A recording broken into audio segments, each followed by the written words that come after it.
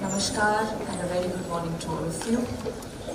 Now let's take the name of the Almighty and proceed towards the land to flag off the event.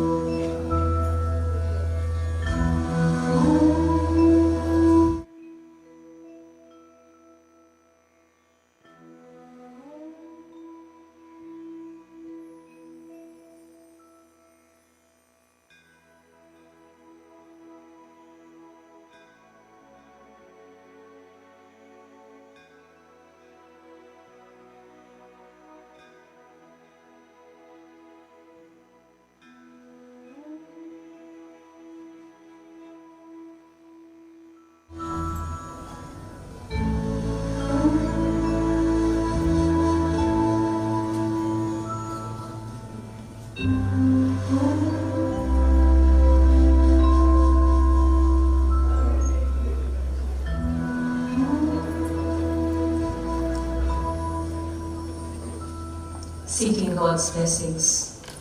We are right there to officially begin the program. I welcome the dignitaries on the dais. One factor that binds us together today under one roof, and that is empathy. With that thought, ladies and gentlemen, namaskar and a very good morning to all of you, and welcome to the International Conference on Building Bridges for Inclusivity, organized by National Institute for the Empowerment of Persons with Intellectual Disability, Divyanjan, Secunderabad, under the administrative control of Department of Empowerment of Persons with Disabilities, Ministry of Social Justice and Empowerment, Government India, and KiiT International School under the management of Kalinga Institute of Industrial Technology, Bhubaneswar, and Inclusion Wing, Senglo, in collaboration with University of Sussex. Let's clap and begin the program. With that thought, may I take the opportunity to call upon Chairperson, KiiT International School, Dr. Mona Lisabal, for the welcome address. Ma'am, please.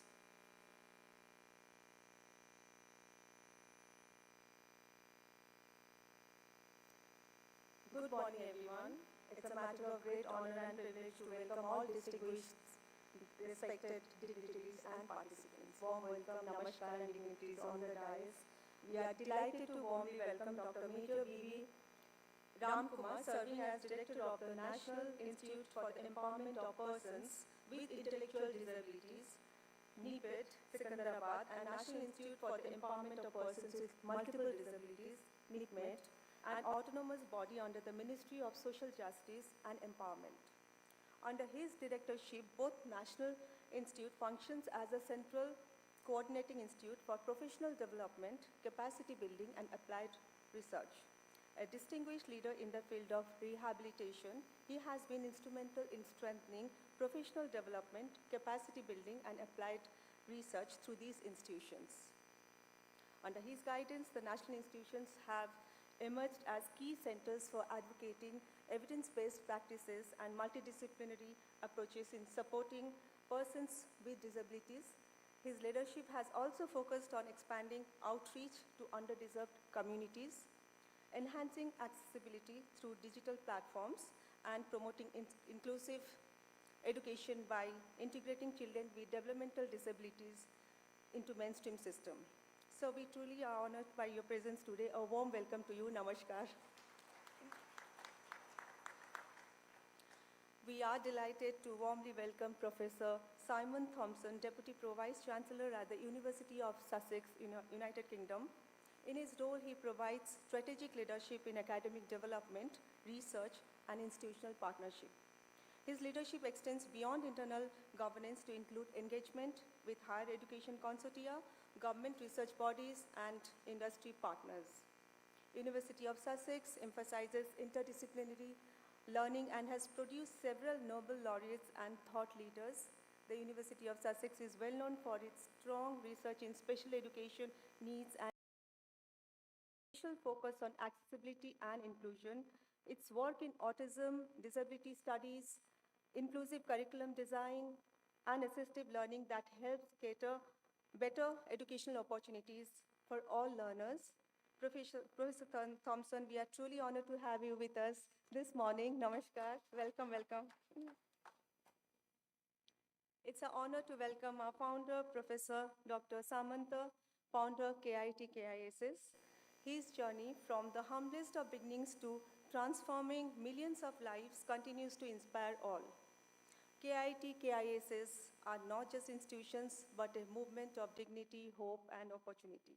What began with 125 tribal children has now become a nurturing home for 80,000 tribal children, an extraordinary legacy of care and commitment. And at the heart of this journey lies a profound belief in inclusion, that every individual, irrespective of their background and their ability, deserves to belong. From promoting para-sports to supporting skill development and employment, his efforts continue to create meaningful pathways for employment and empowerment. The spirit of compassion and service is also reflected in initiatives like the KIS's Humanitarian Award, which honors individuals creating meaningful change in society. And the recent recognition, which was conferred upon Mrs. Nina Mukesh Ambani, was inspiring. And a visit to the school was the warm acceptance of the Vantara portrait artwork created by one of our neurodivergent children was a truly touching moment for all of us, one that reaffirmed the values of empathy and respect. Despite global numerous honors and recognitions, with 72 honoris causa, Professor Samantha's life continues to reflect simplicity and purpose, guided by the philosophy, my life, my message. With deep gratitude for this vision and inspiration, it's a true honor to have you with us, sir. Namaskar. The social security of empowerment of persons with disabilities of Department of Government of Orissa has been serving the people of Orissa for decades, emerging as pillar of inclusion, governance, and social justice. With a strong vision to empower persons with disabilities and vulnerable communities, it has driven impactful change through transparent welfare delivery in innovative schemes, rights-based approaches. We are extremely grateful to SSCPT, Government of Orissa, for the kind approval and extended support for this conference. We are delighted to have Ms. Rajani Jani, Special Secretary to Government, SSCPT, Government of Orissa. Welcome. Mr. Shravan Reddy, Deputy Director, NIEPID, Sikandarabad. Namaskar, sir. We also have on dais Patita Pavan Mahanti, Director, SB Nittar, Odisha. Namaskar, sir, and welcome. Of the dais, it's my privilege and honor to extend a warm welcome to Srimati Shashwati Bal, President of KIT KISS. A gracious and inspiring presence, she has been a constant pillar of strength and support to all of us. Welcome you, ma'am. Privileged to welcome distinguished national and international speakers from various backgrounds, policy making, law, and media. Warmly welcome all delegates, CRE participants. I'm sure these 2 days will provide you with deeper insights. Thank you. And a little bit about Inclusivity KiiT International School. I would start by saying that it's just not an initiative, it's a journey that began with a moment of reflection. In 2013, we saw a child who was struggling in our classroom. And simultaneously, we witnessed there are many children with different needs who are excluded. That stayed with us. And in 2014, we took a small but meaningful step by welcoming few children with special education needs. And we realized simultaneously that it's just not simply you feel included being in a classroom. What truly matters, how you feel yourself belonged. St. Globe supports 300 neurodivergent children with 280 special educators, 80 therapists, and 50 psychologists. And this is an integral part of KiiT International School, and we follow 4 academic pathways: include, bridge, adapt, and care. We strive to meet every child where they are, and we understand the philosophy that learning journeys are different. Rooted in the values of KIT and KISS and inspired by the philosophy of Professor Dr. Samantha, we strive to make each and every child not only included but empowered and educated. As we host the International Conference on Building Bridges for Inclusivity in collaboration with NIEPID, University of Sussex, St. Globe stands as a reflection of the idea that building bridges between differences and understanding, between exclusion and belonging, and between potential and opportunity. Because we build the right bridges, every child finds the way across. Thank you so much. Namaskar and warm welcome to all of you. Thank you so much, ma'am, for the heartfelt words. We are really honored, truly honored with the presence of our esteemed dignitaries on the dais. So time now to extend our gratitude. But first of all, may I request, we'll be presenting saplings to our dignitaries on stage as we promote greenery, eco-friendly campus, and we take pride in being a green campus. Let's put our hands together, louder. and set the tone of the event.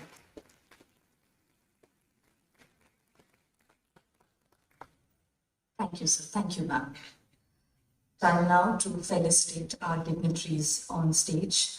May I take the opportunity to request Founder Sir, Founder KiiT and KISS, Dr. Achyuta Samanta, to felicitate our dignitaries. First and foremost, I take the opportunity to call upon Major Dr. B.V. Ramkumar, Director, NIEPID. So thank you so much for gracing the event, gracing the conference. We are truly honored with your presence. May I request Chairperson now, Chairperson, KiiT International School, Dr. Mona Lisa, to do the honors as well. As I said, let's set the tone of the conference with more of energy and a lot of smiles. We then call upon Professor Thompson, Deputy Pro VC, University of Sussex. Founder Sir, Chairperson Ma'am, request you to do the honors. Ladies and gentlemen, Professor Thompson, Deputy Pro Vice Chancellor, University of Sussex. Thank you, Professor Thompson.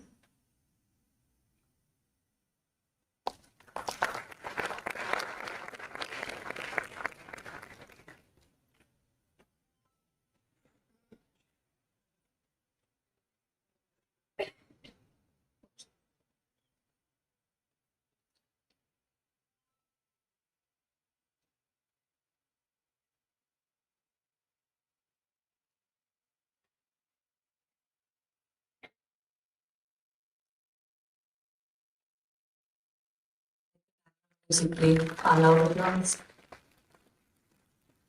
We next call upon Dr. P.P. Mahanti, Director, S.V. Nittar. Thank you so much, sir.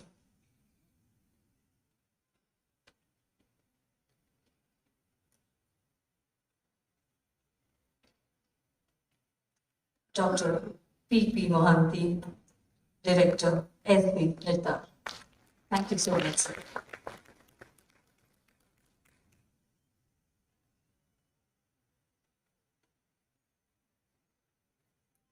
We then call upon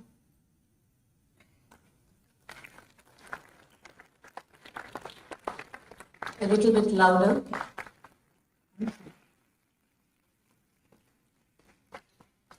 We then call upon Ms. Rajani, Jani, Special Secretary to SSEPD, Government of Odisha. Thank you so much, ma'am, for gracing the conference. And we extend our token of gratitude.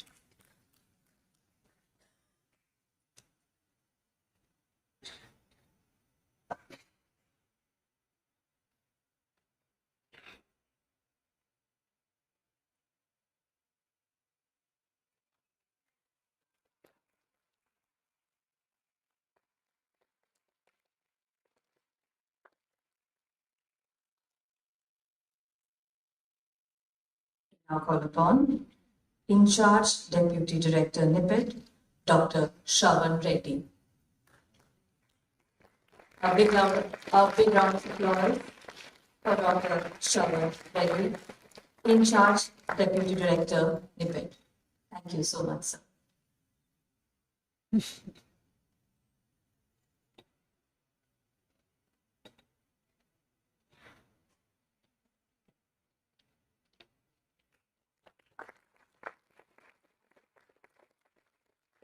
With that,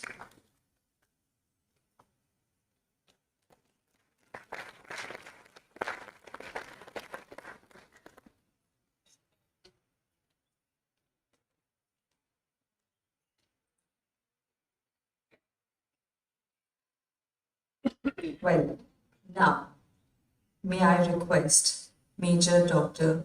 B.V. Ramkumar, Director NIEPID, to extend a token of gratitude to Chairperson KiiT International School, Dr. Mona Lisa.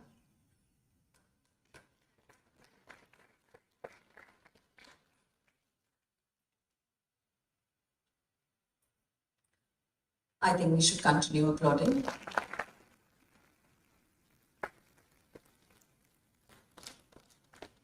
Thank you so much.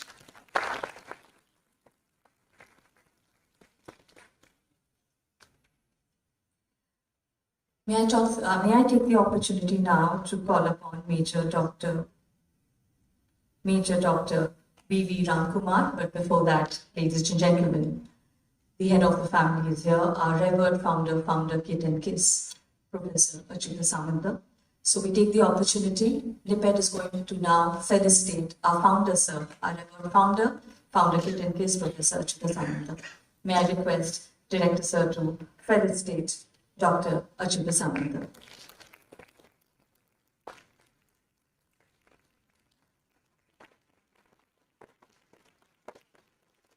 Dr. Achyuta Samanta needs no introduction, ladies and gentlemen. He's an epitome of philanthropy, and I think we should clap the loudest, supporting his cause, objective, and the visionary he is. Thank you so much. Yes. Now may I call upon Major Dr. B.V. Kumar, Director NIEPID, to address the gathering. Sir, please.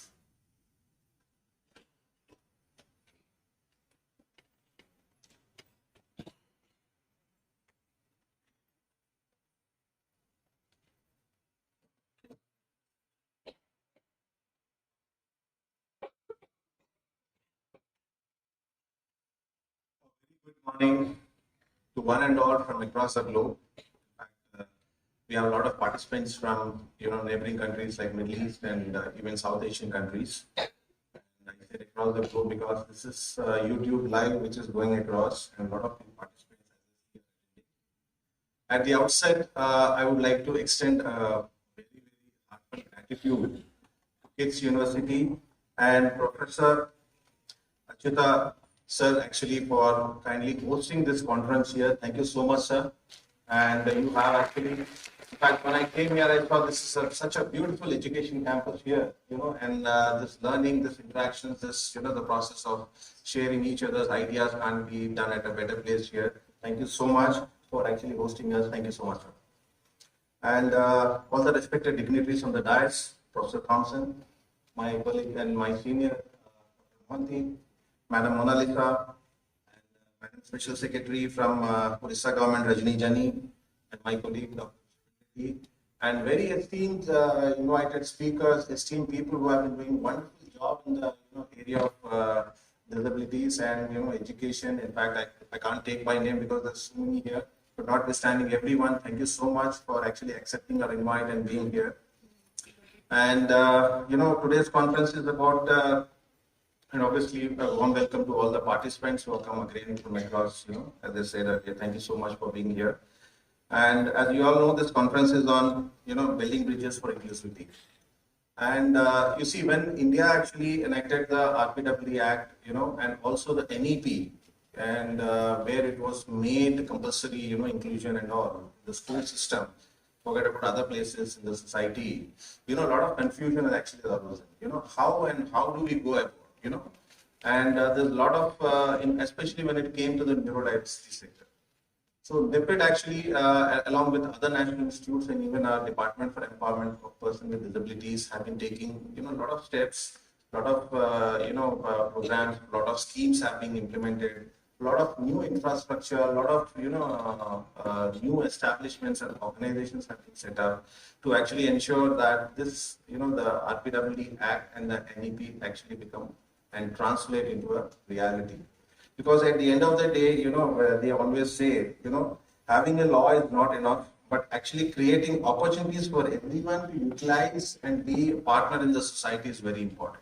Like as I said, we have this acts, we have the NEP and all, fair enough. But what about the opportunities for them to utilize? And India is such a huge country, like we are 140 billion population here, and most of our population is in the rural areas. So when we see at NIEPID, as a national institute, our mandate is across the country. So when we want to reach the last mile, as part of our reach the unreached concept, we see, obviously as professionals, you all also know, we don't have the sort of professional capabilities to reach to every place. So we had to come up with newer ideas, newer means of reaching out to these people. And that is where, we thought of, using the tech, which is actually India's core strength nowadays. So we have been using the technology and even AI-based apps for reaching out to various people. In fact, I will not go into each and every details, but I would like to put a few. In fact, I see many of our partners are here. The madam from CDAC is here, where we are doing this project on ESADIA. This is a project what we started in way back 2011. And it has been fairly been implemented across a lot of special schools, a lot of areas. But now we are revamping it. We had a budget of about 5 crores. Likewise, we have a lot of tools, which actually are like, the e-Sanidhya with the Tata Power. People from Tata Power also here, Tata projects are also here. e-Sanidhya has been another wonderful successful project. So likewise, other projects like cognitive biotechs and a lot of startups. In fact, very overwhelming. That's what I'm saying. The last 10 years, this particular sector, this particular field has completely transformed. There has been a paradigm shift in the way approaches are and how people perceive. You see, inclusion is basically on the perception and society as such, including everyone, and with a free will and free motive, actually, not as a forced compulsion or something. And there has been a lot of transformation, and happy to see that a lot of young professionals from organizations like KiiT University, BTech Computer Science and all, they're coming into the sector and developing apps as part of their startups. So NIEPID has been having a lot of collaborations with the startups and other new organizations also.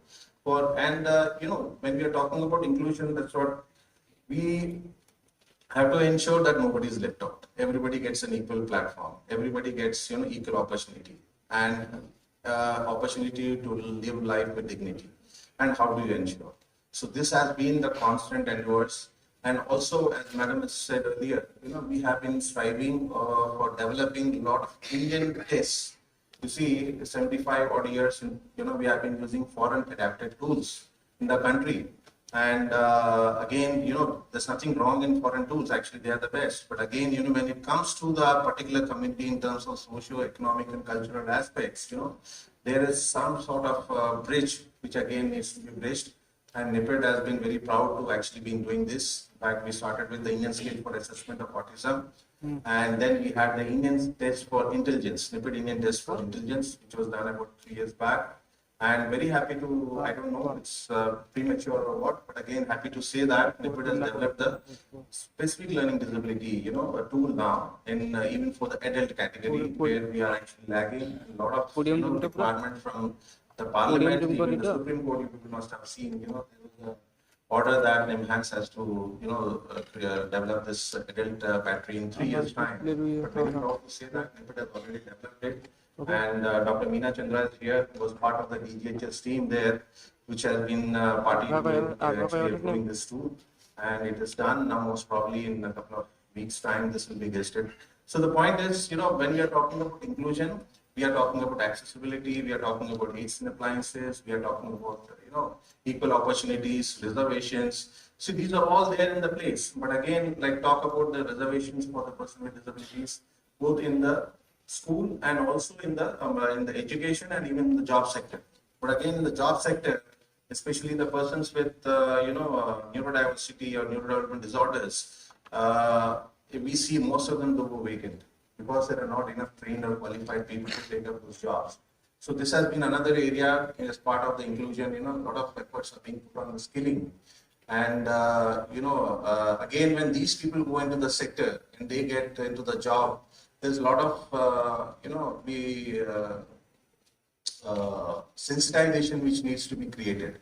Because they, all said and done, they do these jobs well, they have their own strengths in terms of commitment, timeliness, dedication, and lack of any other activities like unions, etc. When I'm talking about neurodiversity, but they have their own, sometimes, they have their other challenges. And we have seen that people are actually not sensitive, and when they get the equal pay and all, there is sort of, apprehension about them. So this area also, has been a lot of work is happening. So all said and done, I know the time barriers are there and a lot of wonderful speakers are coming up. So in, conclusion, I would like to say that this particular inclusivity and bridging the, the gaps is happening wonderfully well in this country for the last 10, 11 years. But again, the size and, the type of demography, what we have, the diversity, what we have, this is very challenging. And it's time that, professionals like all of us share our lived experiences, share our, experiences in terms of navigating through all these challenges and ensuring that we bring everyone on, equal platform. And this is a wonderful platform, like conferences like this, where we share each other's, not only research, not only your experiences, also the success stories, how we have actually navigated those challenges. And I'm very sure this today's program will be a great event for all of us. Actually, I had a structured speech when I came here, and I said, I don't want to talk about it. Let me talk about my experiences, my, success stories, and what we are doing. That is more important for professionals, rather than me going into definitions of inclusion, inclusivity, what, RPW Act. No, this is not important for all of you. So I kept I didn't even open my, structured speech. But yes, I have shared my experiences in the limited time from my heart. Thank you so much once again for being, all of you people being here, coming all the way. It's a beautiful day, Bhubaneswar, Odisha. Apart from, not just the conference, you would also explore a lot of historical places out here. And again, once again, thank KIT University for hosting us, and Achita sir, thank you for giving us this venue and this opportunity. Thank you so much, and have a great 2 days of experience. Jai.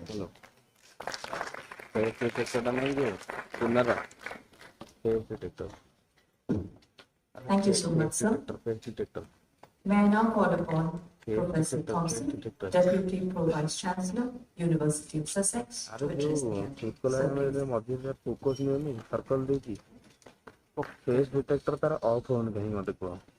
Good morning, distinguished guests, colleagues, partners, and participants. It is a great privilege to welcome you to the Building Bridges for Inclusive Education Conference. We have been planning this conference for many months, and it is genuinely amazing to be here alongside our valued partners and to be able to welcome you to the conference, to see it realised after many months of planning. I'm Professor Simon Thompson. I'm Deputy Pro-Vice Chancellor International. It is my role at the university to develop new partnerships and to establish new opportunities between my university and other universities. And it's fantastic to be the first person, I believe, from the University of Sussex to visit here today. So thank you very much for the invitation. And I'm delighted to be representing my university because I come from the UK. And if anyone knows anything about the UK, the weather is never very good. Come here today, it's a beautiful day. This is an incredibly inspiring place, and it's wonderful to be amongst such amazing company. So thank you. This conference is timely and necessary. Its focus on building bridges for inclusive education speaks to one of the most urgent challenges in education today globally. How do we ensure that all learners, not just some, can participate, engage, and achieve, and flourish? Inclusive education is not a peripheral concern. It goes to the heart of what education systems are for and whose needs they serve. Crucially, this is about moving from aspiration to action. Inclusive education cannot remain a statement of intent or policy language alone. It has to be realised in classrooms, in teacher education, and in education leadership, and in everyday practice.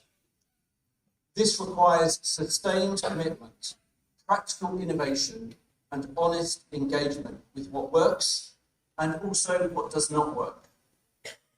As I will share later in my keynote, inclusive support is indeed a bridge, but it is not the destination in itself. We have to be more ambitious with what we want our expectations to be. At my university, this agenda is central to our Sussex 2035 strategy. Our ambition is to create progressive futures through education, research, and global partnerships that respond to global challenges. we aim to educate change makers and generate knowledge that contributes to a more equitable, inclusive and sustained world. Within that mission, over the next 10 years, we're focusing on 3 interconnected priorities, things that we think will be really, really important for the world.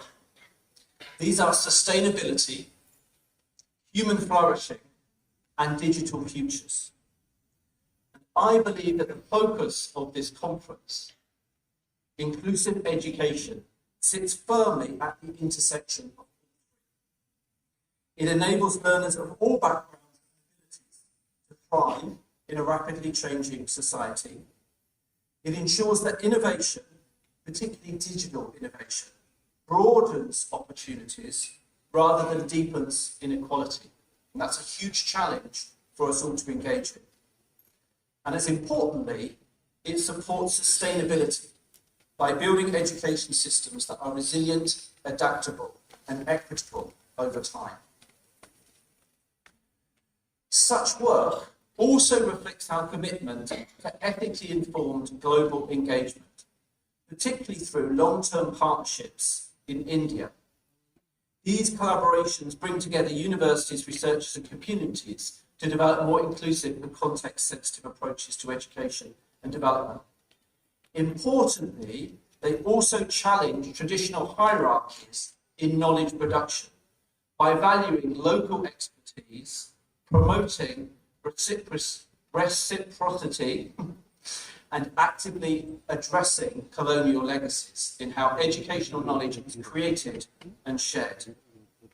This commitment is not abstract. It is grounded, for example, in the long-standing work of our Centre for International Education at Sussex, which has spent over 50 years advancing inclusive and equitable approaches to teacher education globally.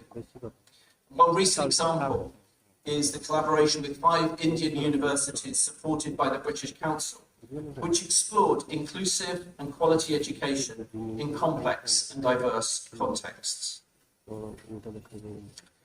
These experiences and outcomes highlight a simple but important point. Inclusive education is not achieved through isolated interventions. It depends on sustained, trust-based collaboration across institutions, disciplines, and countries. And that is why this conference matters. Collaboration is not automatic. It requires listening as well as leading, engaging critically with evidence, and staying close to the lived experience of learners, families, caregivers, and educators. Inclusive educations asks us to question assumptions and remain open to change. So as we begin, I encourage you to engage fully, think critically, share generously, and challenge constructively. Let this be more than just a space for discussion. Let it be a space for action, where ideas become strategies and partnerships lead to sustained impact. Ultimately, the value of this conference will be judged not only on what we discuss here, but by what we do next, the relationships we build, the practices we change, and the outcomes we improve. On behalf of the University of Sussex, I extend my sincere thanks to our partners at KiiT International School, particularly Chairperson Mona Lisa, Principal Sanjay, and Dr. Vijita, Deputy Director of Research and Coordinator of SEN Global. It's their leadership, their vision, and their tireless work which has made this conference possible and got me to travel here today. So thank you. And finally, I thank you all for your presence, your expertise, and your commitment to inclusive education. I wish you a productive, stimulating, and impactful conference.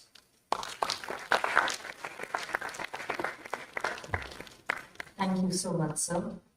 Now may I call upon Dr. P.P. Mahanti, Director, SV Nirtar, to address the gathering.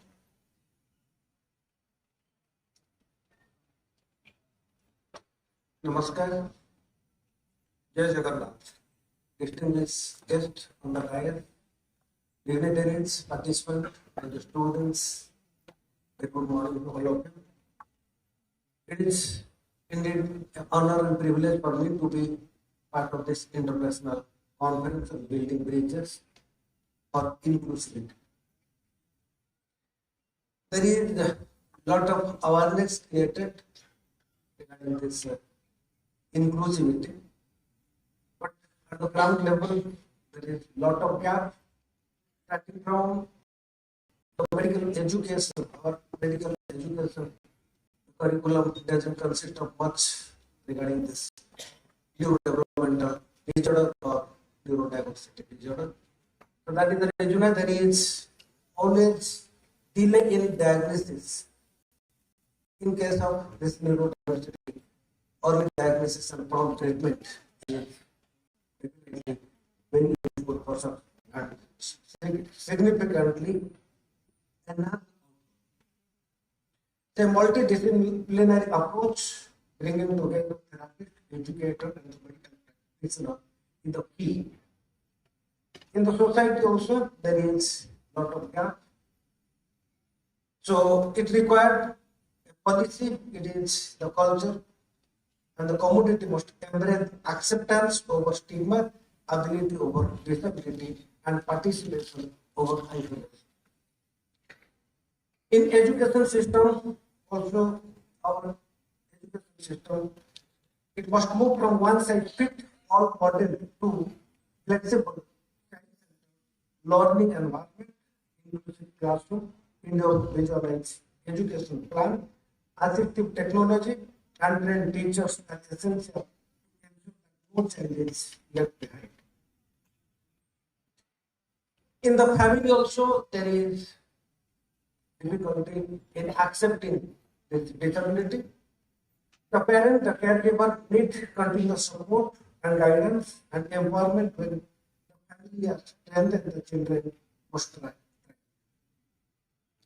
Let us also recognize that children with neurodiversity bring unique strength, creativity, attention to detail, honesty, innovation, and new perspective.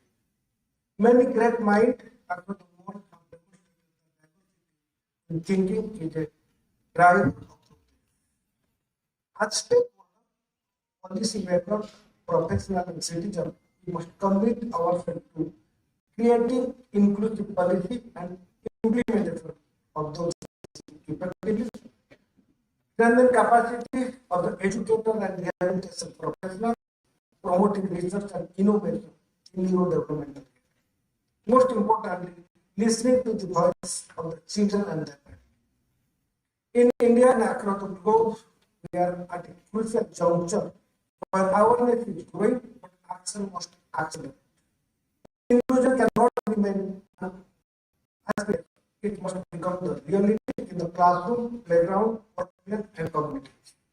Let us not merely build bridges, let us ensure they are strong, accessible, and enduring, so that regardless of how they think or learn, can cross over to dignity and goodwill in life.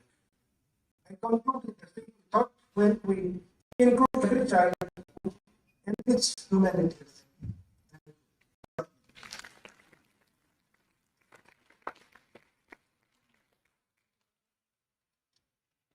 Thank you, sir. May I now call upon Ms. Rajani Jani, Special Secretary to SSEPD, Government of Orissa, to address the gathering. Ma'am, please.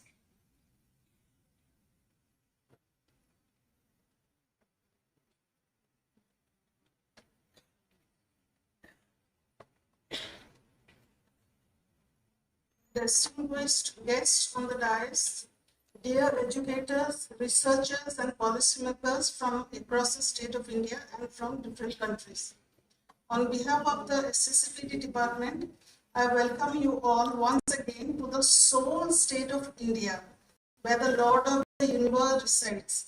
Actually, I was told that I can use the word, the land of the Lord Jagannath.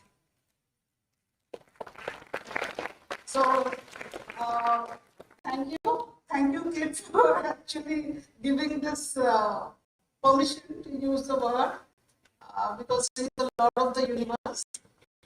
We have to remember him at every event and on every occasion and auspicious occasion especially. And I would like to actually extend my heartfelt thanks to Achyuta sir and Kate for always surprising us with different kind of events that is being promoted. It's not for the people of Odisha only. They bring good experts and good practices from across the world and the states of India. So I extend my grateful and actually it's from my heart, heartfelt thanks to Achyuta sir and the institution of Kate and the team of Kate. I would not be actually speaking, it's not a speech, it's a personal interaction. So I'll start by quoting the father of the nation, Mahatma Gandhi. Be the change you wish to see in the world. Be the change you wish to see in the world. What a profound statement. Who have or who may have imagined that this quote still is relevant even today's time of technology aggression. So I am using this quote because it says be the change with reference to the topic of BBI. I hope BBI, I don't have to tell the full form of BBI. All of you must already be aware of it. AI is not a bad thing or bad subject. We can use its good for global culture, educational and knowledge exchange in one click of a button. We can use AI, latest technology. It's in the context of bridging gap for inclusivity. I'm talking in the sense of our latest environment, latest technology. So in that sense, I'm using AI. So we can use such knowledge in one click of a button.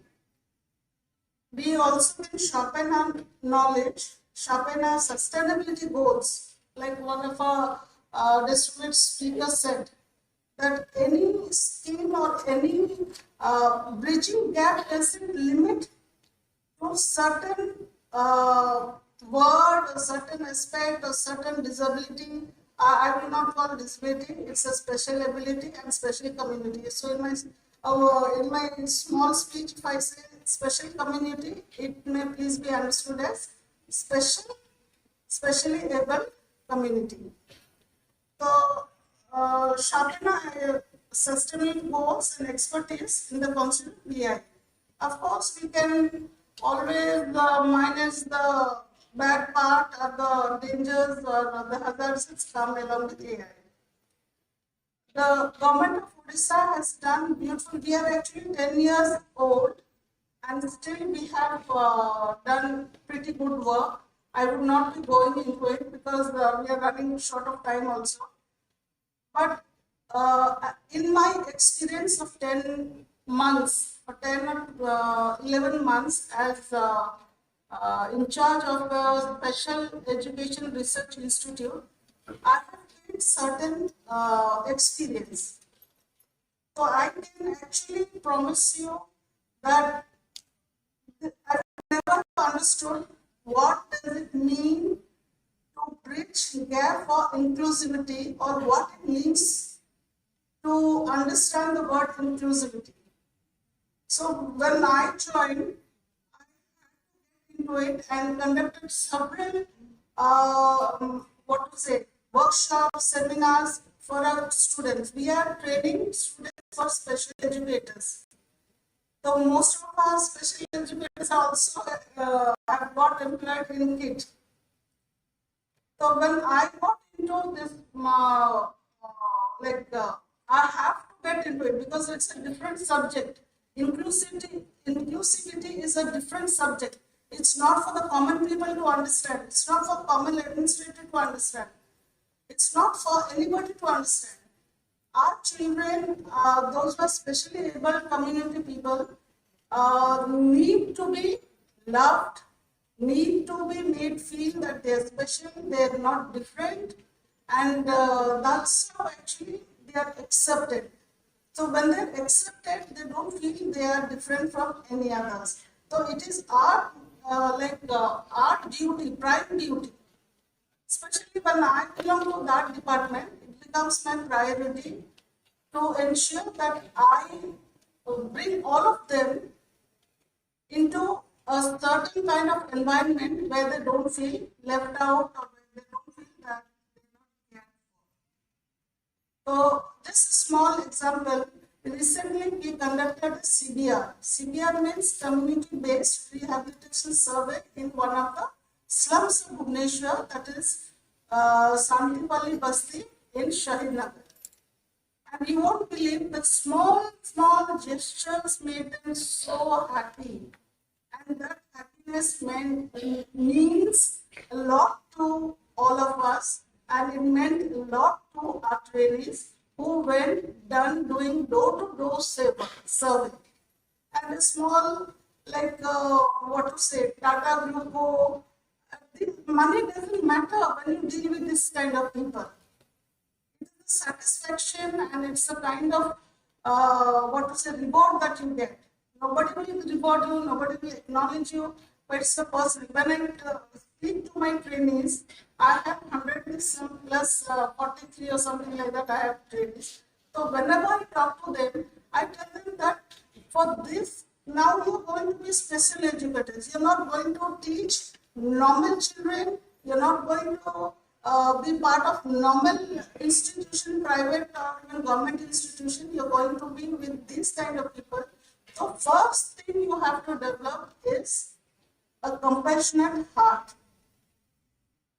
And the second thing is 100%, 200%, 1000% patience, because it's not an easy profession. So we as government, we make and frame for policies, but we need rehabilitation institutions to bridge this gap from government to service delivery to the special community. But that bridge also means you have to be sustainable in all aspects. It's not only like going to them, preaching. I don't believe in preaching. We have to practice what we preach. If I'm telling something here, I have to have a heart to have that kind of love and affection towards especially able child to senior citizen who is going through late medical problems or whatever it is. So I always emphasize on these two words, compassionate heart and patience. If you don't have patience, you do nothing, you learn nothing, it's not money making, it's not salary based, it's not a job, it's not a bad profession also. And the bridging gap for inclusivity is the most need of our topic to be spread around. And I thank KiiT and Achyuta sir profusely for organizing this conference so that all of us will take back. I hope all of you will observe, acquire knowledge from experts, those who are here, and go back and practice it. And you may give suggestions or ideas to the government, which may bring a change to the policies already there. Because policies and acts, amendments and all that are subject to changes with time.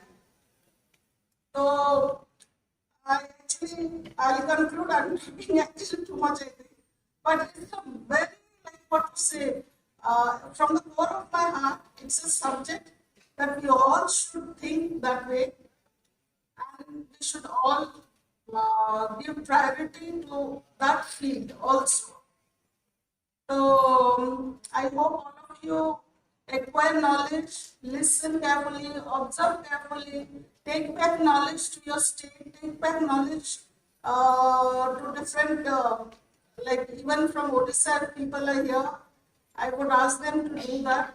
So any NGOs that come to me, I always tell them that don't get your NGOs registered just because you have to run this NGO, but because you feel for the persons, you feel for the specific like NGO category of NGOs that you are opening. Most of them don't come back to me. The second time they won't come back to me. I'll request all of you to please acquire more knowledge and please help us in if you have some good suggestions, good ideas, help us drawing a better policy for all of us to create last mile service delivery for the special community. And Odisha, of course, Bhubaneswar is also one of the best places to explore.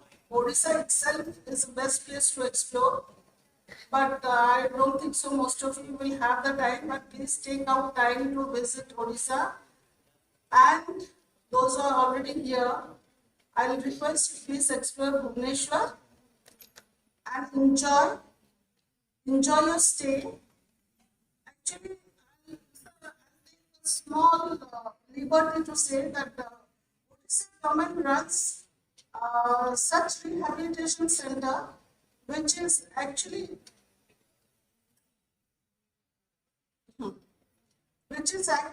giving free service, it runs 24/7. The institution runs free fooding, free lodging for parents.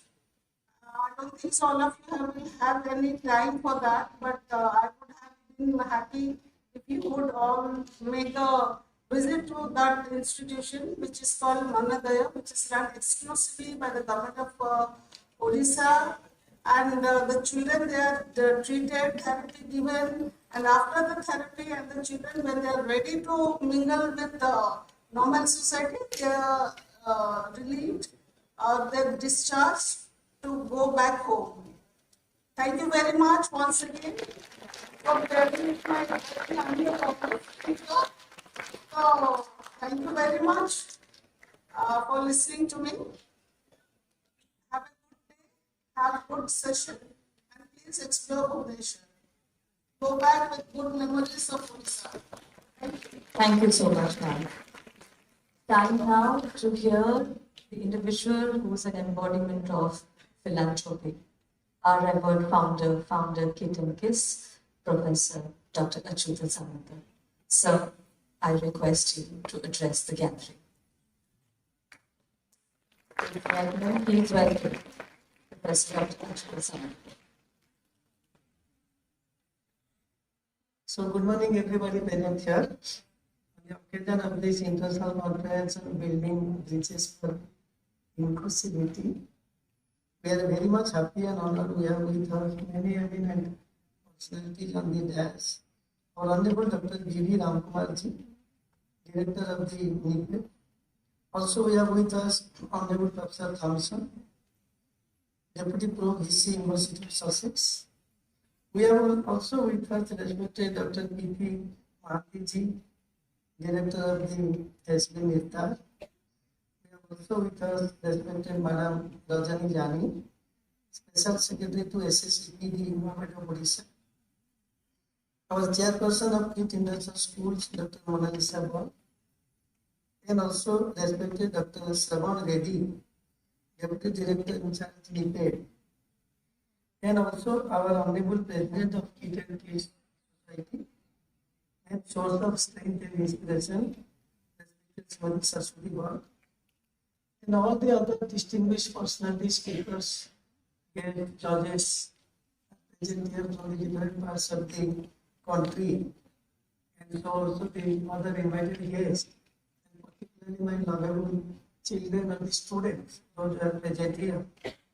So, at the outset, though all the honorable guests have been welcomed very nicely by Chairperson Dr. Monalisa Ball, but as a founder of KiiT KiiT schemes, it's also my great pleasure to extend the heartiest welcome to Dr. B.V. Ramkumarji, Professor Thompson, so also Dr. P.P. Mahanti, and also respected Ma'am Rajani, Jani, and also our stubborn lady. So once again, I welcome you all as a founder of KiiT schemes. Thank you very much for coming once again and sharing your time for this occasion.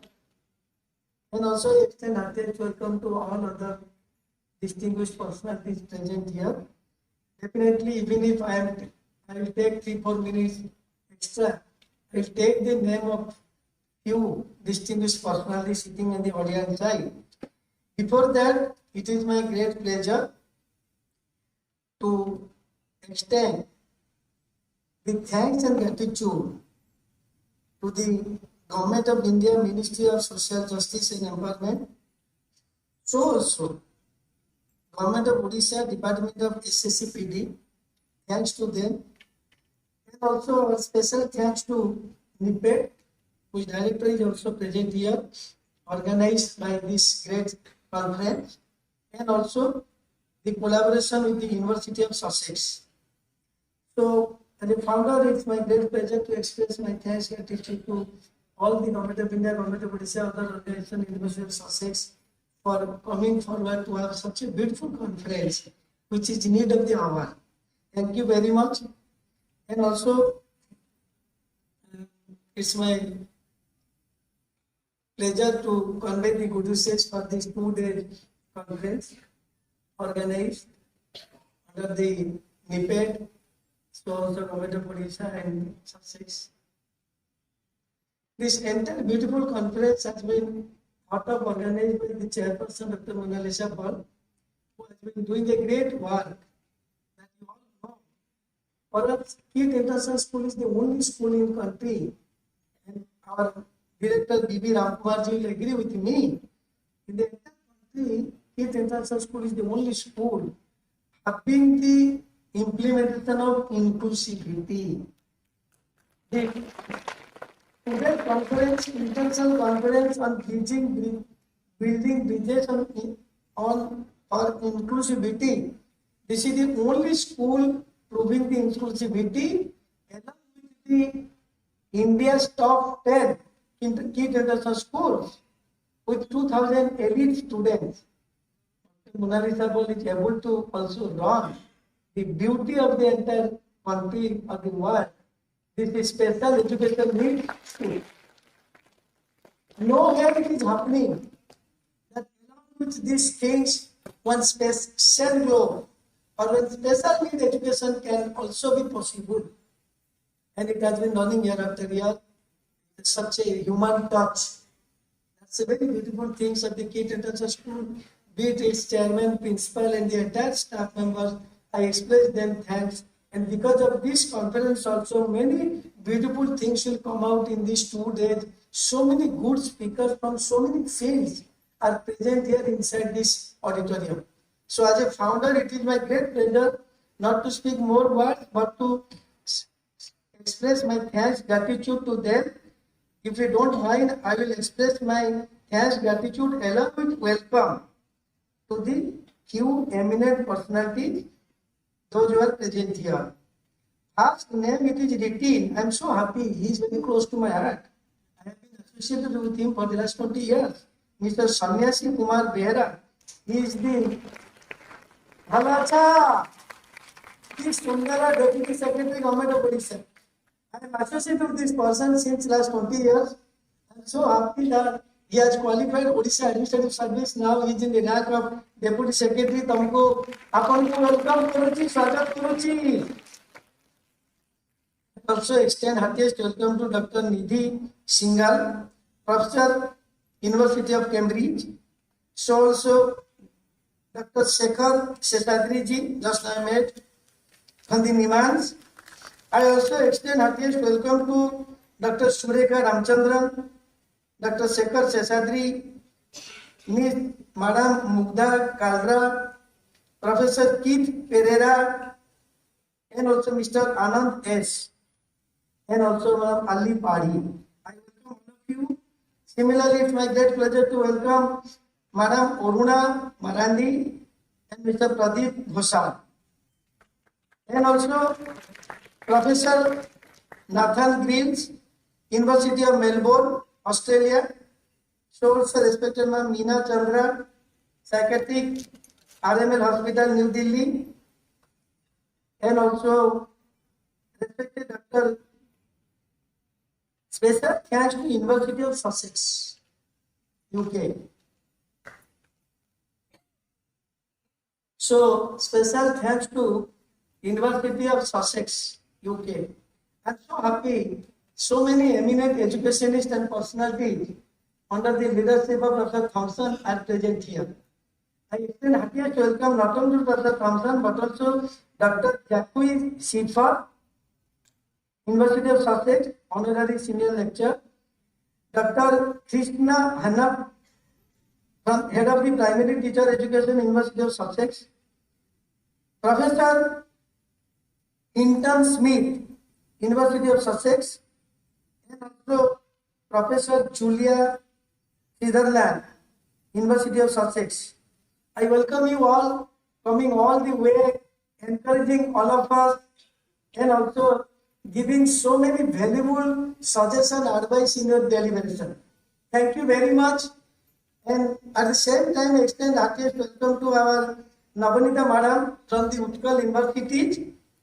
I extend heartiest welcome to Dr. Divya Rose Peter and also Dr. R.C. Sarita from Bangalore, Dr. Vaishali Pole, Center of Disability Studies, Teach Mumbai, very nice.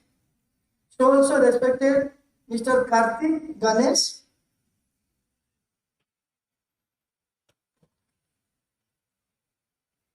and also Dr. R. Shilpa, NCRT Delhi,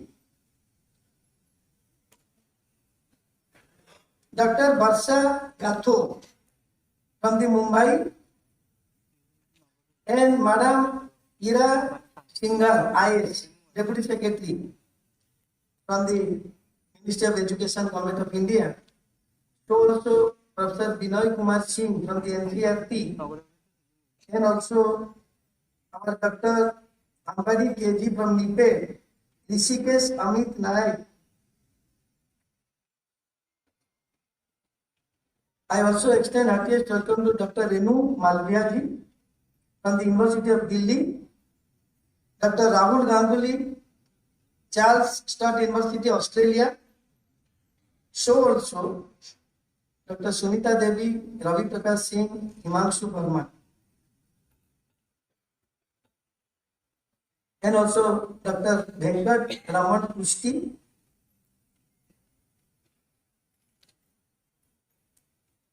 and many others. If I have left any name, I should be excused. So I am very much happy I have taken all the distinguished persons' name. I extend a heartiest welcome to all of you. I hope your stay will be beautiful. I am just informed from the director NIEPID, he is staying in our guest house. So I am so happy because our guest house is too good. The guest house and everything, you will be happy to know that. Not only we are confined within education, health, or social service, or sports, we are used to host, as Special Secretary Government of Odisha was telling in her speech. We are used to, recently we hosted 61st Femina Miss India. First time in a university campus in India. And their entire 300, including the celebrity, were staying in the guest house.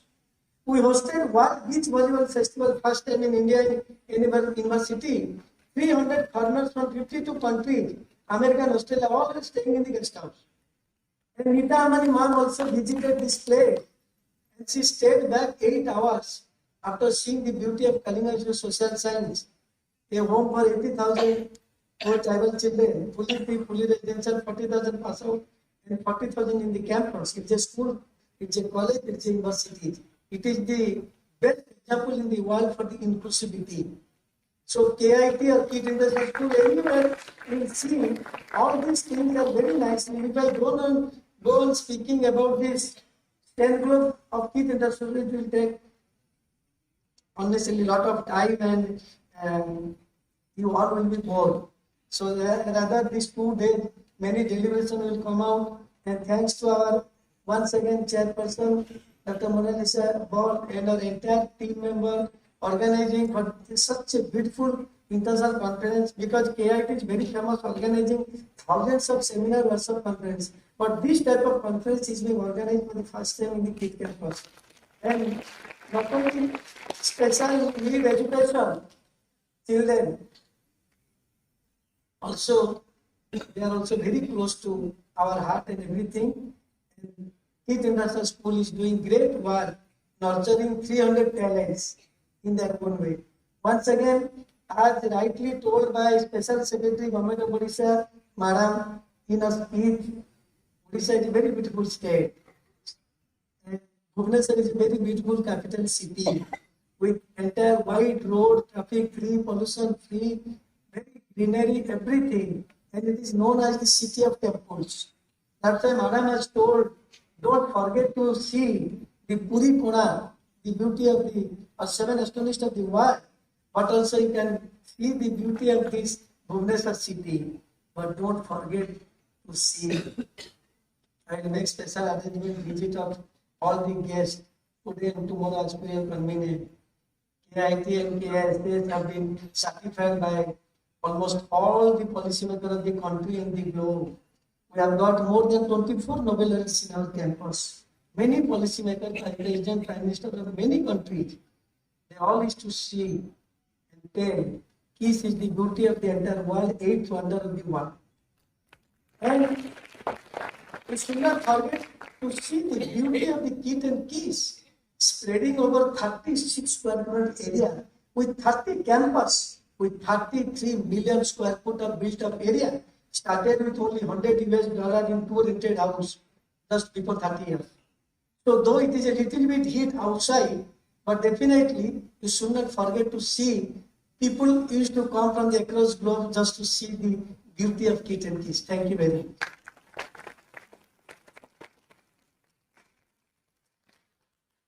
Thank you so much, sir. May I now request the dignitaries on stage to release the conference proceedings. Can we have the conference proceedings on stage?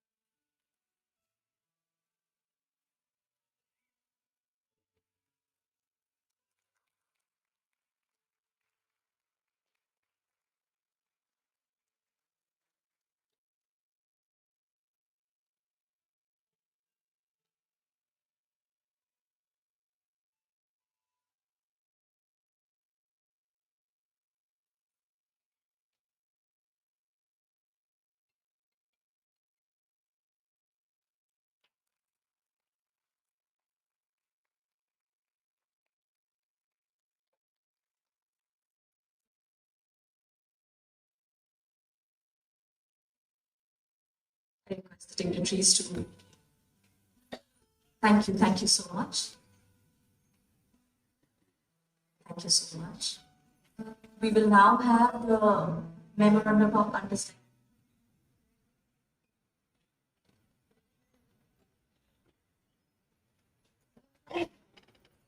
Ladies and gentlemen, we are now having the memorandum of understanding between KiiT International School and NIEPID.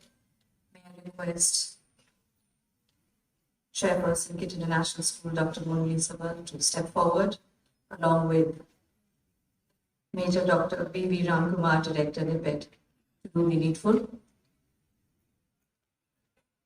It's an honor for us.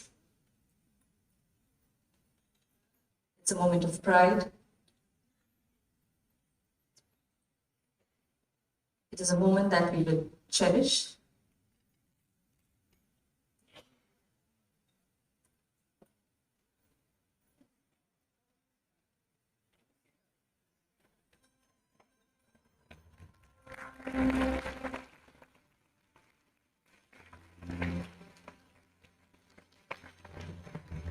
memorandum of understanding being signed between KiiT International School and NIEPID to develop joint training programs for professionals working in the field of intellectual disabilities, special education, rehabilitation, and allied health. This MOU is going to uplift underprivileged children with intellectual disabilities.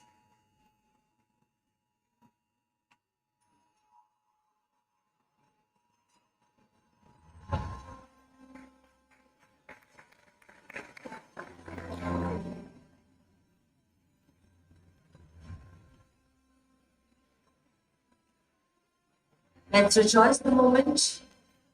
Rock it loud.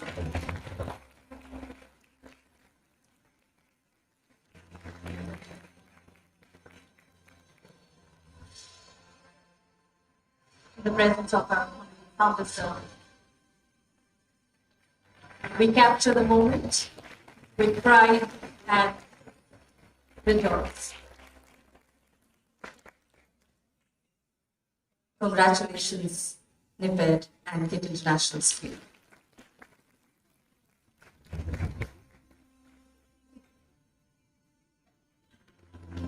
Yes, certainly it's going to give power wings to students with special needs. Congratulations to all of us witnessing this moment.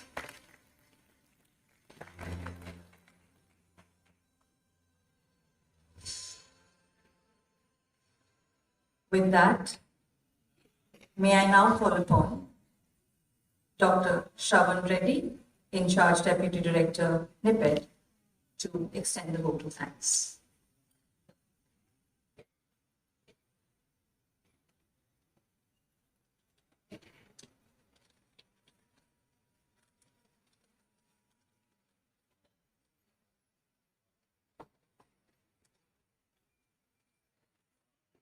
Good afternoon, one and all. Respected dignitaries, on the dais, distinguished guests, delegates, faculty members, students, and all participants. I wish to express our deepest gratitude to all those who have come for this conference.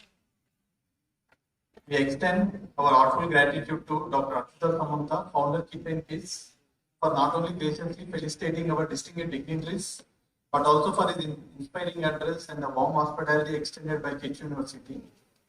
Star's unwavering dedication in the area of inclusive education and social empowerment has created an institution that embodies the very spirit of inclusivity that this conference celebrates.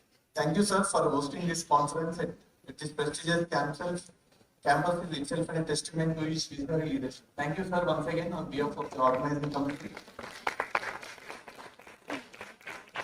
We are immensely grateful to our distinguished guest of honor, Ms. Rajani Jani, Special Secretary to Government of Odisha, Department of Social Security and Empowerment of Persons with Disability, for her presence and valuable address. Thank you, madam, for addressing everyone.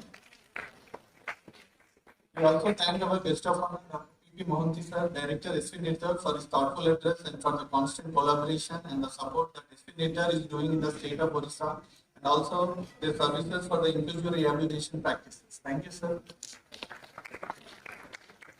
And I take this opportunity to express our profound gratitude to the Department of Empowerment of Persons with Disability, Ministry of Social Justice and Empowerment, Government of India, for their wholehearted support and encouragement in organizing this ICBBI 2026. And also I thank our Director, Dr. Major B.V. Ramkumar, sir, NIEPID, for his enlightening address and for his constant leadership and guidance that has made this conference possible in such a short notice. Thank you, sir. And also under his able direction, NIEPID continues to be a pillar of excellence in research, training and rehabilitation, and also in the area of early intervention for persons with intellectual and developmental disabilities. And also I take privilege to Professor Thompson, Deputy Pro-Vice Chancellor, University of Sussex, United Kingdom. Thank you, sir, who has come physically for this conference all the way from United Kingdom. His address has added tremendous international perspective and academic richness to our discussions, which will be taking in this conference in the next 2 days. The association with University of Sussex underscores the global relevance of our collective endeavor to this conference. Once again, thank you, sir. We acknowledge the appreciation of welcome address delivered by Dr. Mona Lisa Ball, International School, who warmly set the context and the spirit of this conference and made all our guests and participants feel truly welcome. Thank you. I would like to extend our special appreciation to the entire conferencing organizing committee, the dedicated volunteers, and the support staff from the NIEPID and the KiiT University who are working tirelessly for the last 2 days behind the scenes to ensure the smooth conduct of this conference. From registration to logistics, from technical support to hospitality, and all your efforts are the backbone of this conference. So I thank you one and all. And also, very importantly, our esteemed speakers who are coming nationally and internationally, who have come for this conference, and some who have come physically, and some international speakers who are joining online to be part of this conference. And your enthusiasm, scholarship, and commitment to building an inclusive society is the true purpose of this conference. So I thank all the speakers and also the participants who have come from different parts of the country. And on behalf of NIEPID, the organizing committee, and KiiT University, I thank each one of you from the bottom of my heart. We look forward to a productive, inspiring, and truly transformative conference in the next 2 days. Thank you. Jai Hind.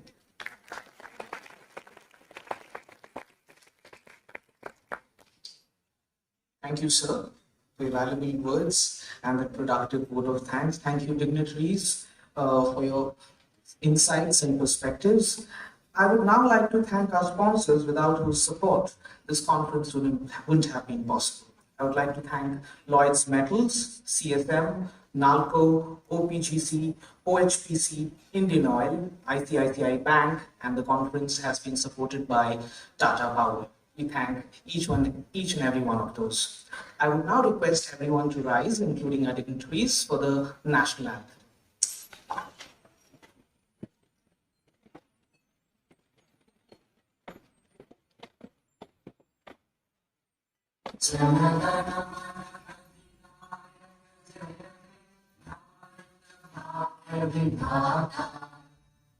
Java, Sindhu, Gujarat, Maratha, Dravida, Uttara, Vanga, Vindhya, Himachala, Yamuna, Ganga, Uchala, Jagadhi, Taranga, Shubha Name Jave, Shubha Ashish Mhave, Radhe Tava Jaya Gatha, Jaya Jaya Mangala Dayaka Jaya He, Bharata Bhagya Vidhata, Jaya He, Jaya He, Jaya He, Jaya Jaya Jaya Jaya He.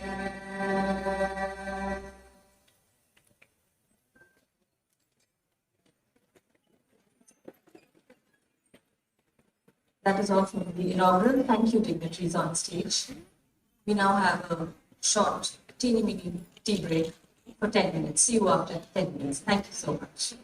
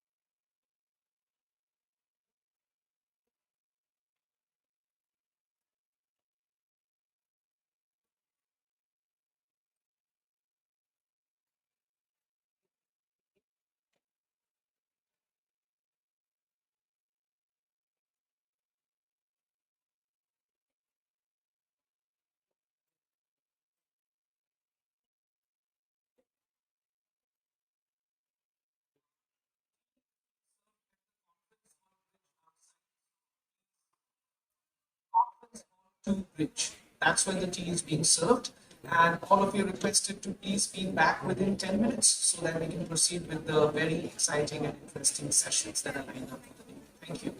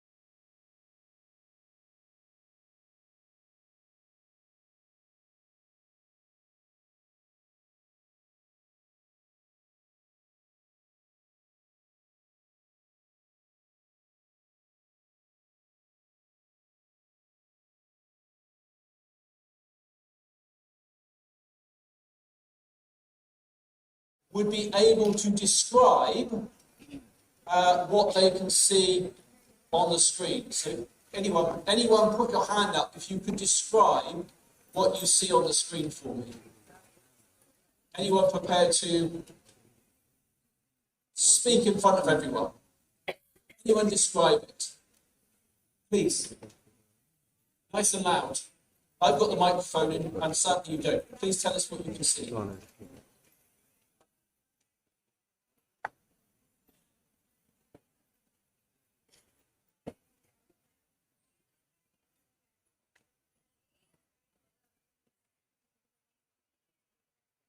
Wonderful, thank you very much. So we've got an older woman, a young child, there's communication between them. What is the small child holding in her hand? Egg. Please? Egg.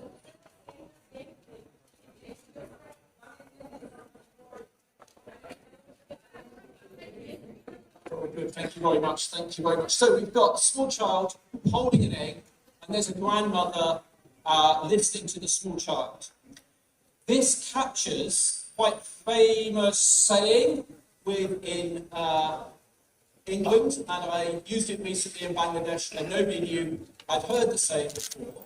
But in the UK, we say, don't teach your grandmother to suck eggs. Is this something that you've heard in India? Is this a famous phrase? The phrase tries to capture the recognition that there are people who have lots of experience, and what you shouldn't do is patronise them by telling them things that they already know how to do. So that's how I feel talking to you, because I recognise that in this room there are people with much more experience, practical knowledge, research experience, engagement in policy, both in terms of special educational needs, but also in terms of what that looks like in India. So I'm going to desperately try not to teach you to suck eggs. Incidentally, the reason why it's called suck eggs is because if you were lucky enough to live to be a grandmother at the end of the 18th century, it was unlikely that you would keep your teeth. So the way in which you would get protein would be to put a hole in the top of the egg and suck out the yolk, which makes me very glad that I was not old at the end of the 18th century, because I don't think that would be very nice. I'm going to ask you to think about inclusivity. We've had some fantastic perspectives on inclusivity already this morning, but I want you to hold in your head 2 or 3 key words or key phrases that for you sum up what we mean by inclusivity. So just for yourself, when we use the word inclusivity as we have again and again this morning, what does that mean to you? In your context, in the work that you do, or in the work that you've experienced yourselves, what does inclusivity mean? And I will come back to that in a minute. There are 4 things that I would like to do with you.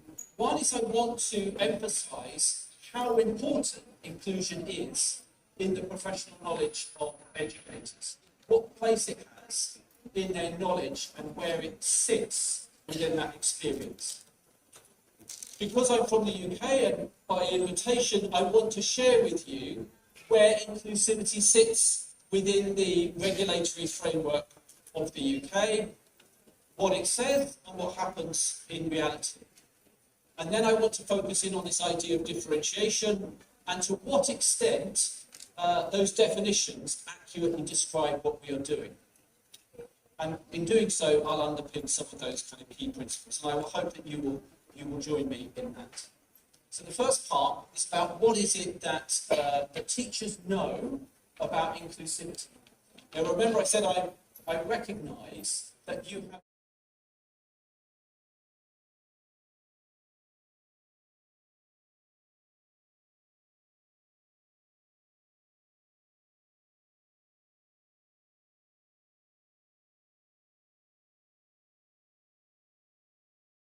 The expertise or knowledge of what that looks like in a special education. The expertise or knowledge of what that looks like in a special education setting itself. So I'm going to be focusing on the mainstream teacher, the teacher who's working in classrooms where they may know that there are students with special educational needs and disabilities, but they might also not be aware. And the child may not be aware, the parent may not be aware. So how do we cater for their needs in everyday practice? One of the researchers that I use when I work with beginning teachers and with school leaders is this very short sentence from some research by Schulman and Schulman, who say an accomplished teacher is a member of a professional community who is ready, willing and able to teach and to learn from his or her teaching experiences. And in that simple sentence, it captures the aspirations I often have for the teachers that I'm either training or working with or involved in some professional development. And at its heart, it's got these key words that we've heard again today: ready, willing, able, reflective and communal. And we need teachers to have all of those things: a passion, an idea, the motivation to do something about it, the ability to make things happen, but also being able to recognise how they need to change their practice through reflection.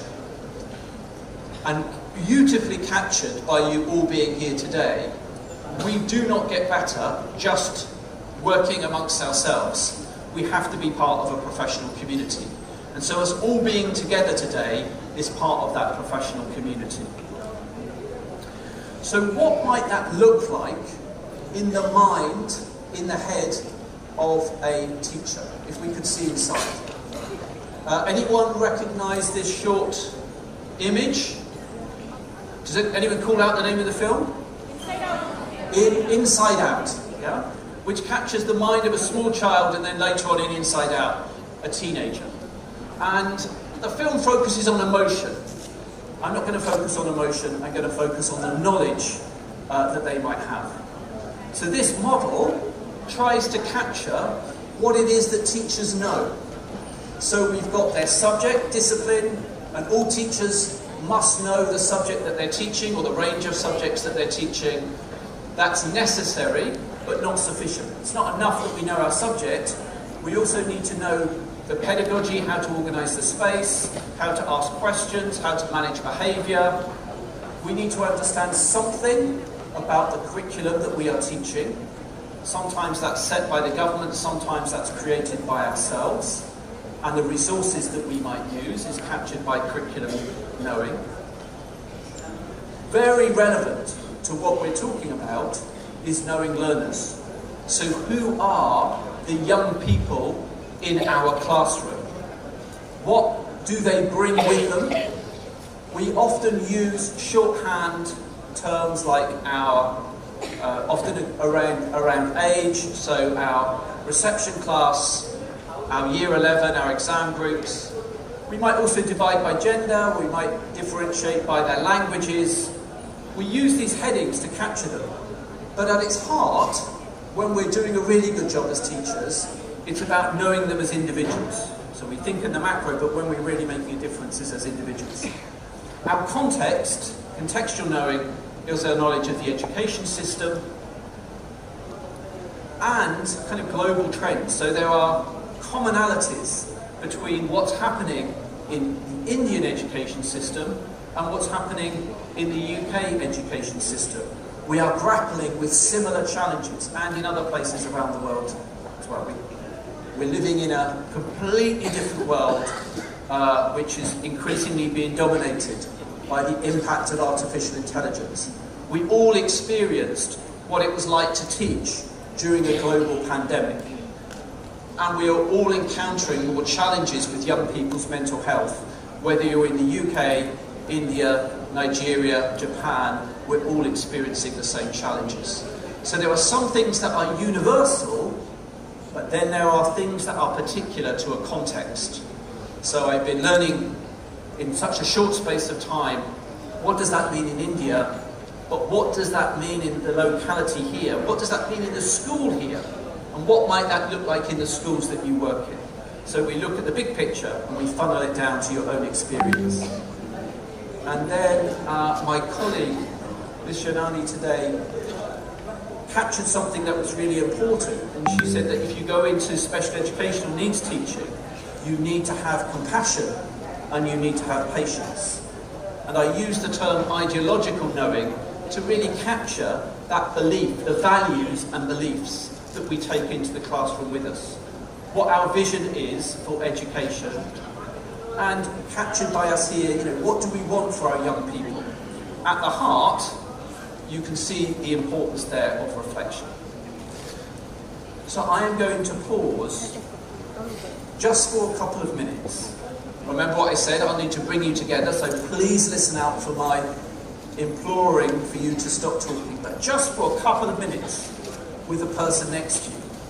I want you to talk about that model that I've just shared, and I want you to reflect, where does inclusion fit into this model?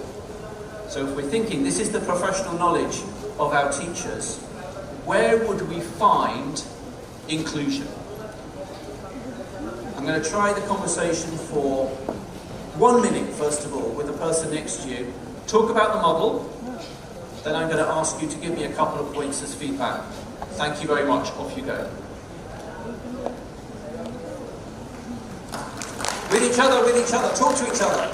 You need to talk to each other about the model. Just a couple of minutes. Talk to each other about this model.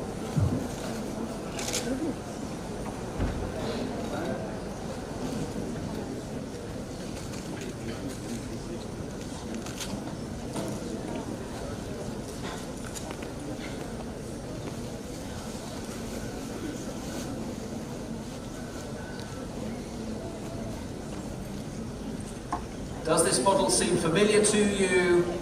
Does the knowledge seem like the kind of knowledge that you hold? Where is inclusion in this model?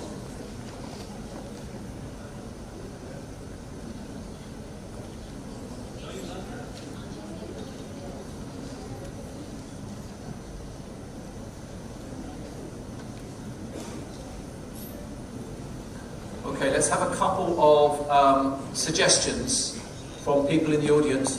Where does inclusion feature in this model of teachers' knowledge? Where would we find inclusion? Sorry? Knowing the learners, how is inclusion part of knowing the learners?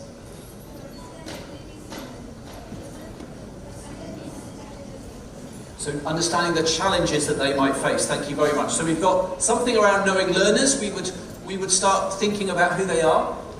Does it feature anywhere else in our model? Is there anyone else, where else we might have it? Please, at the front. Reflection as well, because it will help me understand how much am I working and whether it is really working for my classroom.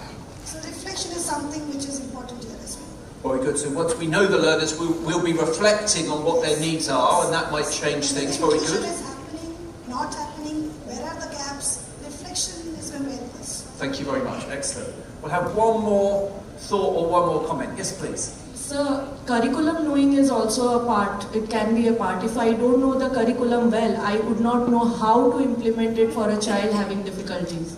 Good. Facing the difficulties. If I know my curriculum well, then I can modify it somehow. Thank you very much. So, but really, really important, I'm going to link those two things together. So we've got knowing the learners, what are their needs, what are their challenges. Then we have the curriculum that we have to teach. So our reflection will make us think, what might I need to do in order to make this curriculum accessible to others? Okay, how inclusive is the British system? I've put the inverted commas around the wrong word. I put inclusive. Actually, it should be around British. Because what I'm about to explain to you is that British, each part of the United Kingdom has its own education system, so has a slightly different way of doing things. So when I say British, I'm actually going to talk about the English education system. So we say UK, but we're also saying we say as an well. accomplished teacher is a member of a professional community shortage of regulation or quality and to learn what his or her expectations and what our aspirations are. And in that simple sentence, so we have captured the aspirations I often have for teachers that I'm either training sets or out working with or involved in the some expectations professional of development. schools or And at its heart, education it's got these key words, 0 to words that we've heard again 25, today: and the ready, expectations willing, that able, use reflective, or managing and the experience of And we need teachers to have all of those things: whatever a passion, their an special idea, education need and the disability. motivation to do something And about really it, importantly, the ability it to make things emphasises happen. the joint responsibility Also, being able to recognise how they need to change their practice the through child reflection. and any outside agency And as well. beautifully And captured it by sets you out all very being here high today. expectations We for do what not kind get of back support to might be just there. working amongst About ourselves. ensuring that We have to be part has of a the right professional to be community. within the And so education us all being system. together today is part of that professional That's also community. underpinned by our Equality Act, So what might that look puts the like burden in the on mind, either the employer in the head or the provider of to a make teacher? reasonable If you see adjustments inside. so that a young person anyone can access recognise this short education. image? So those are kind of two cornerstones. Does anyone of call out the name of the film? Underpinning that, Inside the Out, work that we do at the which university captures the mind of a small teachers child and then later on in and the work Inside that Out, schools do. a teenager. It's embedded within And the teacher the film education. focuses on emotion. So we have a teacher I'm not going to focus on emotion, I'm going to focus on the which knowledge sets out very clearly that they that might all have. teachers must be trained So this model to understand tries to and capture respond to what it is that special teachers education know. needs and disabilities. So we've got their subject, discipline, On top of that, and layered all on teachers top, must we have know an the inspection subject that they're framework teaching or the range of subjects that they're teaching. and teachers That's necessary, but not sufficient. It's not enough that we know our subject. We also need to know the pedagogy, how to organise the space, how to ask questions, how to manage that we had special educational needs and disability policy, but it wasn't being enacted, then that Knowing could is result also in a part, it can be a part. If I don't know the curriculum well, I would not know how to and then implement it also for a lots child of the having kind of difficulties, research organisations facing the difficulties. If I know my curriculum well, then I can modify it somehow. publishes lots of materials about really, what really should important. happen. I'm going to link those two things together. So we've got knowing the learners, what are their needs, So we what are their have very challenges. high Then we have the curriculum that we have to teach. Very so high our curriculum reflection then I make us think, well what might I need to do in order to make this curriculum And yes, accessible? I'm going to be focusing on the we have a very how high inclusive reality is does the not British system. match. I've put the inverted commas around one word, I've got inclusive. Actually, it should be around British. Because what I'm about to explain to you is that British, even when you have a policy, each part of the United Kingdom has its own educational system, so it has a slightly different way of thinking. So when I say inclusive, we actually go to well. I thought because they were just the competency actually is a regular professional and about to explain regulation that when they're British, even when they don't have each one of them has a United Kingdom. So let's go off and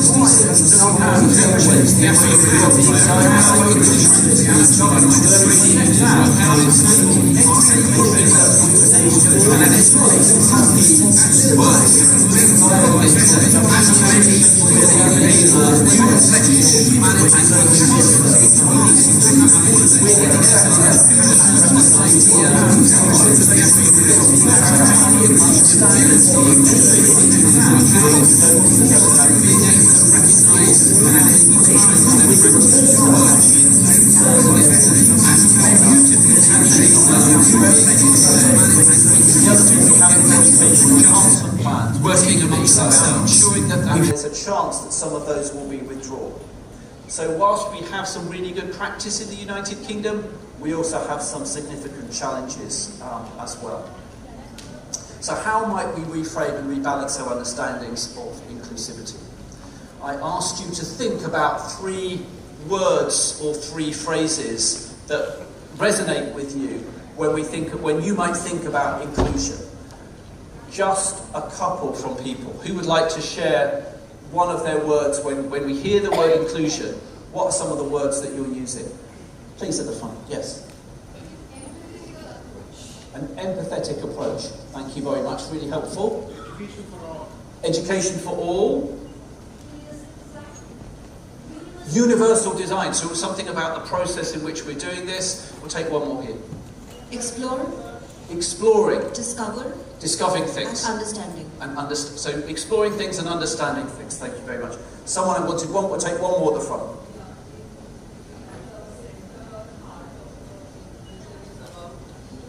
Us, your university's name, US. So inclusion is not about I or one doing something. It is about us, so it's plural. Oh, I like the way you've used our initials there, us. Yes, very good. How we are all involved. How it's all our responsibility. Thank you very much. Okay, so 3 ways, and colleagues were very kind this morning because they didn't go into depth about defining inclusivity. But I usually frame it with 3 different ways of seeing it. One is about access. So who gets to have an education? Who gets to be in the classroom? And who doesn't get to be in the classroom? So it's about access, about who gets to be involved. When you're in the classroom, you might be physically present in the classroom, but are you participating? Are you engaging?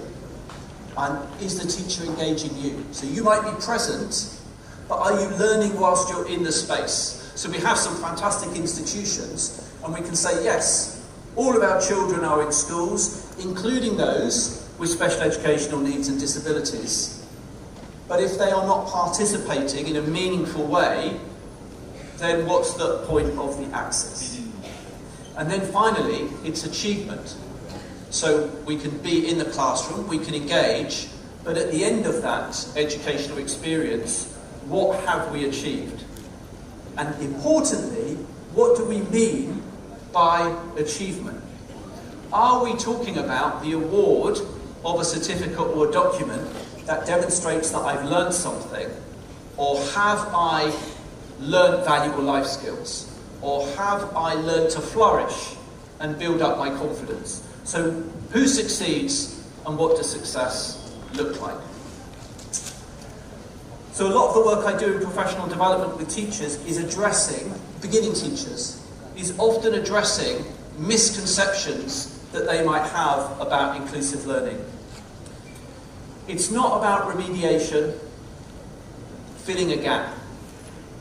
It's not about organising people according to ability, grouping them in that way. It's not charity work. We're not doing charity when we do inclusion. It's not something extra. It's not, we don't teach everyone and then we do something extra for those young people. And nor is it about dumbing down our standards either. So those are some of the misconceptions that we work with. So normally we define it as a pedagogical and institutional approach. So it's the work of the teacher, but it's also the work of the school as well, that seeks to ensure all learners, in the broadest sense of inclusion, linguistic, socioeconomic, physical, cognitive, cultural, or gender differences, can access, participate, and succeed in meaningful learning. So the broadest definition of what inclusion might be. I talked about this term differentiation, and it's a word that has been used in education systems for many, many years. And if you like, has dominated the discourse of mainstream teaching and thinking about what are we doing in the classroom when we're met by different learners. And I'll just read the first bit. It says, the dictionary reveals 2 relevant definitions of the word differentiate: to distinguish or show the difference between, to make different by alteration or modification. A lot of the time has been spent thinking about what are the differences. So identifying difference, identifying how students might be different from each other's. But the real impact comes when we do something with that information, where we make pedagogical choices based on the knowledge that we have of the young people and how they are different. That term, differentiation, has been challenged more recently because it's considered to be, in the mainstream setting, because it's considered to be too vague. It also leads to some oversimplified approaches in the classroom. It also, in the UK, has been identified that we might have a teaching assistant, and we differentiate by that teaching assistant just working with the students with special educational needs and disabilities, rather than on the interaction or peer learning with others. And it also means that we've tried to differentiate by grouping young people and saying, well, they're going to be in a separate class they won't be with the mainstream classroom. So it's a term that has been challenged in our education system, that it doesn't necessarily do what it needs to do. So one of the different terms that we are using is adaptive teaching. And you may well have been using this term already, and remember I said, I'm not here to teach you to suck eggs. But one of the strongest beliefs we have, and the research which I'll show you at the end underpins, is that for the majority of our students, if we think about quality first teaching, high quality instruction, if we make those adjustments for all our young people, then all the young people will benefit. And I suggest that there are 6 principles illustrated by these images on the screen. Excuse me, Professor Thompson. Another 2 minutes you have to continue. Perfect, okay. So my challenge for you in the next 2 minutes, is I want you to look at these pictures and I want you to see if you can tell me what those 6 words are of adaptive teaching. That they all begin with the letter E. 1 minute talking to the person next to you, because that's all I have, and then 1 minute you feeding back to me on what those words are. So 6 images, they all begin with the letter E. Can you, I challenge you, to work out what those 6 words are? You have 1 minute, and then I'll take 1 minute of feedback.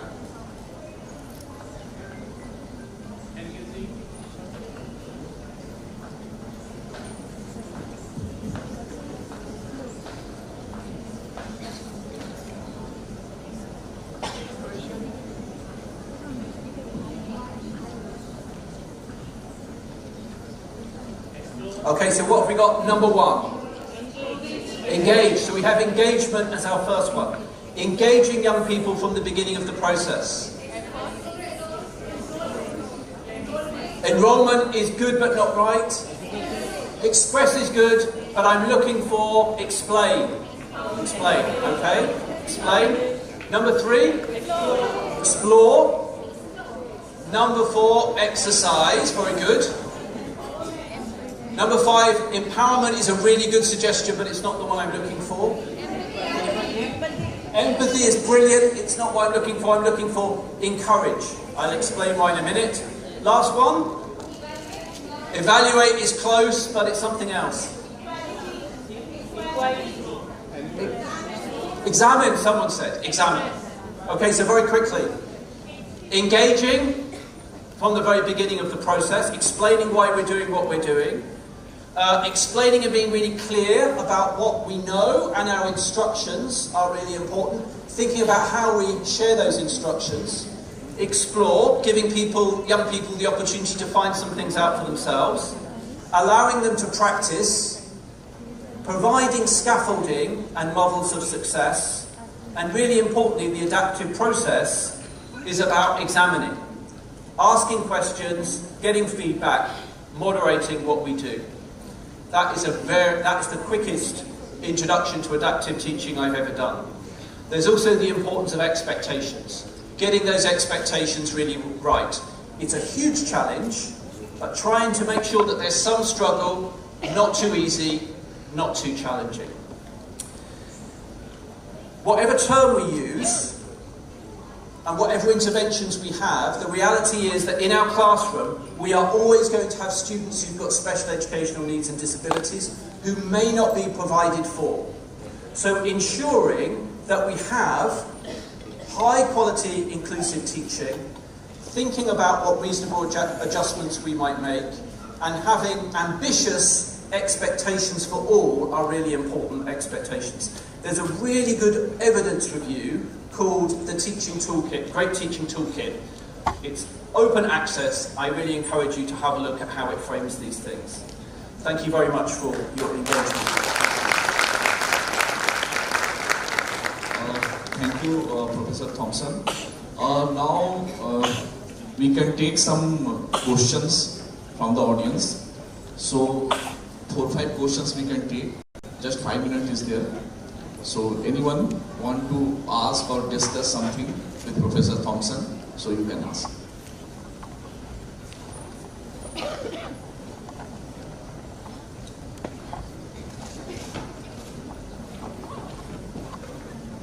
Thank you for this opportunity. This is Dr. Kotra. My question to Sir. Sir, how University of Sussex, how your university work together towards the success of inclusive education with support of parents, community and stakeholders? Thank you.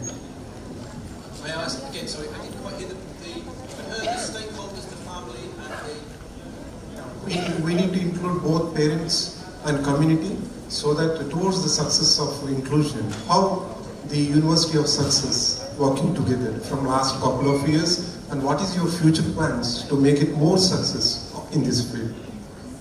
Thank you, it's a really good question. So one of the, I mentioned at the beginning we have our, first of all, I would say that the university has always been involved in its local community from its inception in the 1960s. But it has this new strategy, Sussex 2035, and a key tenet of that is civic engagement.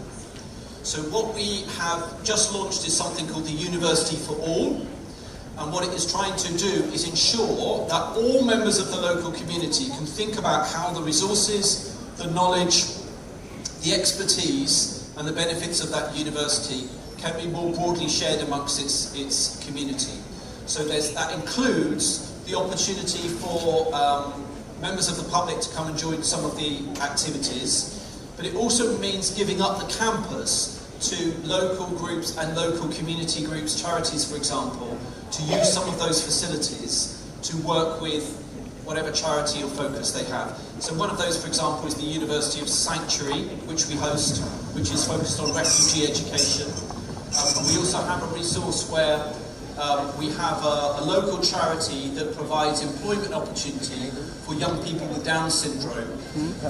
They come onto the campus, they are taught by some of our faculty, not as part of a degree, but they have the university experience, and they also run a community cafe on our campus as well. Just a few examples. Do you have any bachelor's, master's courses in your university so that it will be uplifted? Master's or bachelor's programs offering in your university? The courses that we offer? Yes, at bachelor's level or master's level or higher level. In inclusive education? Yes, sir. Okay, so, well, very importantly, in terms of what I've just referred to, inclusive education is in every one of our education programs. So whether it's your bachelor's degree or your master's degree, whether you're training to be a teacher, a professional working in schools, or just researching education in itself, inclusivity is a theme in nearly every module that we offer. So it's a kind of a core focus. Most of the specialisms in inclusivity come through the researchers who are part of the school, who then deliver workshops, modules within the established degrees.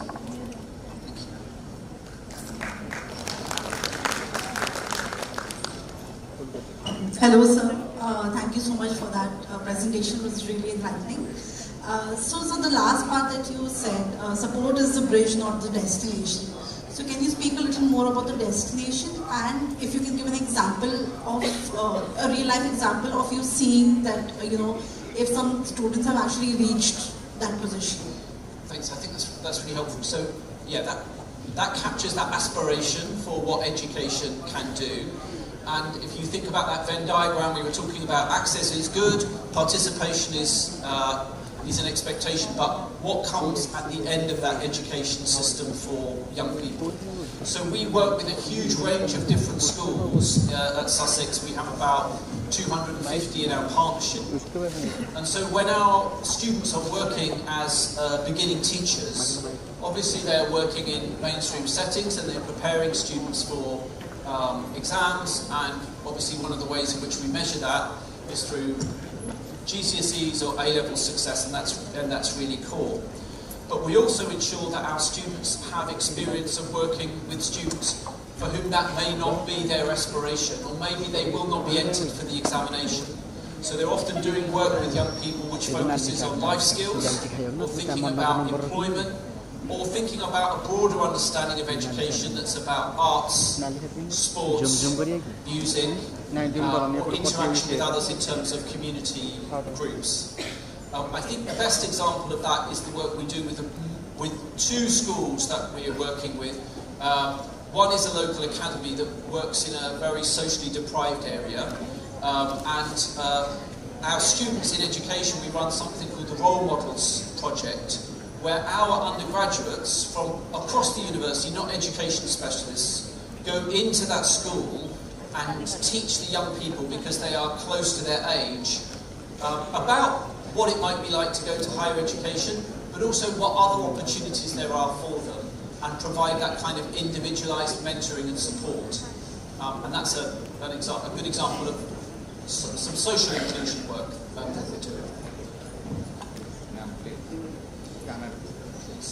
Yes, ma'am. Yes, sir. Good morning, sir. Also. Good morning, sir. So, sir, my question is, the universal design, UDL, for learning, efficient on its own, or does it need to be combined with other frameworks to achieve inclusivity? Thank you very much. I'm a big fan of Universal Design for Learning. If I had more time and more slides, I would definitely have used it. It underpins some of the recommendations that I was making. I think as a framework, it's absolutely crucial, and it's how we have adapted our own curriculum at the university for the students that we're working with. So not only are we encouraging our beginning teachers to understand it and apply it, we're also thinking about our own responsibility when we're teaching at university. So absolutely critical. I do think it needs to be layered on top of other frameworks. One of the dangers is that sometimes it's framed just in terms of inclusive education. Its very nature is about education for all. So it needs to underpin everything that we're doing. Please. So this will be the last one. Rajani, I have a question. What are the reasonable accommodations being extended to students with disability by University of Sussex in terms of barrier-free inclusive education? And what possible measures can be taken for collaboration of University of Sussex with Government of Odisha? He wants, what are the reasonable accommodation for students with disabilities being extended and possibilities of collaborations. Thank you very much. So reasonable adjustment is a huge part of the work of the University of Sussex. We have increasingly larger numbers of students who have identified special educational needs and disability. And on joining the university, they have an assessment of what those needs are. Those needs may be a reasonable adjustment in terms of assessment. It might be providing additional resource. But again, like the UDL comment earlier, it also means that as a teacher, I would have a clear indication of who is in my lecture, who is in my seminar, and what simple changes might I make to my pedagogy to strengthen their learning as part of that process. And that can be any student from the first year of an undergraduate to those doing PhD. So I have about 4 PhD students at the moment who have diagnoses for ADHD, dyslexia, neurodiversity, and at PhD level, often we are working these things out together for the very first time because it's not something that's been thought about at doctoral level. The assumption would be if you maybe had some of those disabilities, then you wouldn't engage in a doctorate. Well, increasingly, yes they are, they're doing really well, but it challenges us all to think about what adjustments are there. And then I suppose to your question about what kind of collaboration could be possible, I think anything is possible. I hope that when I spoke this morning, I emphasised the importance of us learning from each other. So I think that the University of Sussex can learn a great deal from those people who are participating today. And I'm very open to listen to anyone's suggestions about possible partnership opportunities. I think this might be the last time I'm going to speak, so I just wanted to thank the colleagues who've been doing the sign language both this morning and with me today. You've done a fantastic job in keeping up with me. Thank you very much. So, thank you, Professor Thompson. Sir, you have. Good afternoon, sir. So, last question, can I? No. What you can do during the lunch time or other time? No, you can discuss with Professor Thompson. Okay. So, because some speaker is online and she is waiting. So this was a very good enriching session for all of us. This is on differentiations and whatever like theoretical and policy things are there and how it is going to be the practical in the classroom, so that we learn. But in India it is very difficult these things because we have around 240 million children in the school and around 1.5 million schools are there and around 2 million children with disabilities are there in the school. So teachers are really struggling in India. So here we all are a kind of messenger, a kind of agent of change, and we will take this message to our school. So thank you very much, sir. Thank you. Thank you, sir, for that engaging session and for that final insight, Professor Singh. I would now like to invite Professor Kumar Singh to felicitate our esteemed speaker, Professor Simon Thompson. So please just hang on a minute for the felicitation. Yeah. Could we have a round of applause for that engaging session?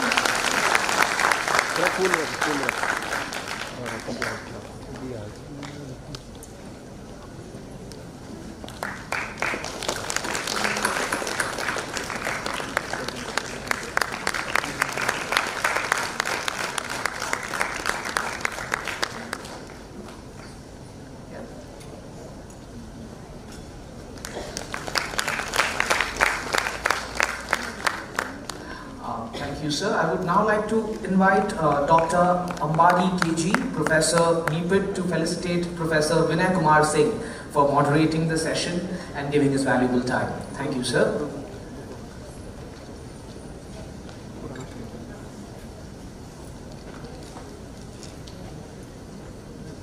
Could we have a round of applause for Dr. Singh?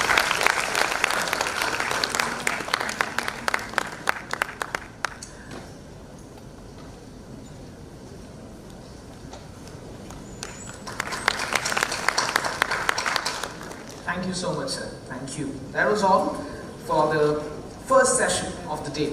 And since we are thoroughly packed for the day and a lot of academic insights and knowledge being shared, I would now straight away move on to the next session.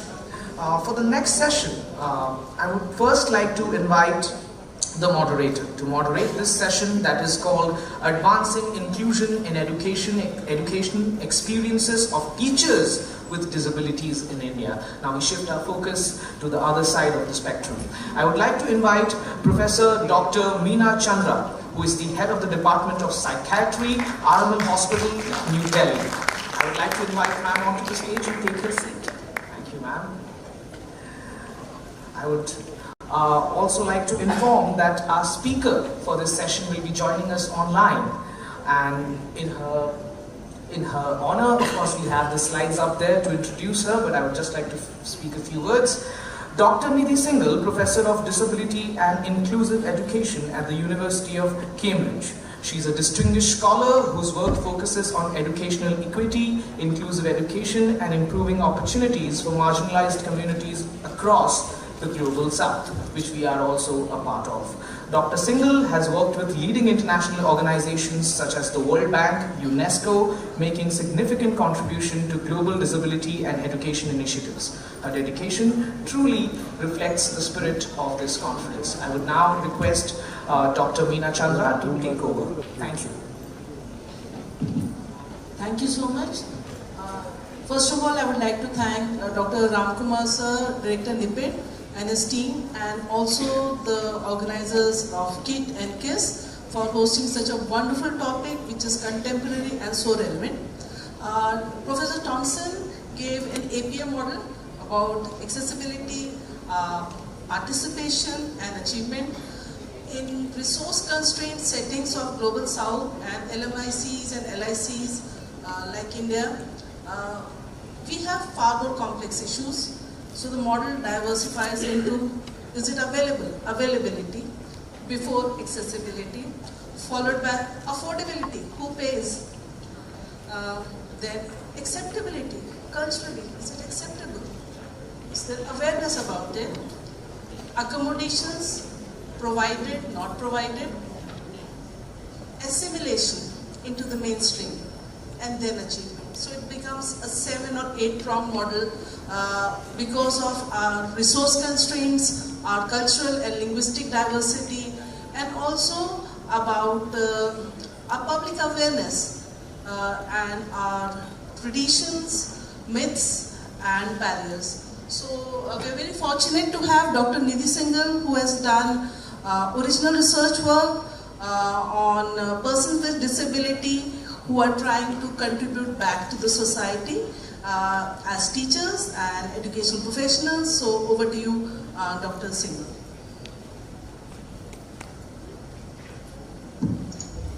Thank you so much, Professor Chandra. Good morning, everybody. Rather good afternoon. I can hear myself, which might not be very helpful.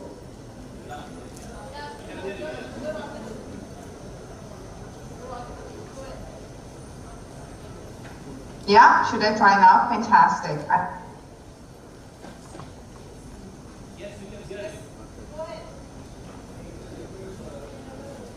Okay, I'll try again. Okay, so Professor Chandra, thank you ever so much.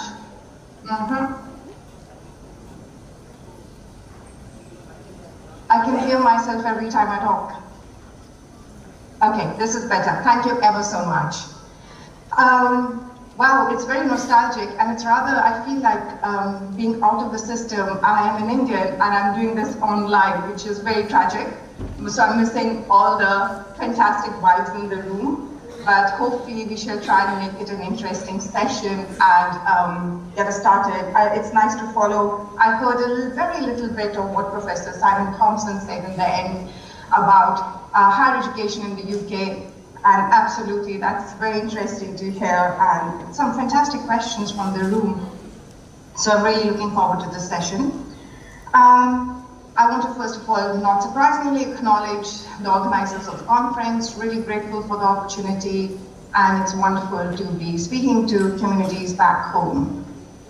I'm going to shift gears a little. So a lot of focus was, not surprisingly, on students, and that tends to be this focus in inclusive education. We tend to talk about students with disabilities and how to get into the system.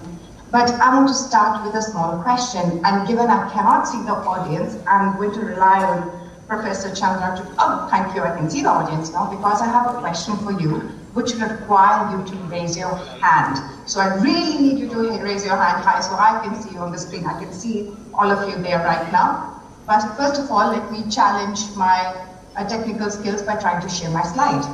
Okay? So my question is going to be very simple. How many of you in the room have been taught by a teacher with disabilities, visible disabilities, that you knew about during your school years?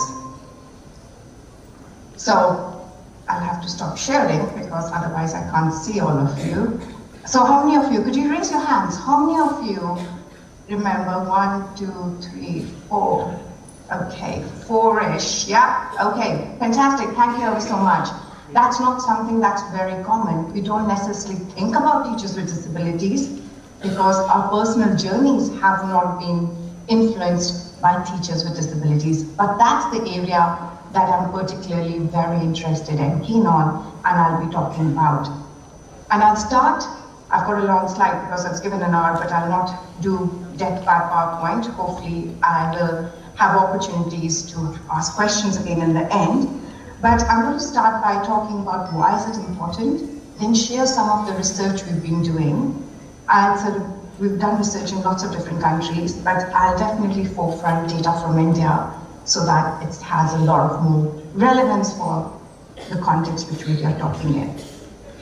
Okay, so to get us started, here are my slides, and hopefully you shall be able to see them very soon. Considering I cannot now see anybody, can someone tell me, can you see my slides on share, on SlideShare, like proper slide deck? Professor Meena Chandra, could I ask you to just simply tell me yes or no? Yes, we can see your slides. Fantastic, thank you so much. So I'll get started. Okay, so As we've discovered, as we've established, not many of us have been taught by teachers with disabilities during our school or later years. But why is this important? Why is this question even important? Persons with disabilities are indeed some of the most neglected in the workforce. We naturally do not talk about persons with disabilities in the broader workforce itself. You know, there are huge discussions around barriers from education to employment. We tend to talk a lot about inclusion into education, but not enough about inclusion into employment. Even though the strongest arguments for inclusion for education are economic arguments. Okay, so there's a pathway which I'm saying remains missing from education to employment.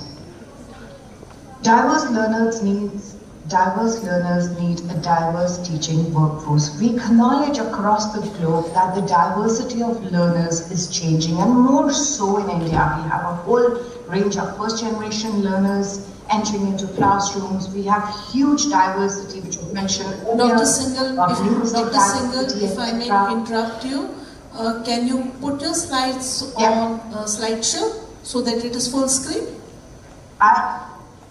I have him on full screen at my end.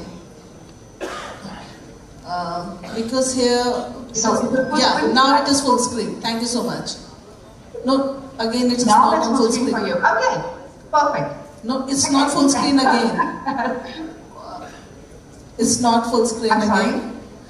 Please put on full screen, slideshow. If you can put slideshow. Yeah, now that's better. Which I had earlier. Yeah, that's better. Is that okay? Perfect now. Okay, I'll continue. So, teacher diversity also fosters inclusivity in schools, and that's important to remember. And indeed, as I've said, teaching offers vital pathways for persons with disabilities. And teachers with disabilities is something that is now coming up in the discourse in significant ways. I'm not sure how many of you are aware of this, but the first ever UNESCO global report on teachers really forefronts teachers with disabilities. Even though the discourse till now has very much focused on diversity in the teaching workforce in relation to gender, in relation to maybe social class distance is a big thing which colleagues, especially in Pakistan, have been talking about, and indeed caste, which is very much pertinent in our context. But teachers with disabilities is something which is not talked about enough. So what is the current evidence in relation to teachers with disabilities more broadly? I just want to check if I'm still on slideshow because I've changed my slides and that might be an issue. You are on slideshow. This is good. Dr. Excellent. I shall continue now without interruption. So, in one of the reviews that we did in 2024 with my own team of researchers, here we covered research studies which had been published from 1999 to 2024. And in the research that we were looking at, so these are already published research papers, there were 4 themes that emerged. So when you're doing a literature review, you're looking for themes and thematic and trends. And one is like many of the researchers were definitely talking about reasons for becoming a teacher. You know, why did persons with disabilities decide to become a teacher? There were a lot of pragmatic reasons. There wasn't anything available to us. There were lots of personal variables, very strongly a sense of social justice. Okay, so these were the reasons across many different countries, etc. Teachers, this is what the studies were telling us. Teachers really strongly thought about their own impact, you know, so what is the impact they were having on the classrooms? They talked about the fact that they were persons with disabilities and teachers were normalizing discourses around diversity in the classrooms. Children would look at them and say, this is natural to have a diversity within broader society. It was very useful for parents of children who are coming to their schools, especially children with disabilities, to see that there were prospects for their own child with disabilities. Of course, not surprisingly, many of these studies also highlighted how teachers were struggling with disclosure dilemmas, that is, to tell the school that they have a disability or not. There was a lot of hesitancy in requesting accommodation. There were a lot of negative biases amongst teachers.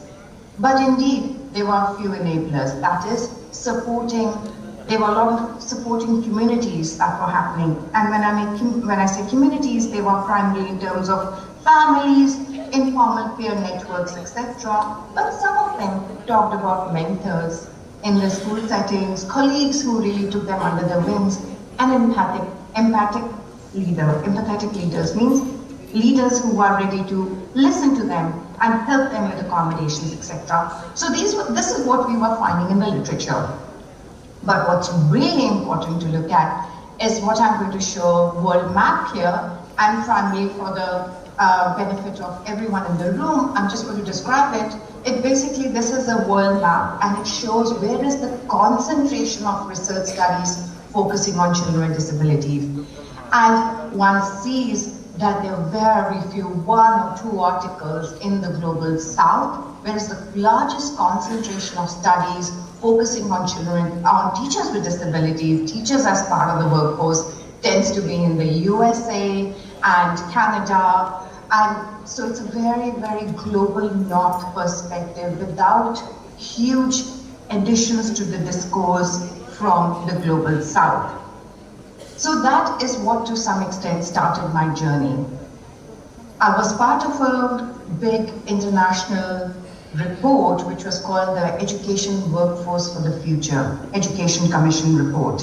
And they were deciding and having these amazing discussions around how the education workforce for the future should look like, but there was no mention of persons with disabilities as educators within this new education system that they were thinking about globally for the future. So, moving forward, what we decided to do in my research group is to start doing a series of research studies across different country contexts. So the most recent one, which is on the top of the list, is in India, which is a currently ongoing project, and I'll be primarily talking from that. But we've spoken to teachers in Rwanda, we've spoken to teachers in Nepal, in South Africa, in Ethiopia, in Kenya, in Spain, in Brazil. The aim is to try and start to gather important voices of teachers with disabilities to really bring their agenda to the forefront. Because there are multiple reasons, in addition to what the research tells us about focusing on teachers with disabilities. The additional ones are that we do not necessarily enter the workforce with a disability. We can also acquire a disability when we are teachers. The world is faced with a shortage of teachers, and we are pushing more and more children with disabilities, rightly so, accommodating them, helping them thrive and be nurtured in mainstream classrooms. Hence, we should also provide them pathways and opportunities to work in the school settings that they have been part of. So not teachers with disabilities in special schools, but really thinking how to make sure that our schools, mainstream schools, are inclusive of persons with disabilities, not just in terms of children, but as important role models as teachers. So that's the light of the social justice lens that I bring to this work. My next few slides are all going to be about the findings emerging from these contexts. I'll start by talking a little bit about the research methods that we use.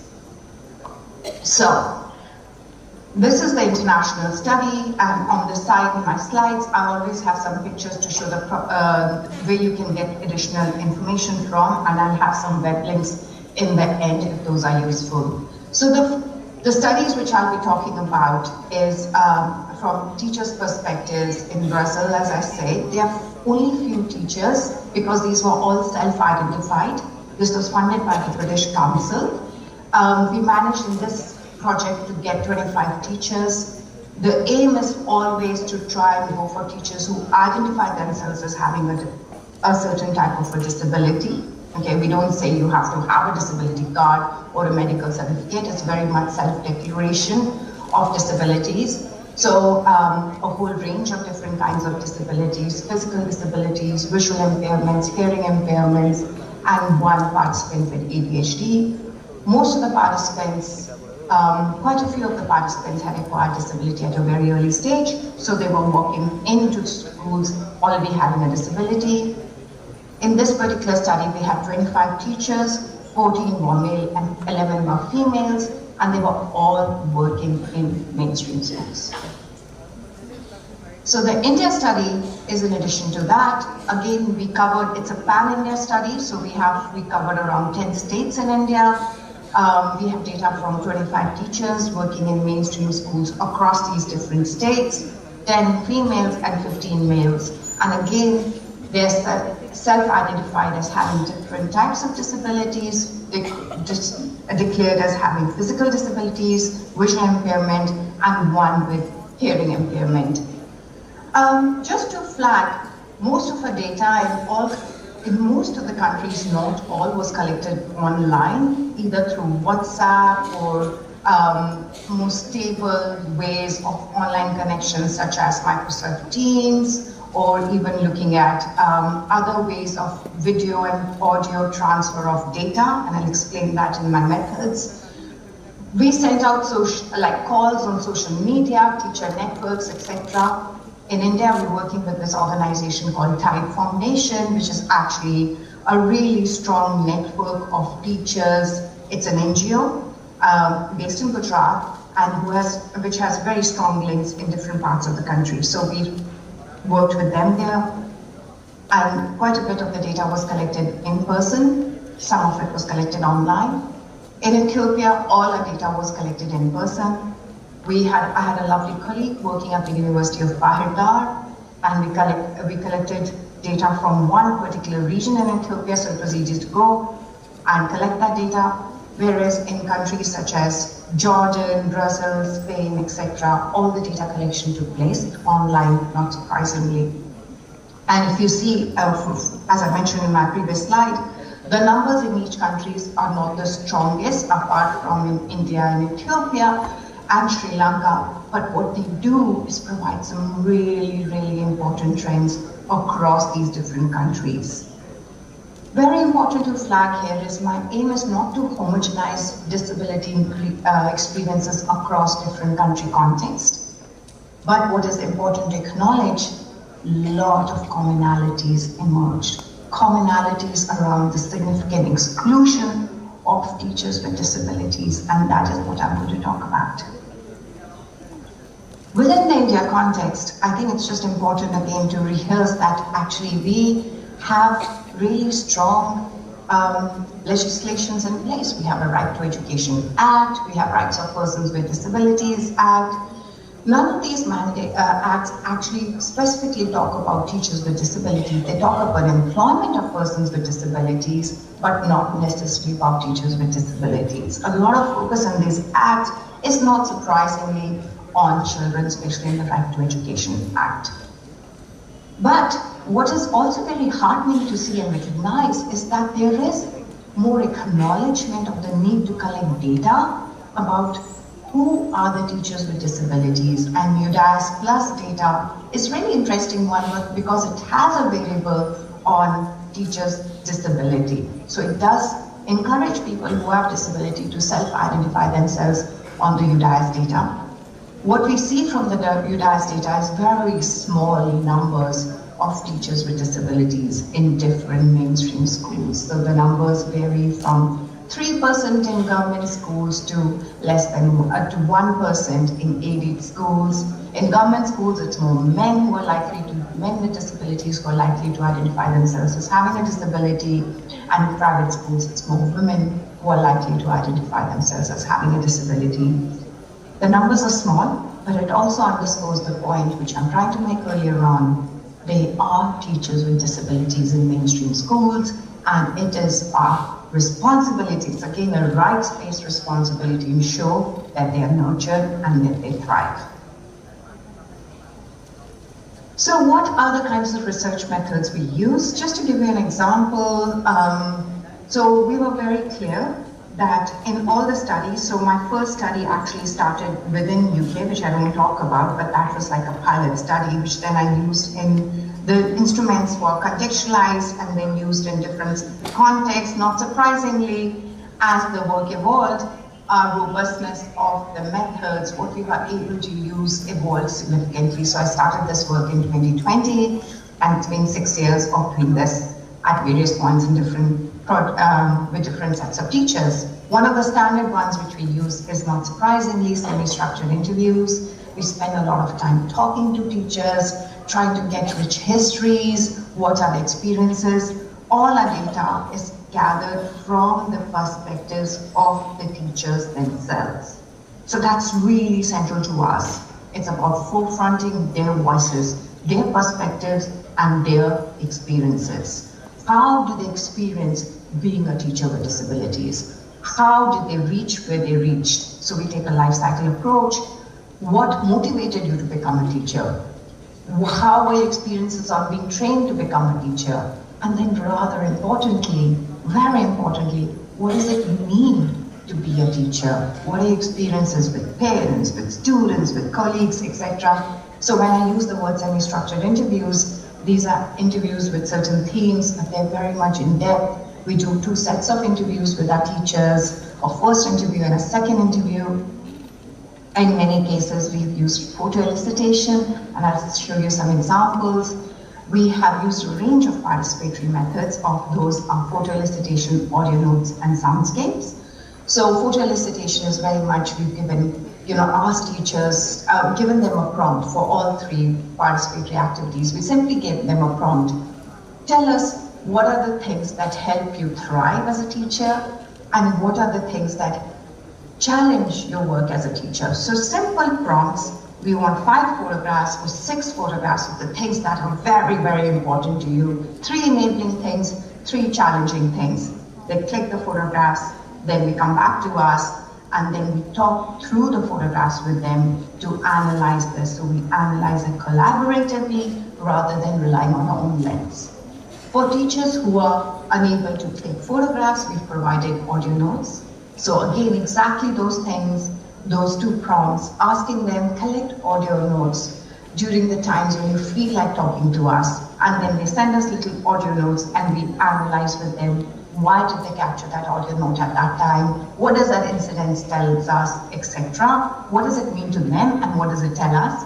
And finally, soundscapes. And this is one of my most favorite methods, which has been very, very interesting, especially in the Indian context, and I'll come to the findings later. Soundscapes is basically 6 of our teachers who identified as being visually impaired, captured their journeys of walking to school, making their way to school, traveling to school, which in some cases included walking, taking the metro, taking a rickshaw, etc.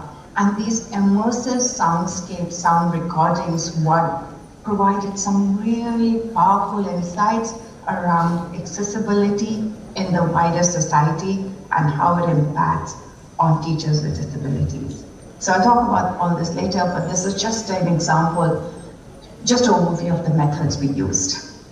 Of course, not surprisingly, in countries where we were not speaking in the language, for instance, in Ethiopia, we weren't fluent in the local language, but that's where our local partners were incredibly helpful. We transcribed and translated the data, etc.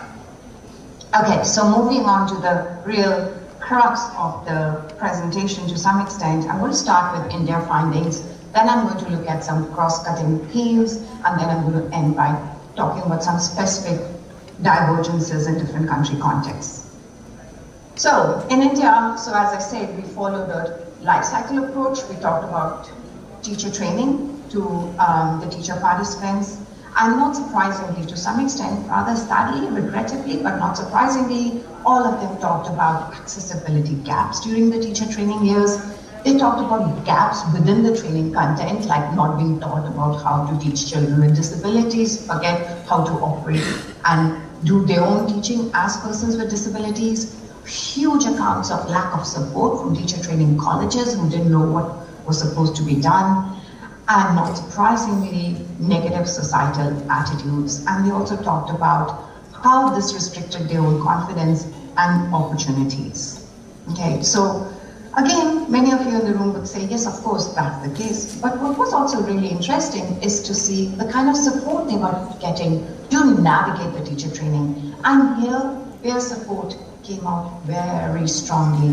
How other teacher trainings really provided informal support, which many a times meant taking notes in the classroom when the lectures were going on in teacher training institutes, describing the slides or the material that was being put on the PowerPoint to trainee teachers who couldn't see, etc. So huge amount of collegiality within the peer networks in these settings.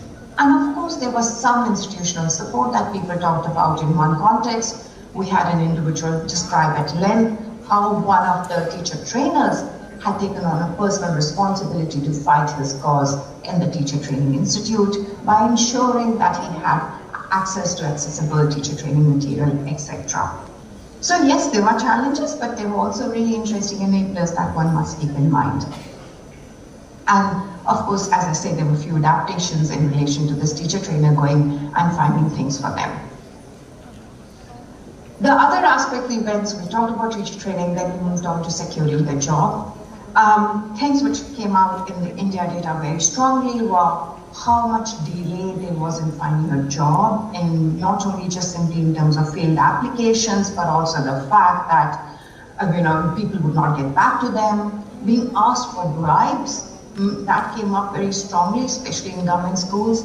Again, they talked about lack of support and adaptations when they would go for job interviews, and negative attitudes during selection. So one of the interviewees of women with disabilities describes an experience of sitting in front of an selection panel, people who are interviewing her, and they kept asking her, but how will you do this? But how will you do this? There was this whole notion of lack of trust in the person's ability to deliver the job, to do the job, even though they had the right certification, etc. So this lack of trust and negative attitudes, again, became very powerful in terms of when they were securing a job.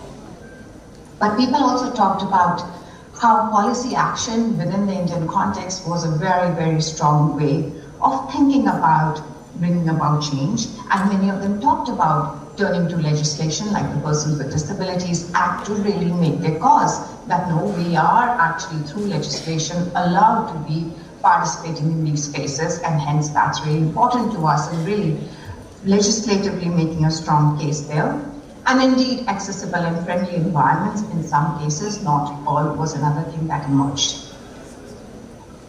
So, to some extent, my heart lies in really trying to understand what happened in the workplace. So, after having navigated all those challenges, what is it that keeps these teachers going? On this slide, I have, in addition to my text, which I'm talking through, in this slide, I have 3 photographs. And the photographs primarily show one, a ramp in a school setting. And second one, it's a magnifier, which a person is using to help increase the text size on the book that they're reading or the paper they're reading. And the third photograph shows actually, it's inside a school compound where there is a little writing on the wall which says PWD parking, which is parking for persons with disabilities. And this individual has taken this photograph because he talks about the sheer neglect by the amount of rubble lying in the parking space, which is dedicated to persons with disabilities. And when this person who took this photograph for us, shared this photograph to us, drew very strong links with how disrespect towards persons with disabilities was evident through small acts such as this within the wider school setting, where something that is totally for them is actually filled up with rubble and debris. Our teachers in India definitely talked about similar themes like accessibility barriers, lack of adaptations, negative attitudes, lack of recognition. What really emerged is isolation within these settings. And I have some quotes which I'll come back, which I'll share in the next slide from the teacher participants themselves. They talked about the fact that They would be overseen, they would be overlooked when senior promotions would come up. Okay, how the head teachers or school leaders would not be very positive towards them. They would not trust them to do their job.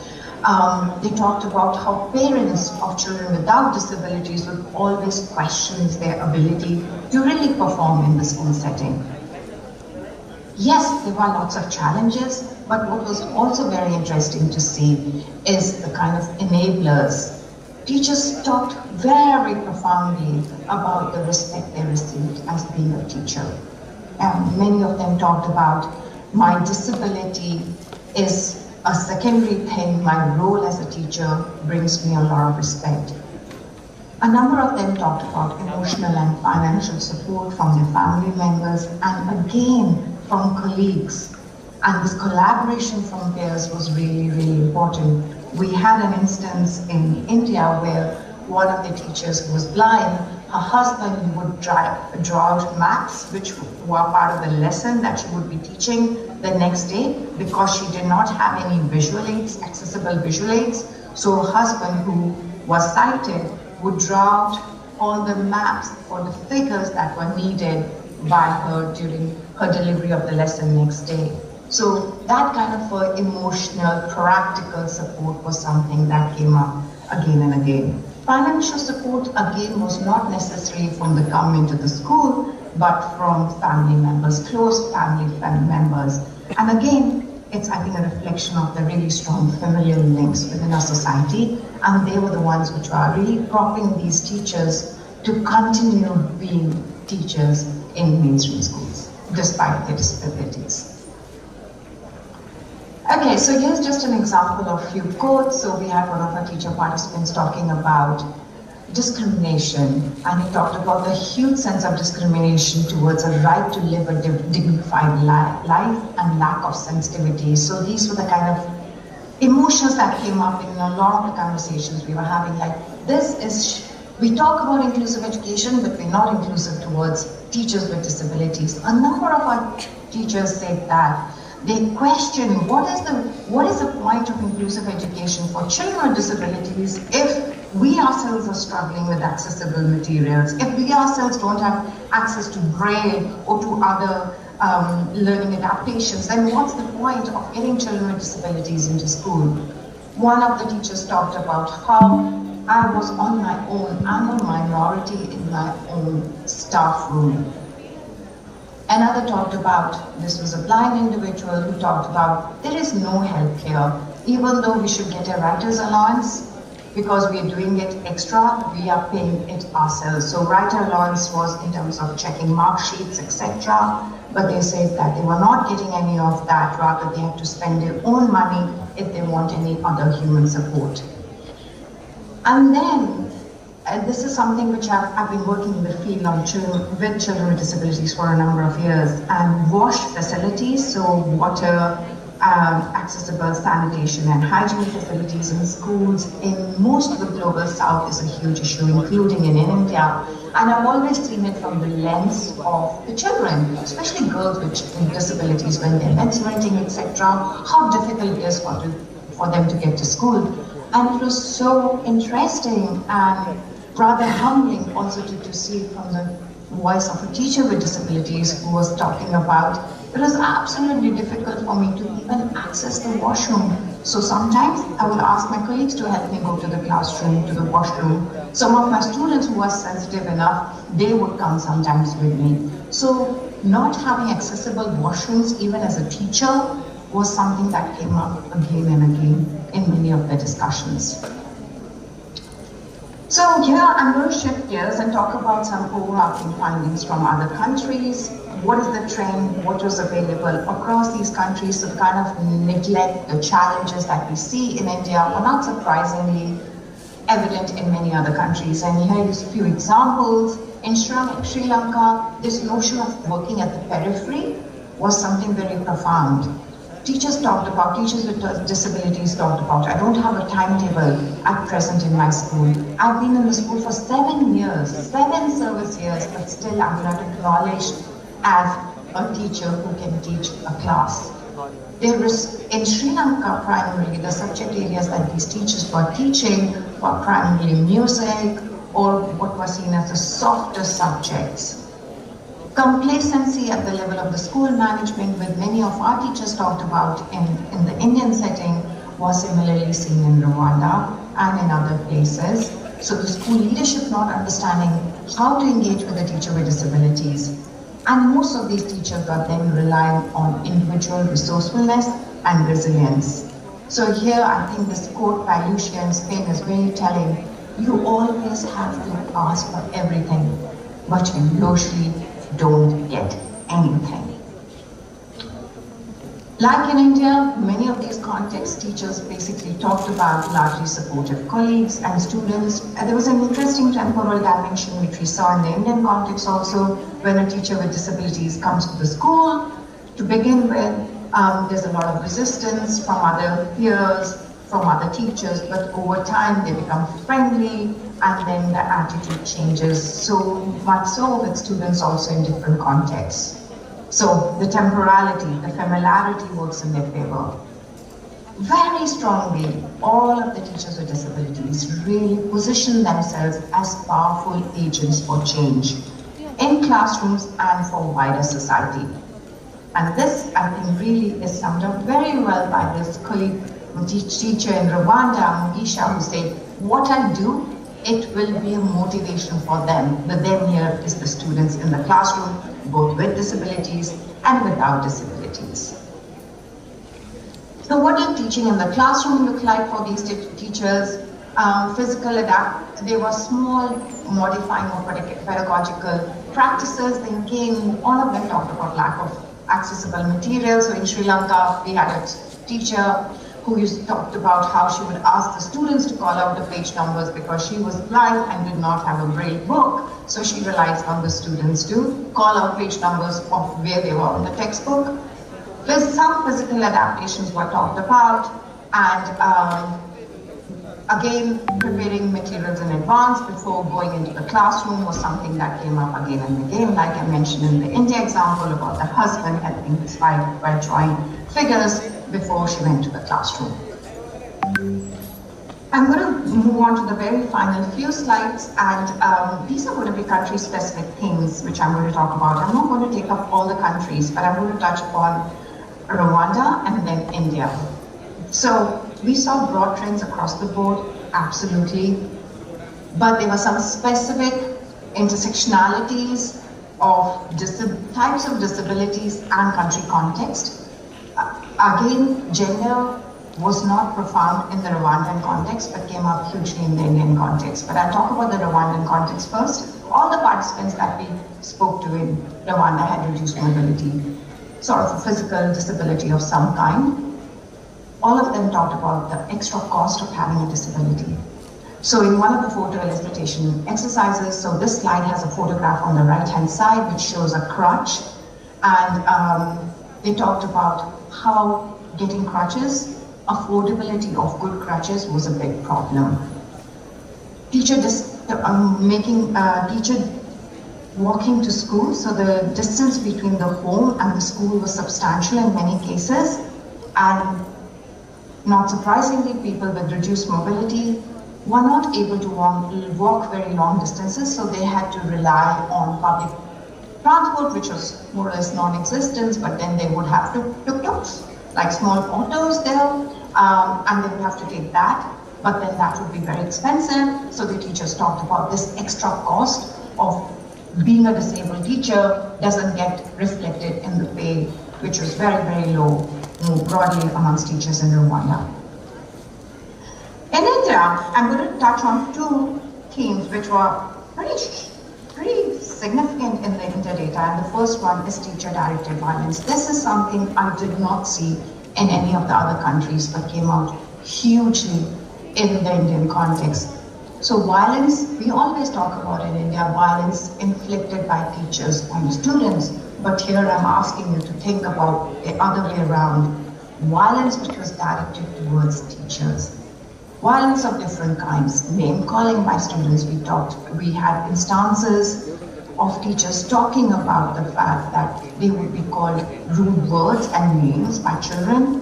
So here's an example where the teacher confides to us and says, the student calls me Lumri. But Lumri is a derogative word, but still I just ignored. He's just a 12 to 13-year-old child.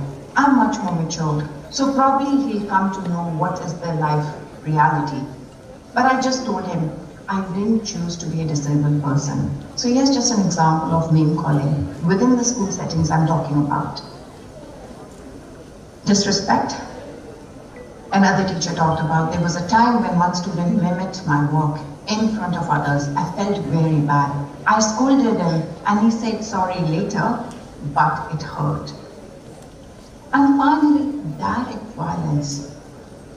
A teacher talking about the fact, I've also faced a kind of harassment in the class, like somebody touching or pinching sort of thing. And that happened absolutely because they knew that I can't see. What is really profound and important to acknowledge, all these quotes I have here are from women teachers with disabilities. And that was a significant gender dimension that came up in our study about how female teachers with disabilities in the Indian mainstream schools I'm talking about were more subject to this direct violence from students. Men, mostly boys in all cases. The second one which came up again in the India data is through the soundscape. So these recordings, the sound walks that teachers took.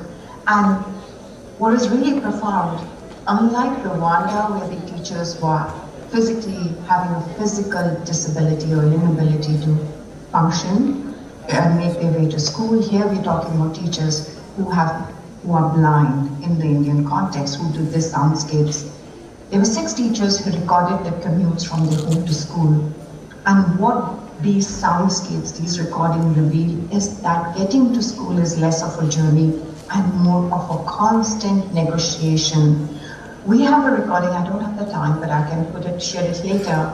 It's an 8-minute clip of a sound recording at various points by a teacher with disabilities, a male teacher, and he talking his way, making his way through the public transport, etc., with his cane. And throughout the time, you can hear the cane hitting physical barriers, the amount of noise pollution which makes it difficult for him to listen to what's happening in his closest vicinity, etc. And he talked about how a simple act of reaching school took sometimes 2 hours one way, and with this constant noise overload. So, not surprisingly, what we hear, this constant negotiation across our teacher data between stigmatization, marginalizations, but also teachers trying to capture their respect, emotional belonging, capability, seeing themselves as really important advocates. Dr. Singer, if I may interrupt, please wrap up in a couple of minutes. So we have some time for questions. I can do that in my very last few slides, which I'm coming Thank you so much. Thank you. So, professional identity of teachers with disabilities. So we had disability identity, definitely was sometimes seen as a source of strength, resilience, and optimism. It was also a form of marginalization and social invisibility in many cases. And indeed, it was a barrier in terms of external attitudes, lack of awareness, and accessibility. But along this, what I really want to emphasize is that teachers had this huge commitment to student growth and learning. They saw themselves as advocates for inclusion and equity.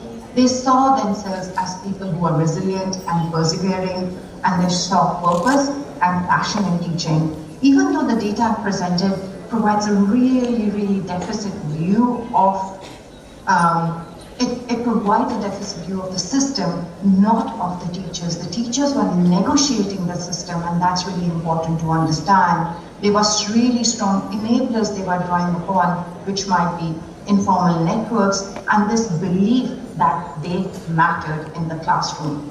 And this is what I want to end on. What I do, it will be a motivation for them. And coming back to that quote, which was talked about by Mugisha, what was really important to acknowledge is at the heart of the themes is a desire to both empower themselves as persons with disabilities and empower others while also seeking stability and recognition in society. And I found that most powerful and profound. So I am not going to go through all this, but I'm just going to come on to the recommendations from teachers in India specifically. So they all talked about the need to rewrite the narrative around Divyang, which is a very politicization of disability without any positive change, is what they felt. We need to see change happen. We need to revise our laws to make sure they are more in line with lived realities. They are not impractical, but they need to be implemented. And moving forward, in order to make inclusive education happen, we can't just talk about higher education or access. We really need to think about systemic change across the whole system. Here's just an idea of the kind of work we're doing. Most of this is open access. There's a YouTube video, there are various blogs, there are open access reports, which I'm happy to share. But finally, just to thank everybody who makes this research possible. Those are my partners and funders and my own team of researchers.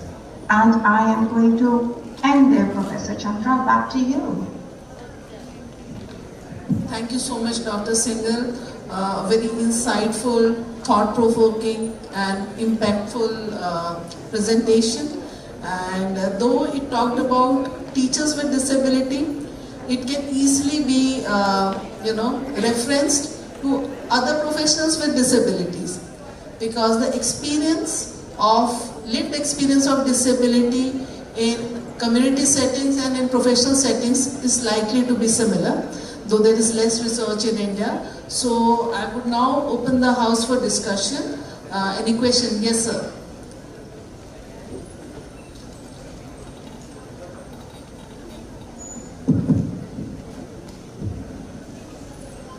A very good afternoon. Very interesting research. Myself, Dr. Ravi Prakash Singh from NIEPID. I have many questions, but I'll ask only two. Number one is that in your study, the teachers, those who are with sensory disability and locomotor, which kind of population of student they are dealing with, whether they are teaching only children with disabilities or in an inclusive setup? Because like we have persons with visual impairment, they are excellent teacher for children with visual impairment. So likewise, and second question is that since there is no sample of neurodiversity in that study, so what is your take on that with the advancement of technology and all? How you see that teachers with neurodiversity are also with a part of the workforce?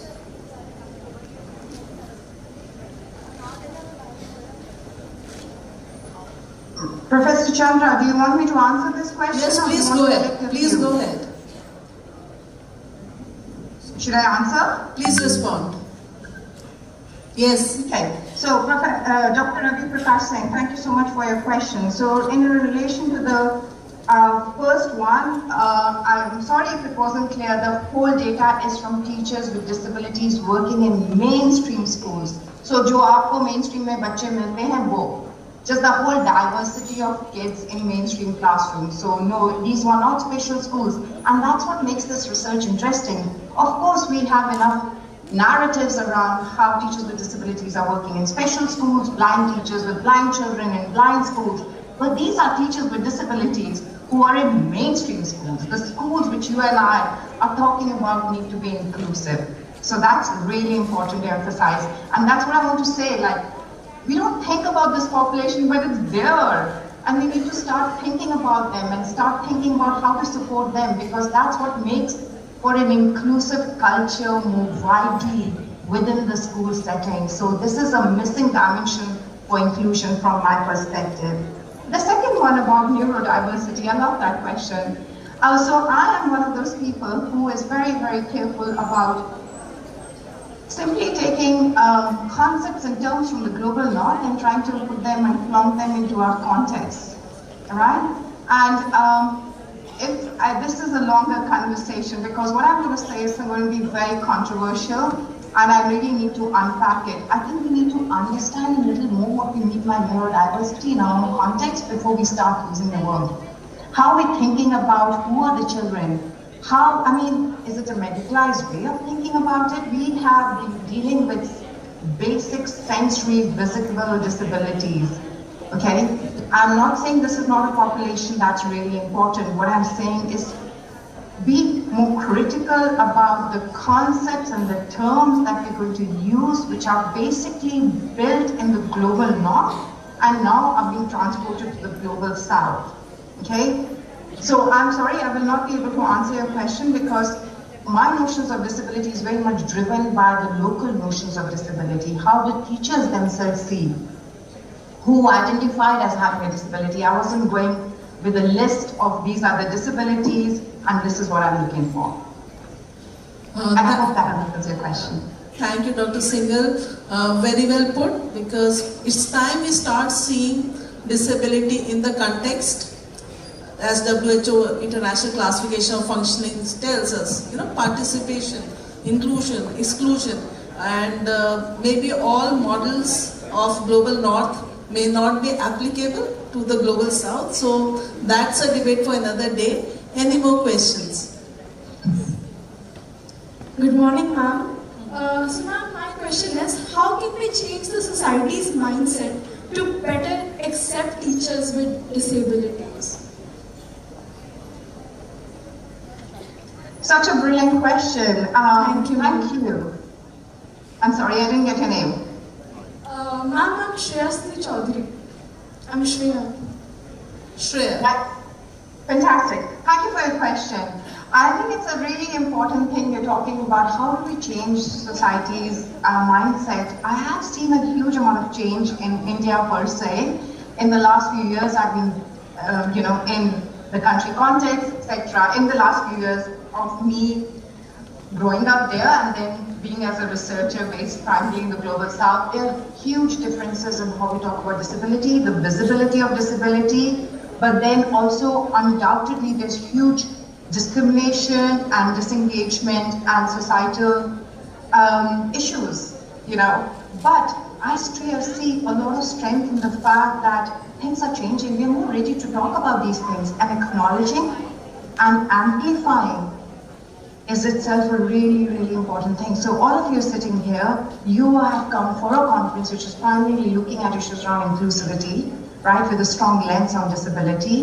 And I think these conversations are really important in how it percolates down to smaller ways within different fabrics of the social structure. So just to give an example, just to make it more real, so our work with soundscapes, the method we were using and the problems that teachers are having getting to school, we are planning to launch a campaign with one of the taxi services to make them more aware, to make people more aware of social barriers, physical barriers that teachers who are blind face when they travel to school. So getting more people into the sphere in terms of dialogue, finding alliances, very importantly, getting persons with disabilities themselves in these spaces can be a really, really powerful way of changing mindsets. Thank you, Dr. Singhal. Very well put. Engagement with the larger society, with persons with disability, with all stakeholders, with academicians, brand ambassadors, advocacy group, with community at large is the key for setting the agenda for change. So many thanks for your wonderful sessions. Though you were talking about disability, I being a doctor, I was already thinking that how persons with disabilities who are doctors, what they are going through and what happens to them through their professional lives, commute, client acceptability, systems, barriers, challenges, facilitators. So that parallel process was already running in my mind. Excellent work, very thought-provoking. I congratulate you and your team across different countries in the globe for bringing about something which has the potential to bring about change. And that is where the strength of your research is. Thank you so much, deeply appreciated. Thank you so much. What a pleasure and an honor, and enjoy the rest of the conference. Thank you to everyone. Thank you so much, Dr. Singhal, for bringing in scholarship to areas that we often don't talk about. We cannot present you a token of gratitude because you're far away, but our best wishes are with you, and a lot of thanks for your valuable time. Since Dr. Chandra is here with us, Since Dr. Chandra is here with us in person, I would like to invite Dr. Sunita Devi, faculty NIEPID, to kindly come to the stage and do the honors of felicitating her. Thank you so much, ma'am, for your valuable time. A round of applause.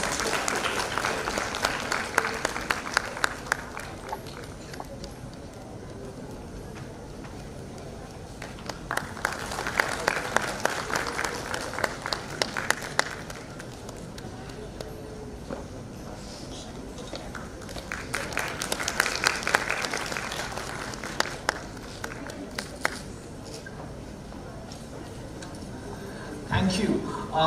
We were supposed to have concluded 3 sessions by now, and we have just concluded 2, and it's a long day ahead of us. It's time for lunch.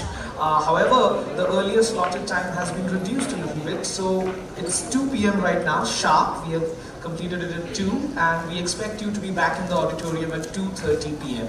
Enjoy your lunch and be back here for another engaging session. Thank you so much.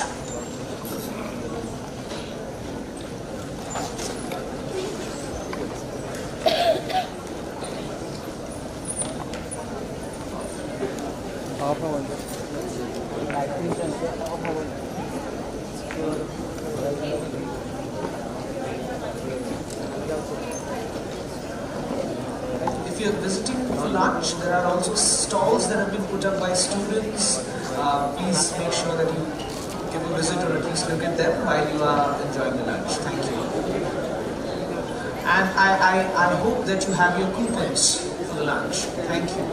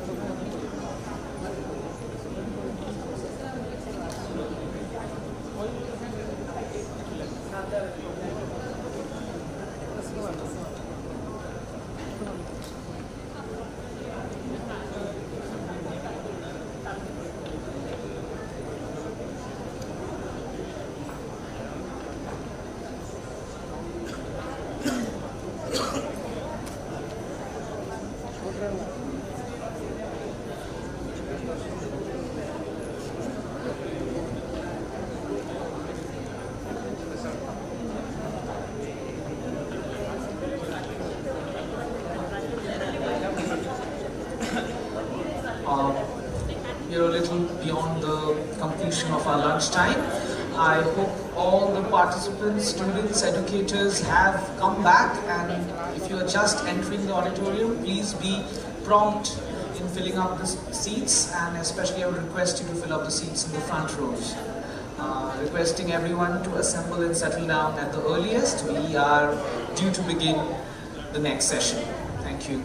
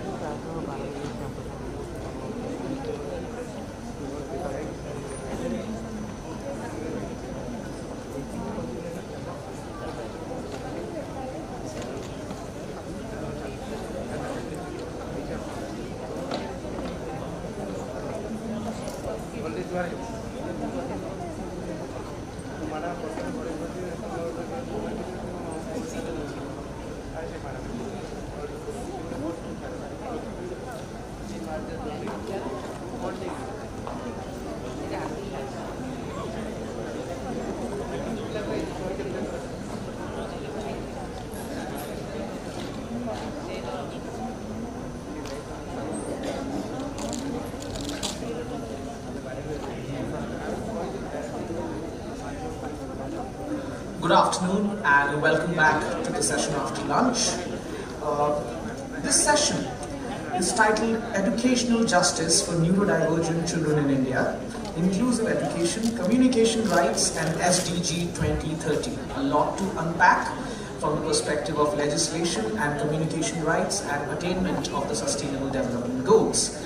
To moderate this session, may I please invite Dr. Shilpa Manogna, Associate Professor, NCRT, New Delhi. Madam, with a round of applause, would you please invite Madam to the stage? She shall moderate this session. To speak on the subject at hand, we have someone really special, Shri Sannyasi Kumar Behra, a respected civil servant and a dedicated advocate for the rights and empowerment of persons with disabilities. He currently serves as Deputy Secretary, Department of Social Security and Empowerment of Persons with Disabilities, Government of Odisha. It is prudent and important that we have somebody who is the representative of the government to speak to us on this essential subject. I request sir to please honor us and come onto the stage, and I would hand it over to now Professor Manogna to take it over and allow sir. Thank you.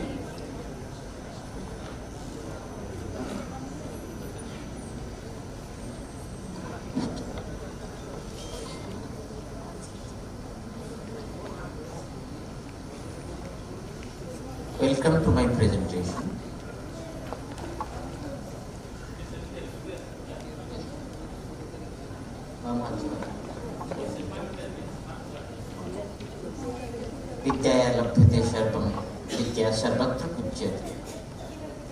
Education can give everything, can liberate people, and education is regarded all where across the world.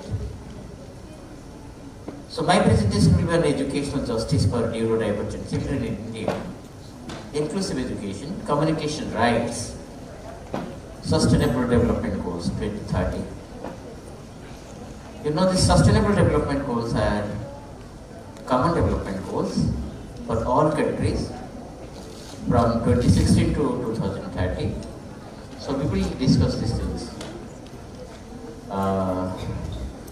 It's my privilege and honor to thank NIEPID team, who especially Dr. V.P. Kumar sir, Director, Dr. Reddy, Lalita ma'am, Dr. Sunita Devi, the whole team, Ravi Prakash Singh sir, who have come all the way to make this workshop successful. University of Sussex, KiiT University, who have become the host of the unique international event in the historic city of Apple City of Bhubaneswar. I would like to definitely congratulate once again to SSCPT department, the EPWD, Rehabilitation Council of India, and all sponsors like NALCO, IOCL, OHBC, Tata Power, and all of the sponsors who have made this event a very successful one. Respected dignitaries, distinguished guests, educators, and my students. It's both an honor and privilege to address this esteemed gathering at the International Conference on Educational Justice for Neurodivergent Children in India. Today we have come together not just to discuss inclusion, but to redefine it. So it's an honor and privilege to redefine inclusion. To my mind, inclusion is not as a policy mandate, but as a moral responsibility. Because in policy mandate, Rights of Persons with Disabilities Act advocates for inclusive education. But still, are we ready for inclusion? Are our schools ready for inclusion? Are we ready the moral responsibility to see that zero rejection policy is in place? Not access alone, but dignity, participation and opportunity. I have seen example where there is no accessible toilet in the school.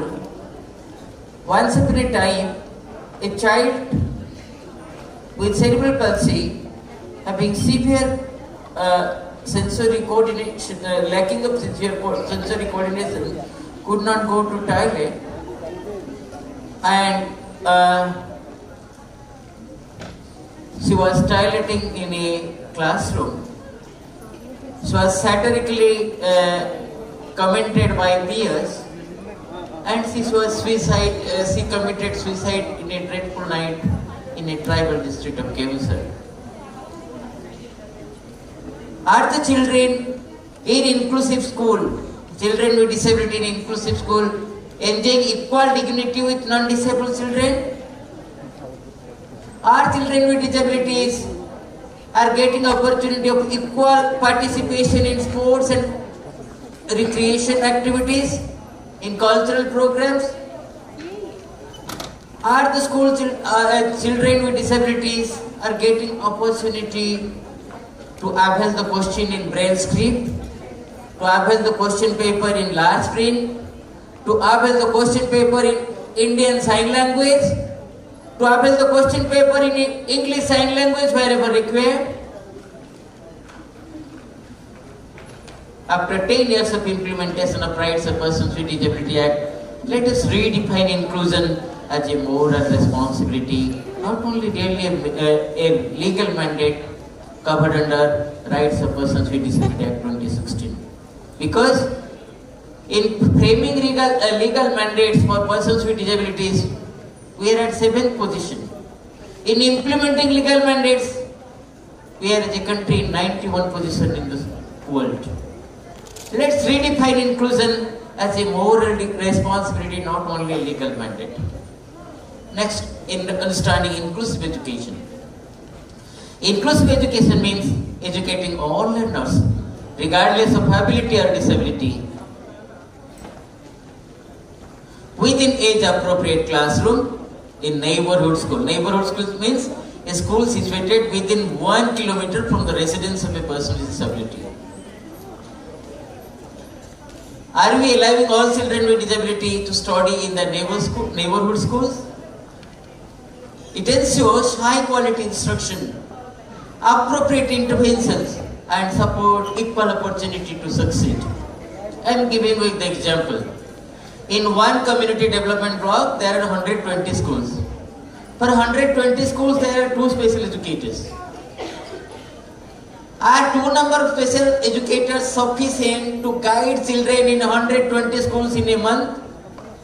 Can they really provide high quality instruction to children with disabilities? Do you think that two number of special educators in near about in 120 schools in a community setting, community blocks, can cover the children with disabilities effectively within a month of 30 days? Within 30 days there are also 4 holidays. There are 4 Sundays, other holidays. So how many days? Hardly maximum 24 days in a month, despite a holiday, summer vacation and winter vacation. So is it practicable? An inclusive school is not defined only in terms of infrastructure alone. It is defined by belief and value system. Have we developed an inclusive value system in the school? I have interacted with one of our teachers with disability. By joking, some children actually pulled her hair in the classroom.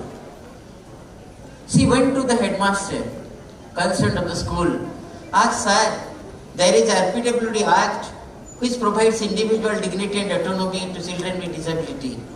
But the children are pulling my hair in the classroom, joking with me. What would you like to do?"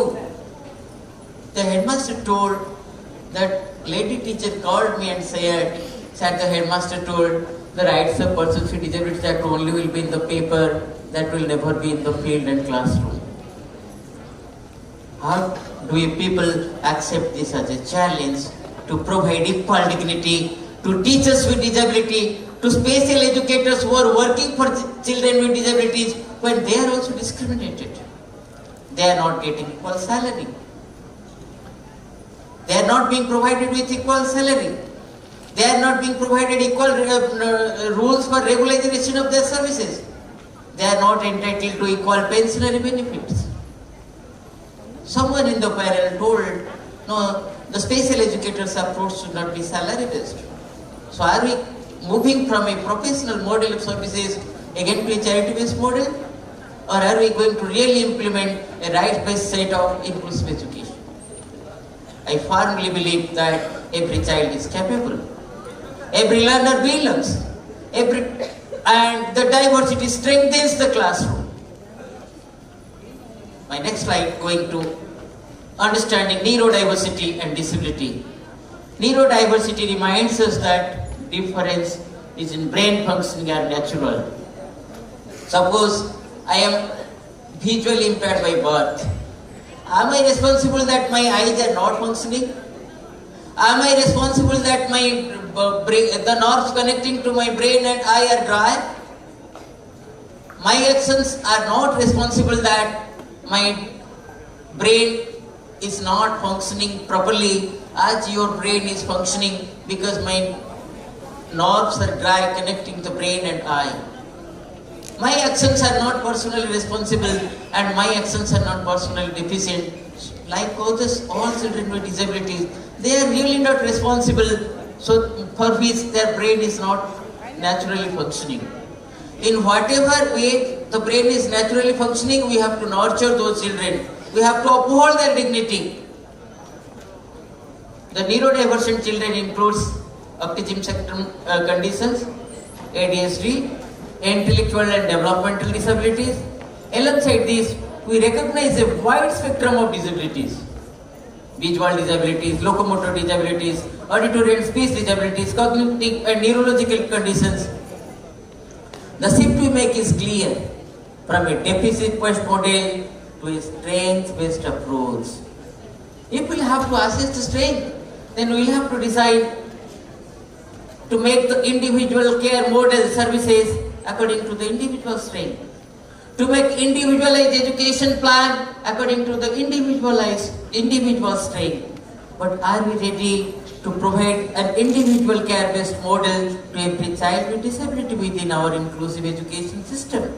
Are we ready to provide an individualized education plan for every child with disability in the inclusive education system?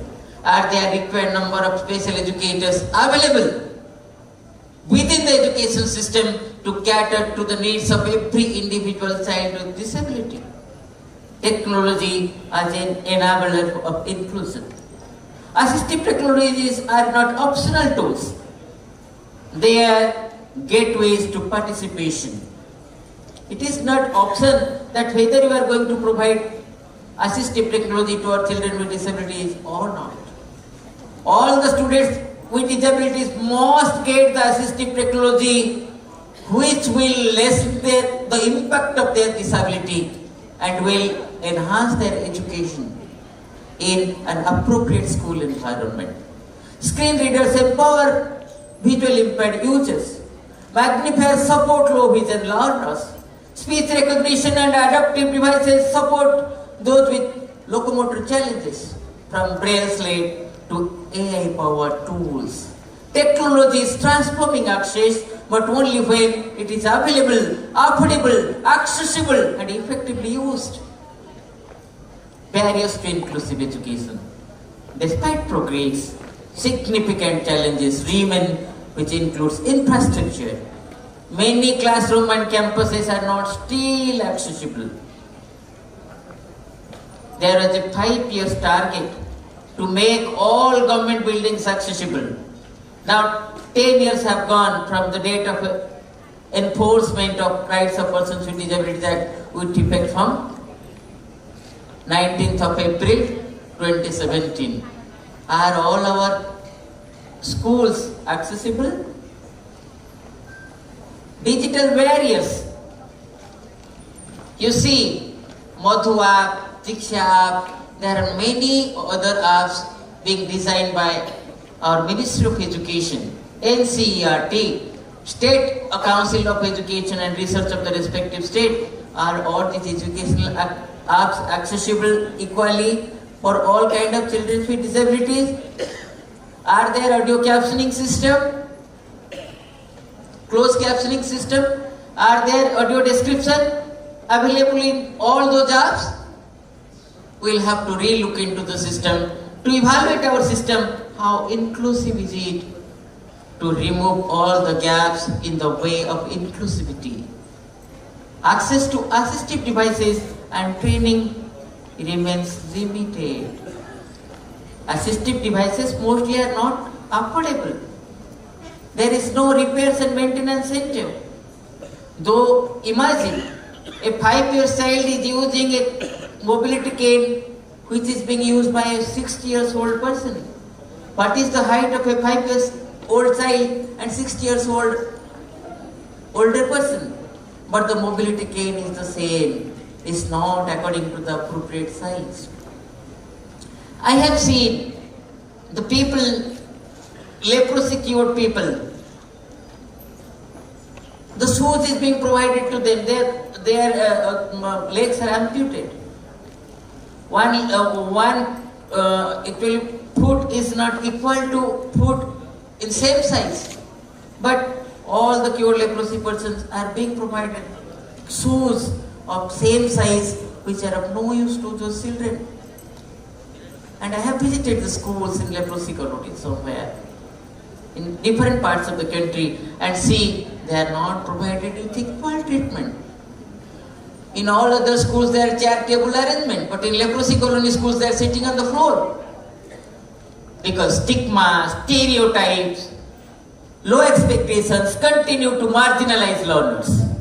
Let's be clear that there is limitations, and the limitations are not of the child. The limitations are of the system. We have to remove the systemic barriers to bridge the gap between person with disability and inclusivity. There are limitations of the system. We'll have to bridge the gap. Strengthening inclusive education systems. To move forward, we must act across multiple dimensions. First dimension is policy and governance. Are we providing spaces fund for making accessible of the homes of children with disability where they reside? To make accessible the toilet? There are special provision under section 24 of RPWD Act. 25% extra fund will be provided to make the building, to make the toilet accessible for persons with disabilities. But is there any 25% extra allocation in any state? Absolutely no. So again, I remind that headmaster who told your RPW Act will all be in the paper, not in practice. How we are going to accept the challenge to remove the gap between students with disability and inclusivity. Align with National Education Policy 2020 and strengthen implementation of disability rights framework. Human resources. Do we have adequate number of trained human resources? The bright brains are not coming to devote in the field of special education because of inequality of salary and remuneration given to them under different scheme like the Deen Dayal Rehabilitation Scheme. Each school teacher employed in special school under DDRS scheme is getting the same set of remuneration being provided in any CBSE model school or Kendriya Vidyalaya? If not, why? Are the special educators are the second-class citizens of the country or the third-class citizens of the country? Don't they have right to get equal salary for equal work and equal treatment in the same school environment where the non-disabled teachers are performing? Training of teachers, not just special educators, but every educator to teach inclusively. Is there an inclusive approach, inclusive pedagogy, inclusive teaching method which can be adopted for both the non-disabled children and children with disability? We'll have to relook into it to bridge the gap between students with disability and inclusivity. Technology integration, ensure accessible digital ecosystems and promote assistive tools. Curriculum and assessment adopt flexible, adaptive, inclusive learning materials and evaluation system. You see, only UGC provide ₹1,000 to ascribe for one session writing for a student with disability. Are the universities adopting the UGC rules in their university exam? Early identification and intervention. I believe that inclusion begins early. Tools like Prashak 2.0, systematic early identification for children with special needs. In identification must lead to action. We always make survey and identification in some clusters through camp approach. But what after identification? What action do we undertake after identification? Do we have any time-bound action plan after one child with disability is detected? What action plan do we have for timely intervention immediate after identification to bridge the gap between person with disability and inclusivity? Academic support, therapeutic services. Have we developed any mechanism so that the therapeutic services can reach in the remotest village of the country? In the last mile of development? Without this, identification becomes a label, not a solution. Identification should not only be a label, that should be action-oriented to bridge the gap between students with disability and inclusivity. Sorry to interrupt, Behraji. You have 8 more minutes to wind up, Right. so you may plan accordingly. Alright, we must transform how to see learners. So my presentation is with you all. You can see this. I would like to skip to the last part of my presentation to conclude with. There should be students' voice in school policies. The children with disabilities must be heard while we are formulating school development policies. In one block area, a grant was provided by Samagra Shiksha Mission for accessible infrastructure, but the fund was used for coloring the school building.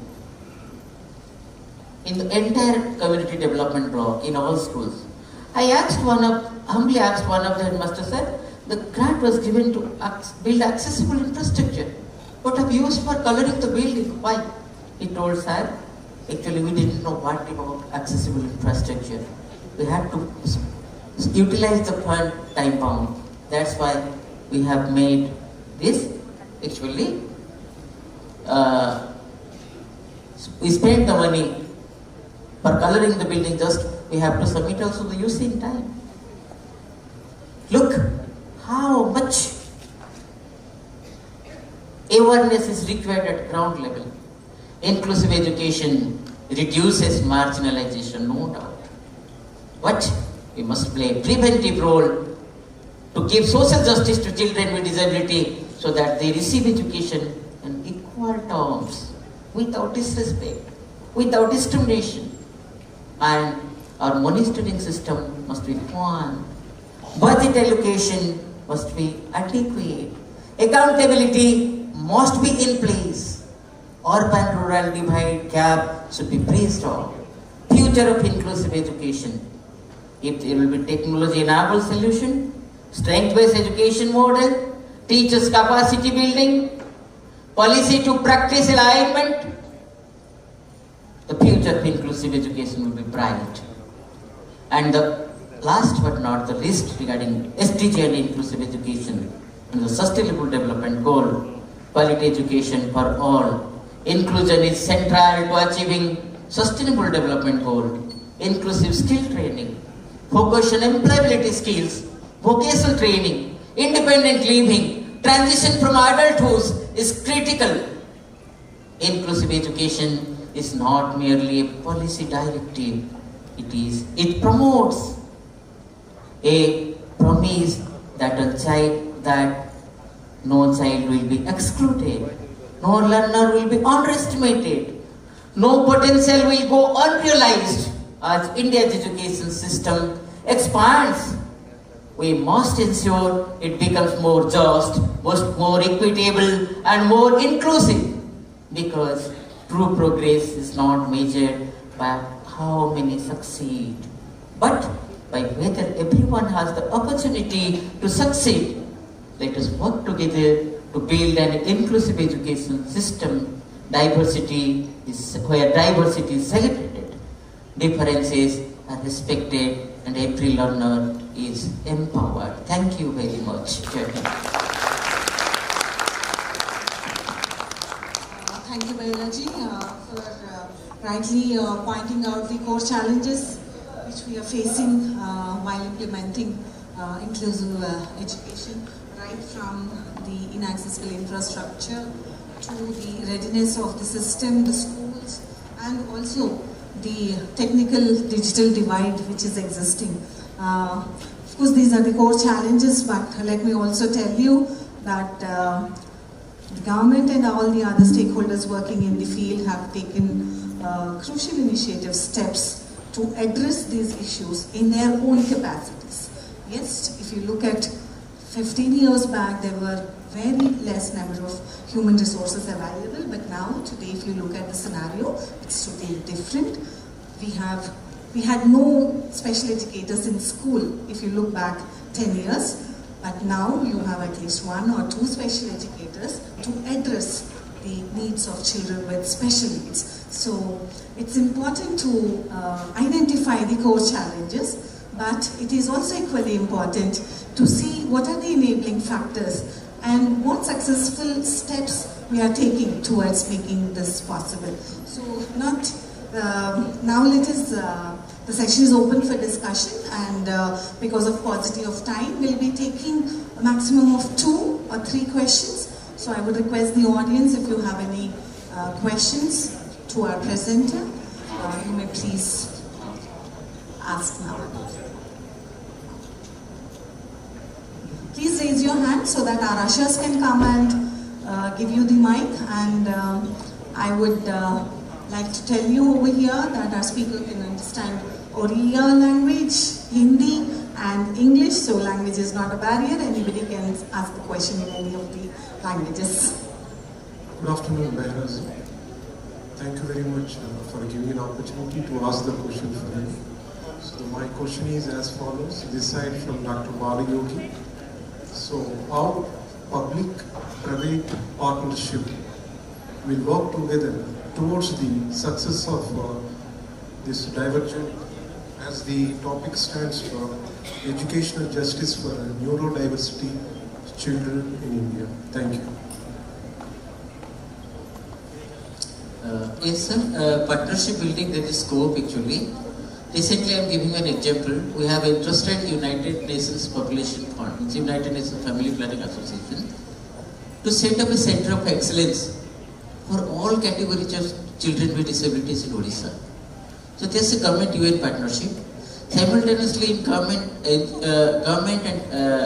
academia partnership, we have an MOU with NIEPID, by which in government of Odisha, we have started training on Isha, started training on Disha curriculum, started training on Niti.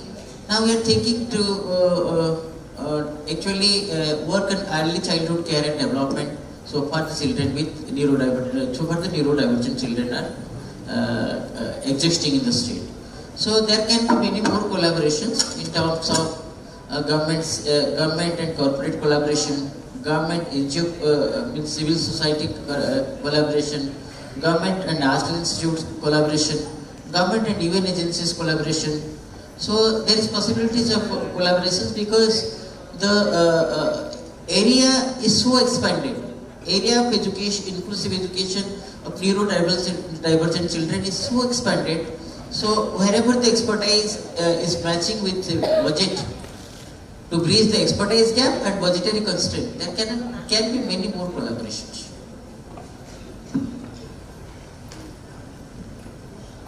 Any question? Yes, we have a hand raised. Ashas, can you please give the mic?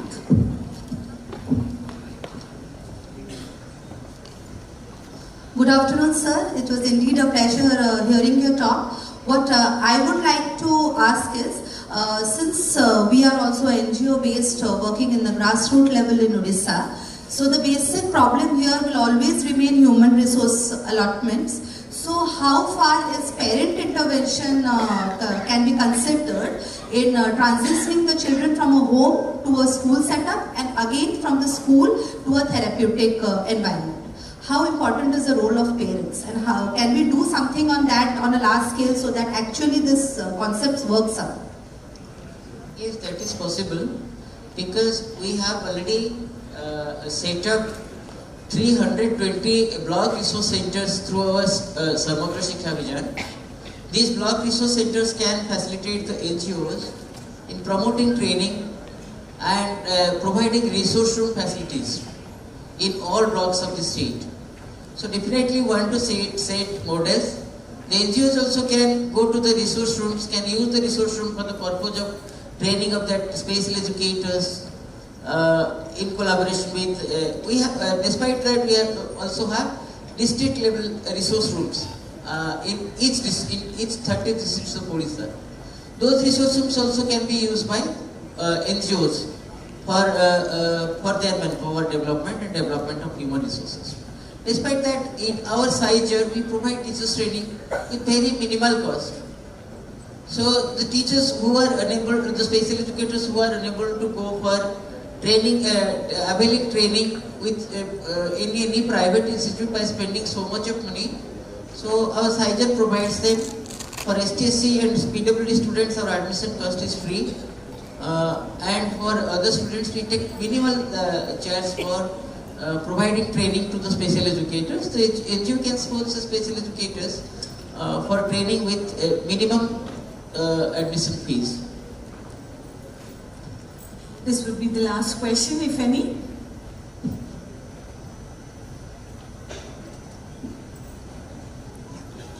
Last question. Good evening, sir. It's a very good presentation. I am Dr. Dhanavendan from NIEPID, Chennai. Actually, sir, Government of India, Ministry of Social Justice and Empowerment, NIEPID, they have an AGP program, Awareness Generation Program, which they are, continuously they are making it, the programs for teachers, officials, government officials, and the public also, providing awareness in all the areas, like especially rights of person with disability, Swachhata Abhiyan, and many of the schemes they are implementing through Awareness Generation Program for PWD, SCST, and marginal people with disabilities. So, and that awareness scheme actually, still we need, but schools are not rejecting the children with disability because, as you said, zero rejection.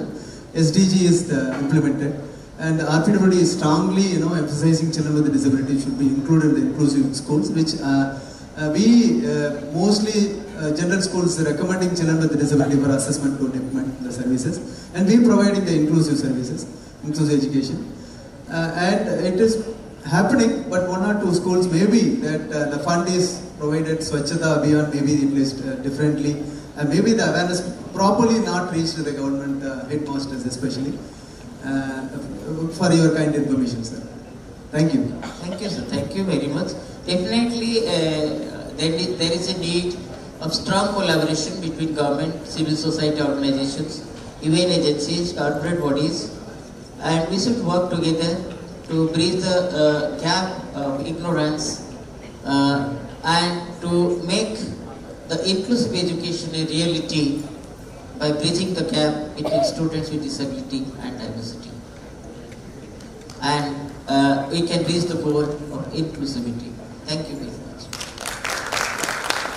Thank you so much, sir, for a wonderful presentation. And I think our sign language interpreters also, deserve well applause. So huge round of applause for continuously interpreting for us. Thank you so much for your support.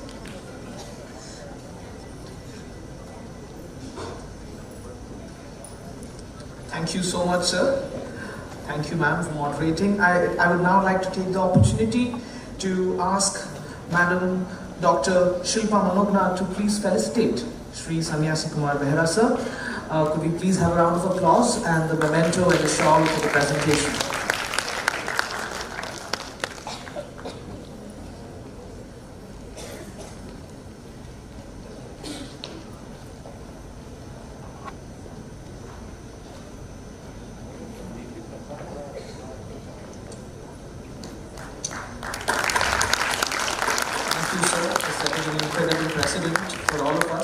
Towards inclusivity at the legislation level. Now I would like to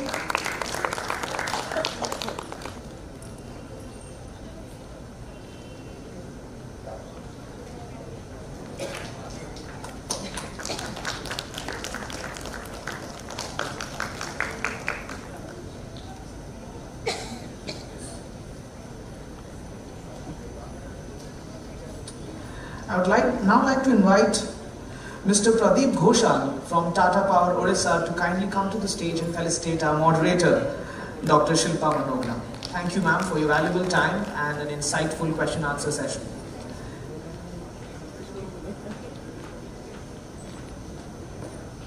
A round of applause for ma'am.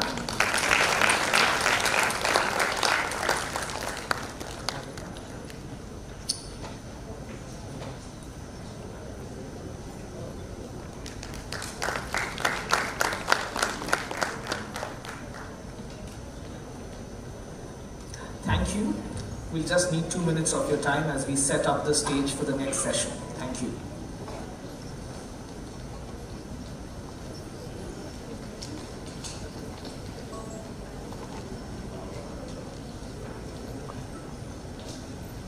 Recording.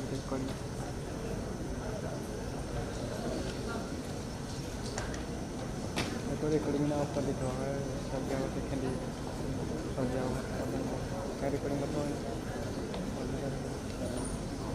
White कर रखी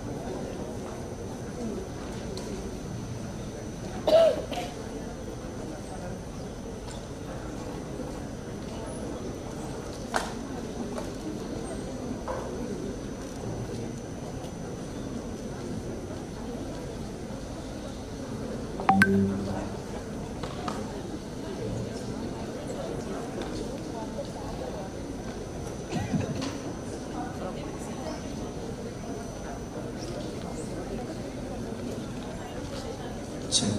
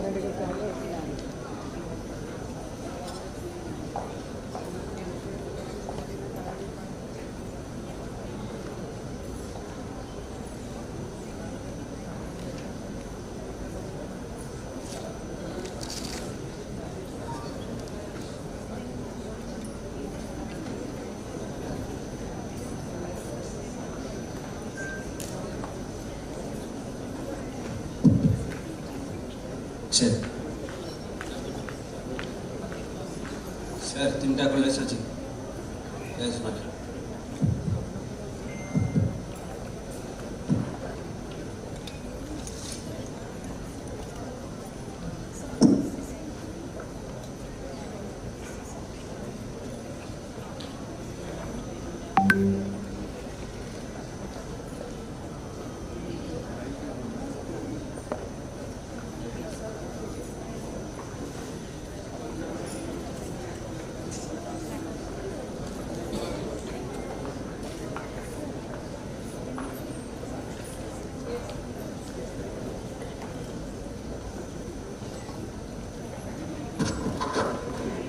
This is a request to all the participants. Please move to the front seats. I know it is very nice to sit at the back. We all love being backbenchers, but please, just to be more involved in the conference, could you move to the front seats, please? All the participants, please start moving to the front seats.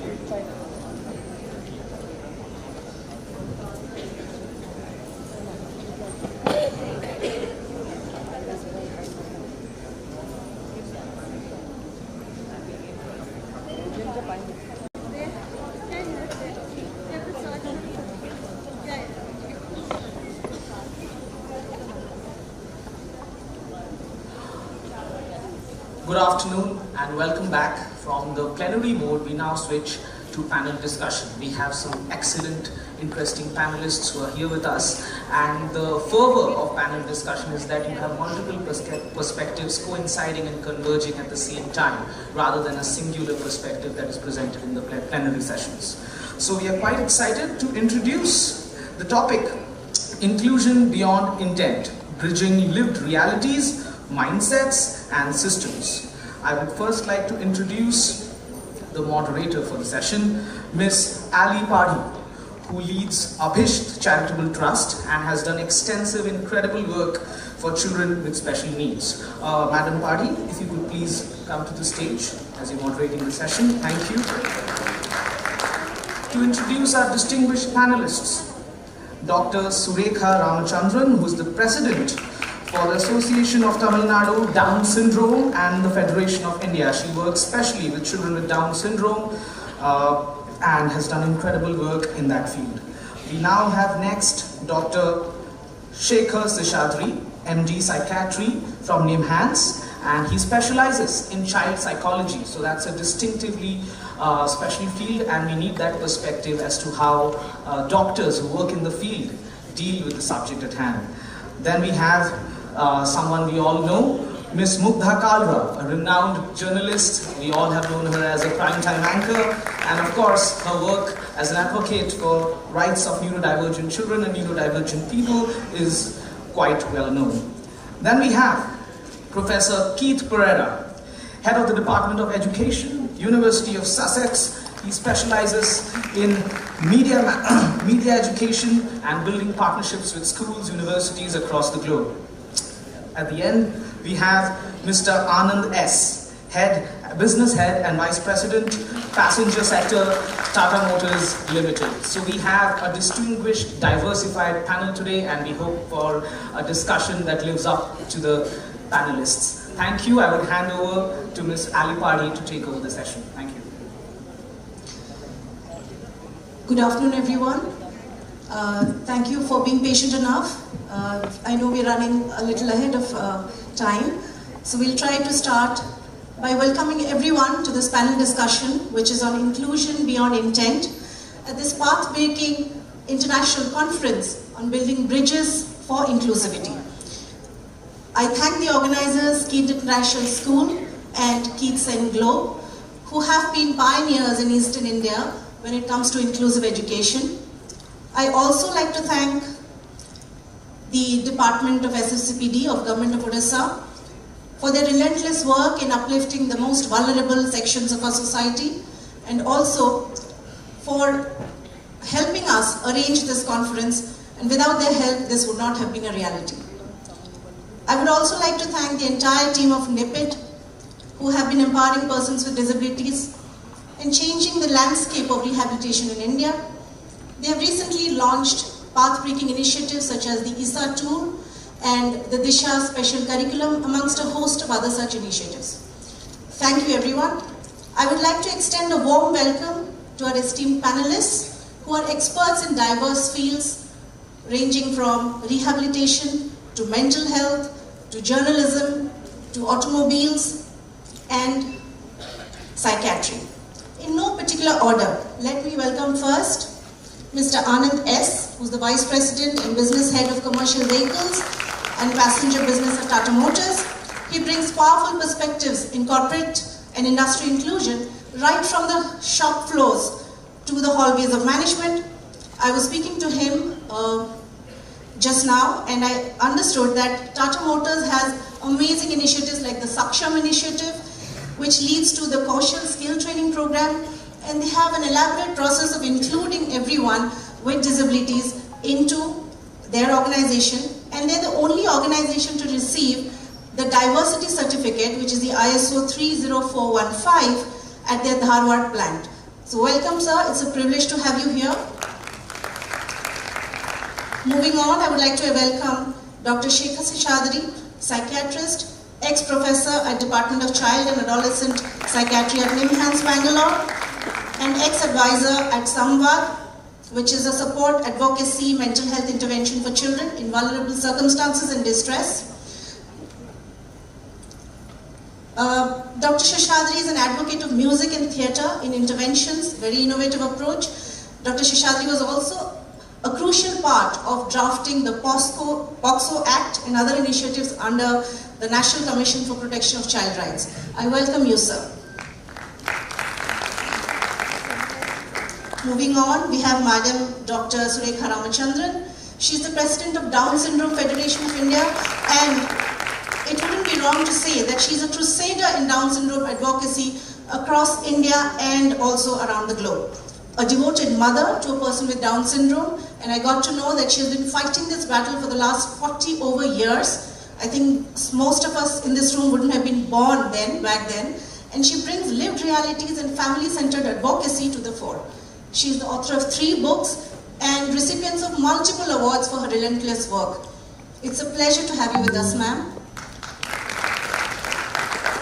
Moving on, we have Professor Keith Pereira, Associate Professor at School of Education and Social Work, and he heads the Department of Education at University of Sussex, our crucial partners in organizing this conference. Thank you, sir. His career spans over 20 years, and he has led prestigious courses such as MA in Education and several IT courses and media and English.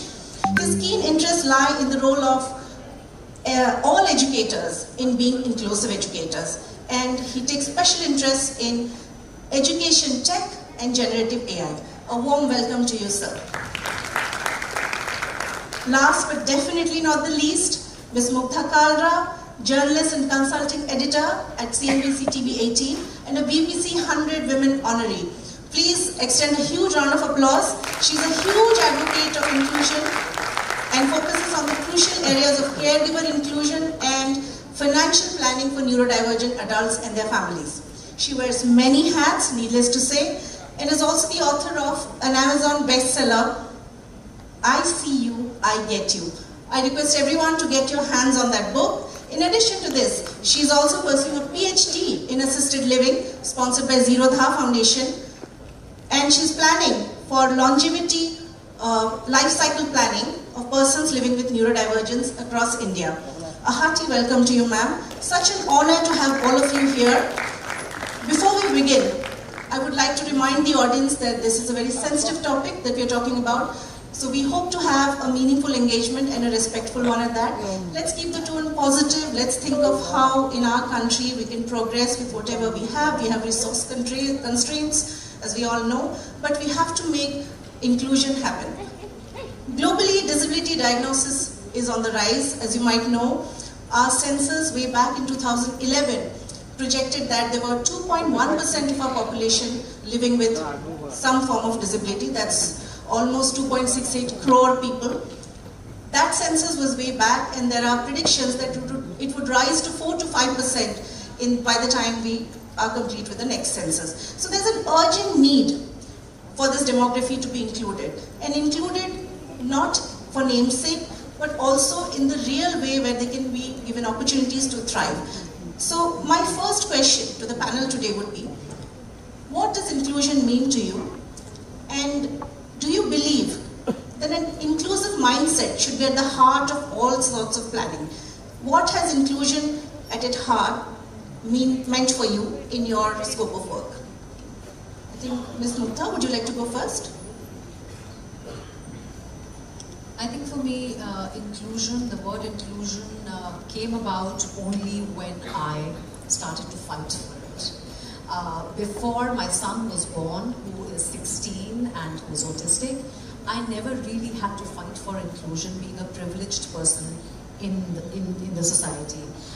The moment you are on the other side of the line which divides privilege and not privilege, you automatically ensure that you are included in almost everything.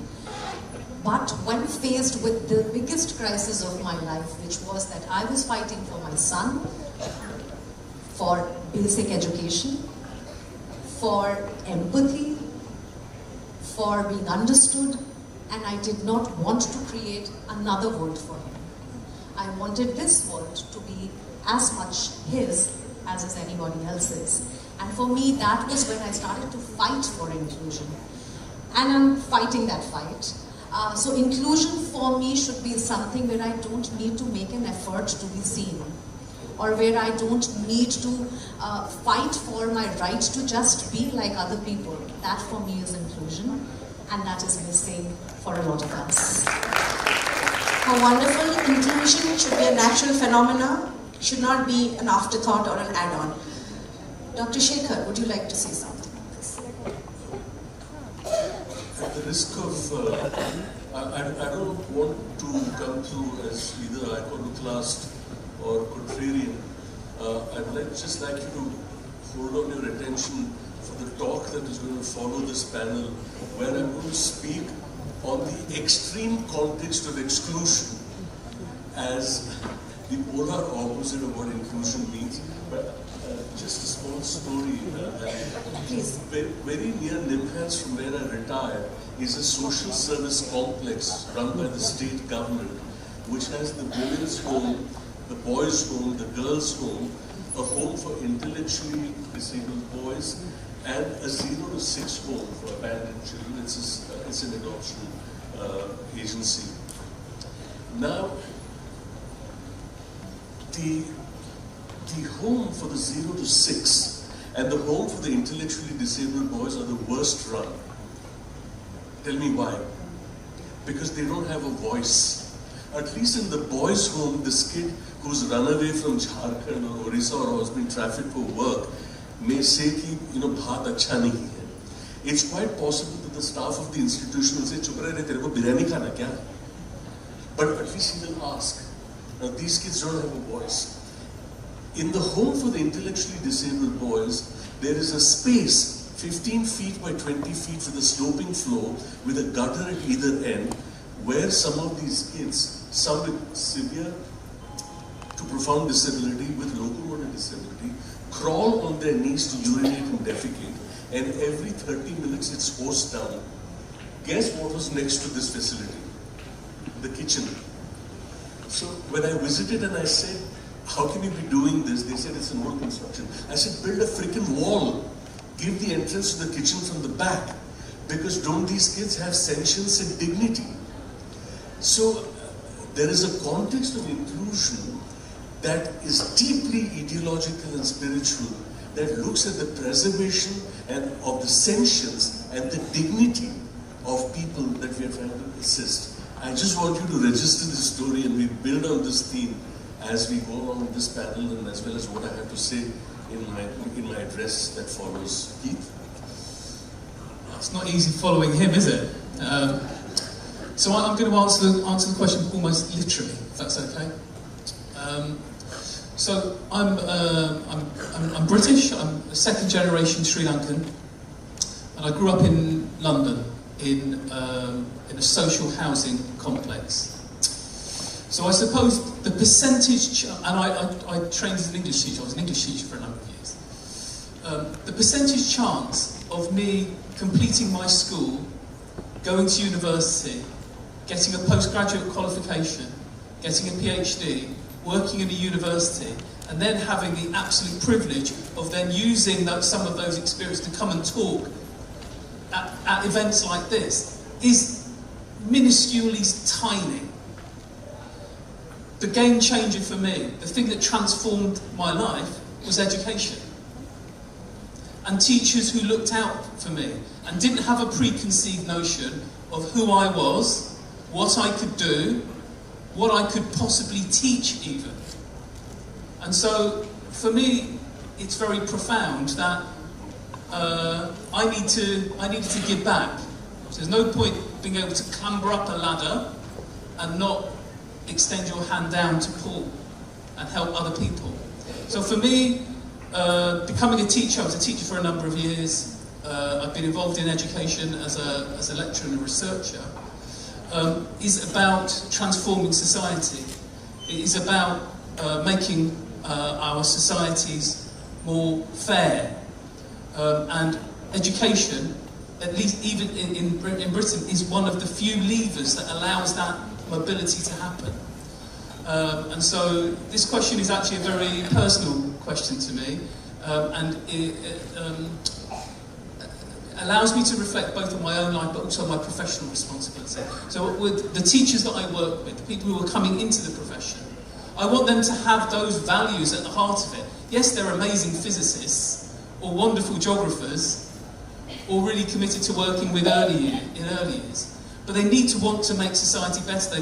They need to be committed to inclusive practice. Otherwise, all we're going to do is make our society, which is unequal, more unequal. So for me, that's the way I responded to your question in a very genuine and Thank you. Thank you.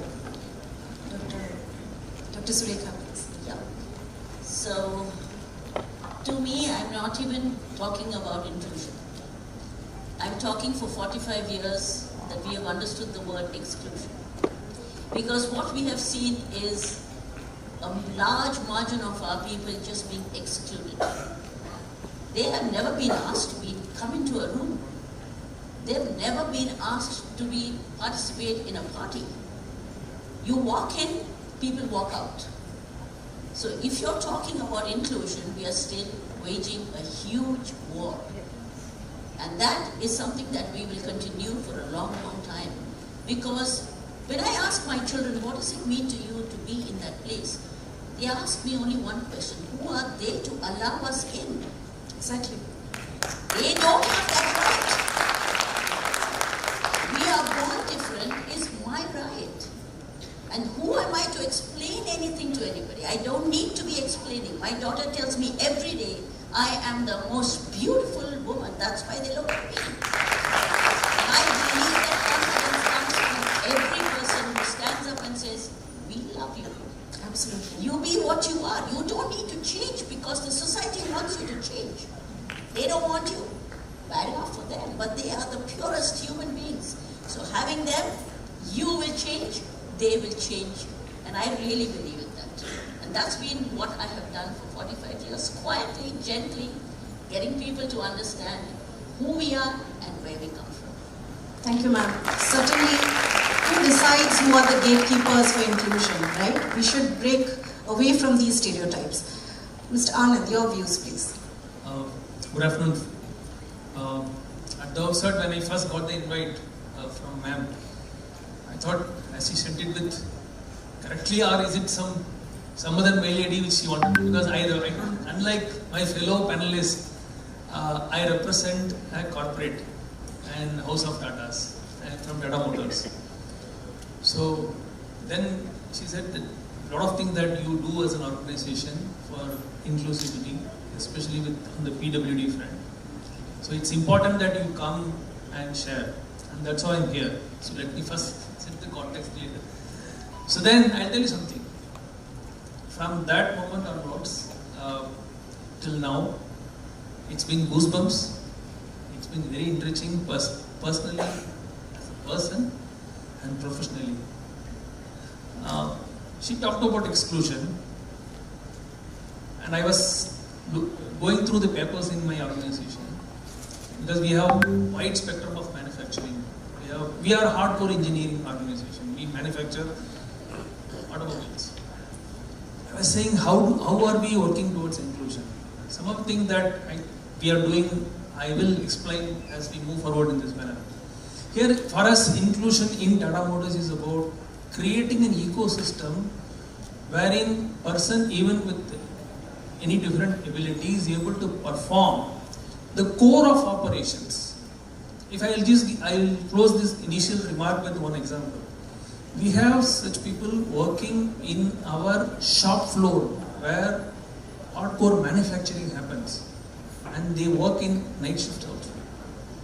We have created those benchworks, jigs, fixtures, ingress, egress, entry in such a way that we are able to accommodate them and being able to meaningfully, it is about, inclusion is about meaningfully making them at par. You don't need to give them anything special. You just make it comfortable so that they can, and in fact, they deliver much better results in many other places. So from that perspective, I feel it's a very enlightening to be part of this panel. Few details I will cover as we move forward. Thanks. Thank you so much, everyone. Really, there should be no gatekeeping for inclusion. But one thinks that sometimes when you make inclusion mandatory, like have a seat on the table, but you don't sensitize everyone around, then inclusion doesn't happen in the true spirit. For example, we place a child with a buddy in class, okay, a neurotypical child with a neurodivergent child. But if we don't tell the neurotypical child what are the abilities of this neurodivergent child, what are his sensory issues, he might get overwhelmed when he sees loud noise, lights or loud noises or any such situation that might cause a meltdown. Where are we then? What kind of responsibilities are we placing on the neurotypical child, right? So I always feel the sensitization is a precursor to inclusion, without which inclusion will remain as namesake. So on that note, is mandatory inclusion without sensitization working? Because we see that in corporates and schools and across the board. And how can we, extend inclusion beyond just, for example, giving a ramp to a building and expecting the whole building to become neurodiverse friendly or differently able friendly? Who would like to take that? Ms. Kalra, would you want to go first? No, I think that is very important because I go to corporates and train people on neurodiversity. And one of the things that I have seen is it's all mandated by the HR policy. Exactly. So if the HR says we have the budgets, we have the mandate that we need to hire people, we will invest in that training. We will invest in that category of people. Other than that, there is absolutely zero tolerance for anyone who cannot fit in and fit the bill.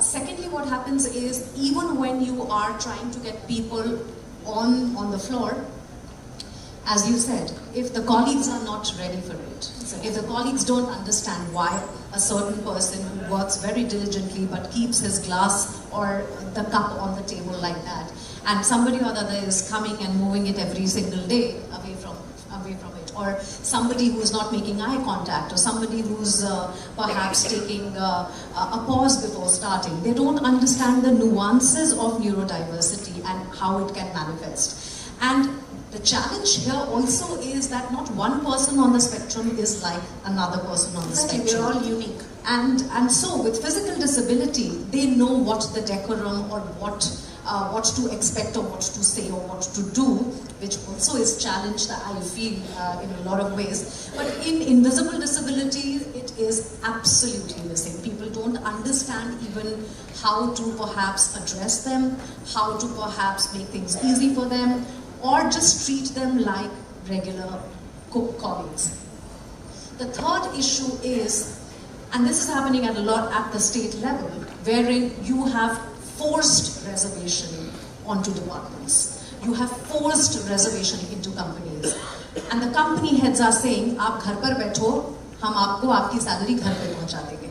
Don't come to the office."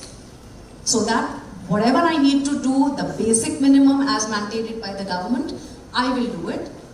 And I will get rid of all the other tamjham that is going to happen if I were to invite you inside. So my fight has always been about that if today I am sitting in an organization, I always tell them, do not start your journey from hiring.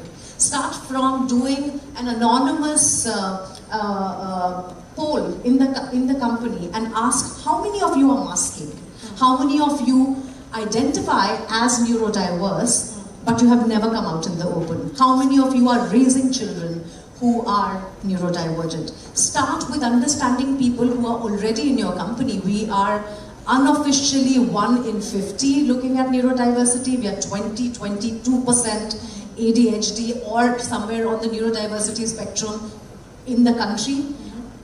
And nobody has an idea that the person I'm working with could be neurodiverse. So start with caregiver inclusion, start with understanding people who are already working in the system before actually you go on to understand. Because once you start understanding them, that's when you can build upon empathy, and it should not be from the lens of sympathy. Yeah, thank you for that. My question would be to Professor Pereira next.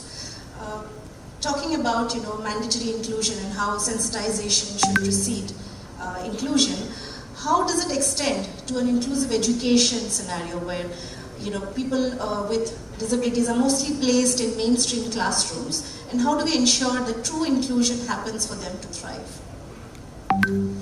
Well, can I take it back one step before they get into school?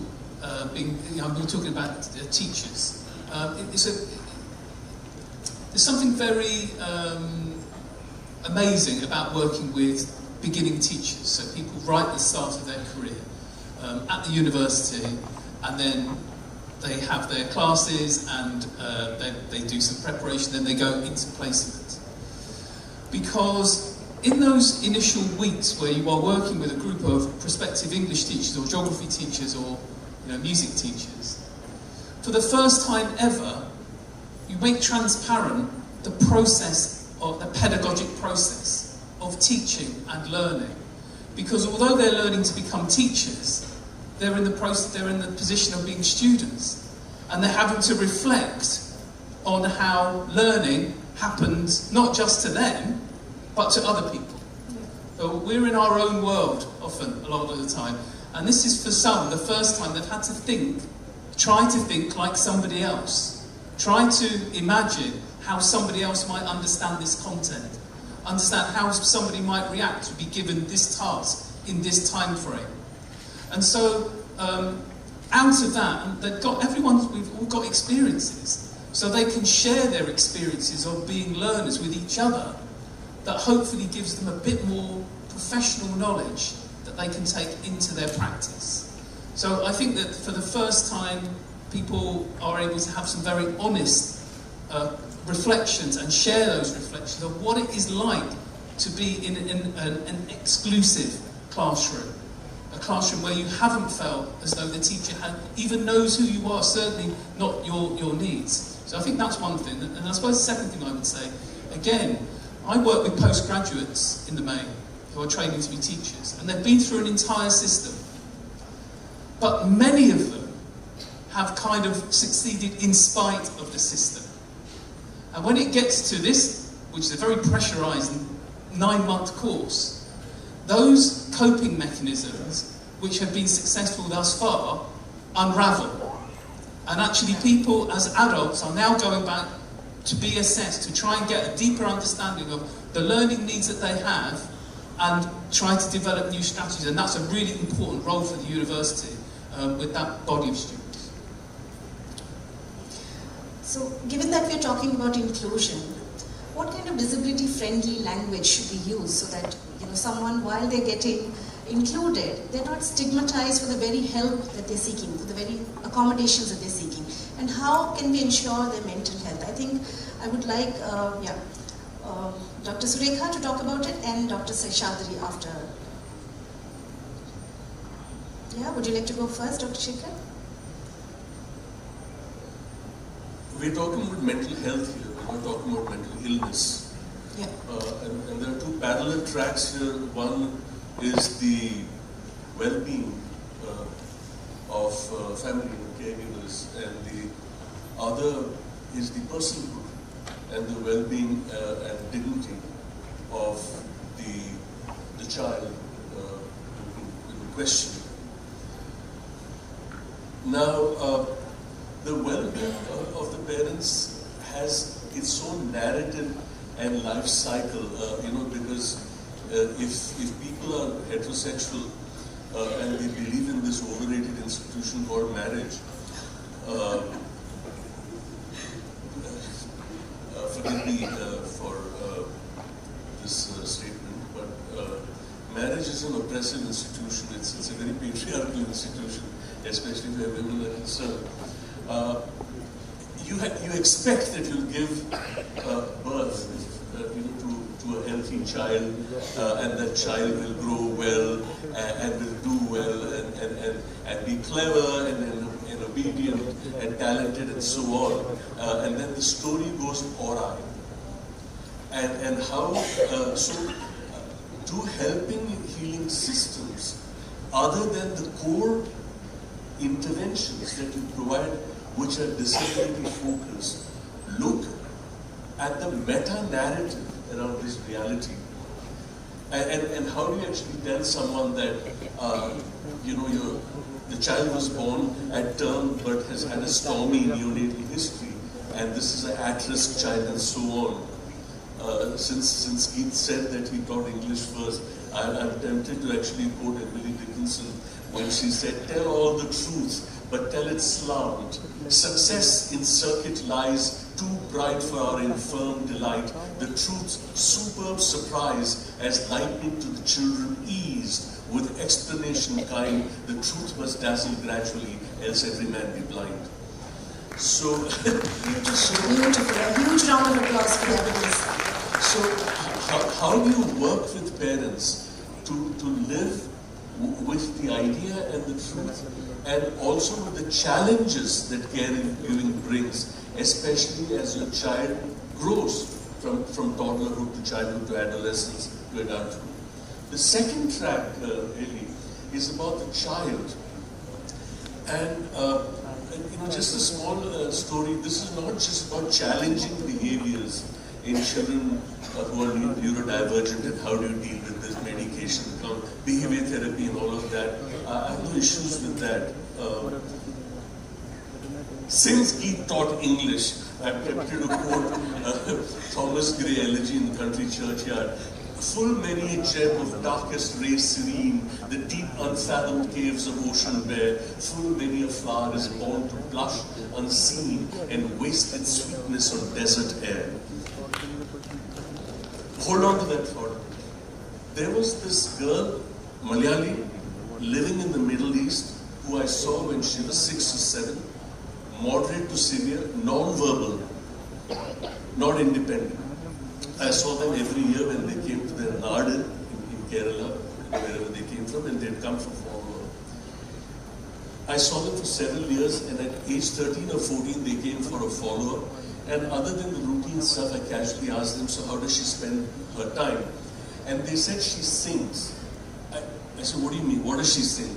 They said she sings Bollywood songs. I said, but she's non-verbal. And she's Mallu, and she lives in Dubai. They said, no, we don't know what she sings. So I asked them, will she sing for me? Then they turned to her and said, and then she said, yes. And then she sings, Lag ja gale ke phir ye hasi raat ho na ho, shayad is janam mein mulaqaat ho na ho, lag ja gale. I was close to that. And I said, did she sing one more? Did she sing? It's a Lata song, very difficult to sing. Then she sings, Beri Piya Bada Bedardi. Shreya Ghoshal, Devdas. I would cry baby, so I started crying. And I said, this is her calling in life. And at the same time, a family from Orissa with a neurodivergent kid came to me, said, Doc Sahab, ghar mein nahi bhag jata hai, doesn't stay at home, he runs away. I said, where does he go? He goes to the temple. I said, what does he do there? He said, he goes there and he does.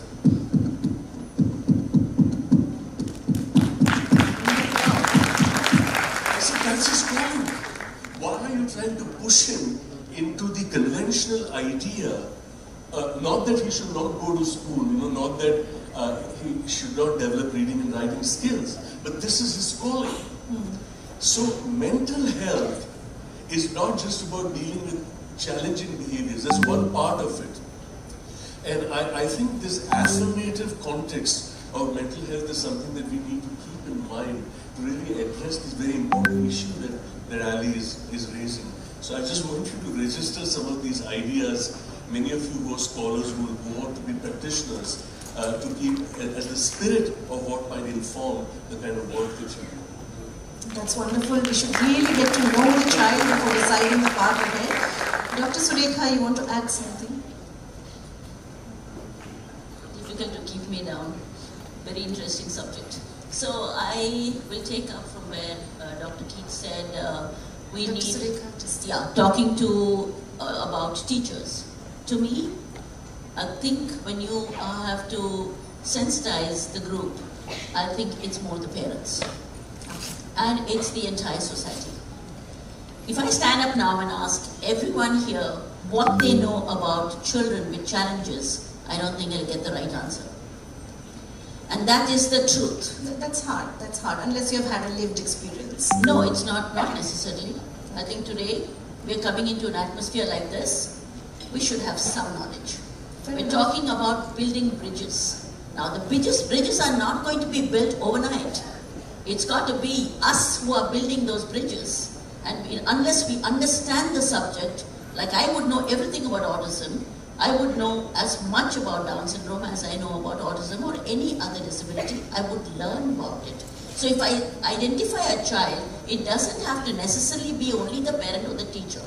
Now the other thing very, very important is when my child went into school, I think only one child went to hold her hand. The reason was the other children were told that she was carrying a communicable disease.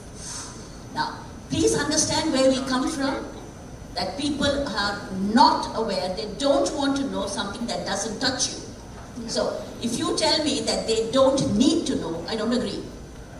You need to know everything. If you're entering this room, understand the subject before you're entering. And that is when I told the principal of the school, and I go to every school to tell them how important it is to explain to the parents rather than the children, because the children will only do what the parents say. And the children don't have any differences. This much I can tell you. They only see a child. But if the parent has already imbibed this in them, like I think Dr. Sheshadri was talking about mental health, mental illness. When children with Down syndrome have any type of a mental challenge, like an illness, the doctors are refusing to treat them because they feel they are born like that, they will be like that. So even they have not studied the subject. So they withdraw from the subject. My daughter went through 17 years of depression because nobody was ready to treat her. I had to do the PhD myself. So it becomes an onus for the parent to explain to everyone what the child is. About every child, we have to sit down and write a little book. But my point is, how long? What bridges are we crossing? Who's building these bridges? They're just this big gap. So I think when you're talking in a platform like this about building bridges, there's a huge, huge gap. And we got to build those.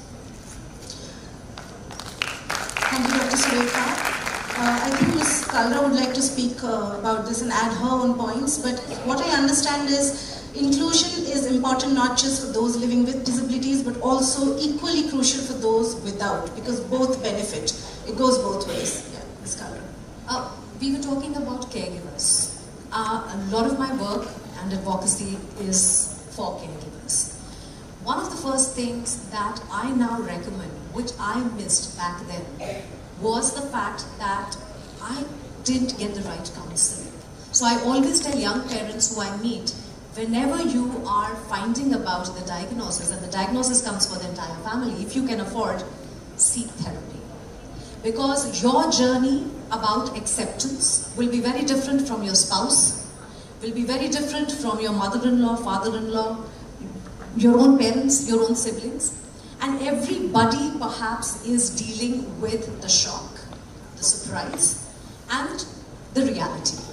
And the child will thrive. The child hasn't seen any other life. So the child is always the master of his destiny, right? But the caregivers need all the support right from the beginning to make sense of this new life, because life does change. There is no sugarcoating it. If you are raising a child with any kind of disability in this country, you are going to have it tough. It's not going to be easy. And so that mental preparation for the caregiver is extremely important, and there has to be a whole lot of community that is coming together for that. How you break the news, like a lot of psychologists, sociologists will be sitting here. How do you break the news to a parent? That your child it's not a sentence for life, rather exactly. What do you explain to them about prognosis? How do you make time for them? Someone as busy as Dr. Shekhar in his time when he must be practicing would not be able to give more than an hour or sometimes more than 30 minutes to the number of patients who would be sitting outside wanting to ask all kinds of questions to the doctor, right? That's the reason why, apart from doctors, we have lived experience experts. I would have been a wreck if I did not have my doctors and my senior parents to guide. And so caregivers need that kind of support from their doctors, from the community, from senior parents, from the therapists that they're working in, and then the places that they're working at. Until and unless you speak to them कि मेरे साथ में ये issue है, लेकिन ये मेरे काम को alter नहीं करेगा, मेरा productivity नहीं alter करेगा, because I'm going to give my 100% if you are going to give me your 100% support. So caregiver inclusion in corporates then become extremely important. And until and unless the caregivers come together and talk about it, because you are making the money that perhaps is needed to take care of your child, your life is also getting altered. You are also giving up on a lot of things that you would have done if you wouldn't have had children, or if you would have had so-called regular, neurotypical children who would have gone to regular schools and life would have been easy. So if you are going through something as huge as that, you need to be vocal about it, you need to seek help, and you need to demand help from the government as well. So caregiver advocacy is very important. Thank you for those crucial thoughts. We'll try to quickly move on to our next section, which is about going beyond education. Education is not a destination which is usually given a lot of importance in our country. There are options alternate to education. There are options beyond education that parents and caregivers need to think about. So in this context, I would like to ask you, what are the other options, when it comes to skill development or vocational trades that a child on the spectrum can look forward to? And Mr. Anand, if you might want to share on this, how do you include these skilled people with disabilities on the, in the Tata Motors family? See, this is very pertinent to what we are doing right now. A few years back, we sat and we were discussing as to how we will take this forward. Inclusion just not being a sentence, it should not be a buzzword, rather than we need to do something about it. So 2-3 initiatives that we do, which has given us very good results. First is something that we got section that you also mentioned, where we offer the eligible candidates who are interested, other than interested, a diploma in engineering mechatronics. Because the world is moving towards mechatronics, and we are an automobile. So we actually sponsor a diploma in mechatronics for 2 years. Once they place, then once they clear, then what do? We observe, and we wanted to propagate it to beyond what we are. So we have channel partners, we have vendors, so there's an ecosystem available. We actually offer them to place in their own organization. Interestingly, 99% is the placement record.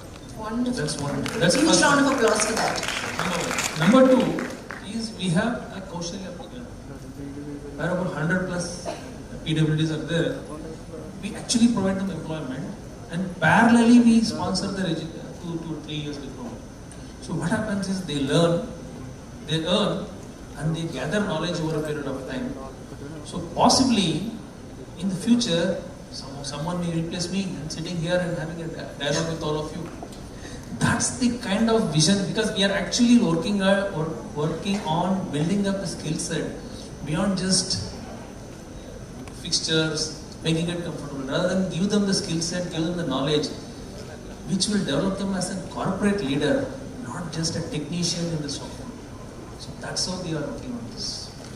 Professor Keith Pereira, if I may ask, because you are from the UK, which is, seeing the best practices in education and vocational trades. So what are trade options for kids out there? I think I'm going to be honest, actually. There, one of my colleagues who was hoping to speak earlier today, Dr. Jackie Shepherd, research was all about the provision, school provision for autistic children, which varies, but there are statutory kind of things that schools have to provide. The challenge was at the end of their compulsory schooling.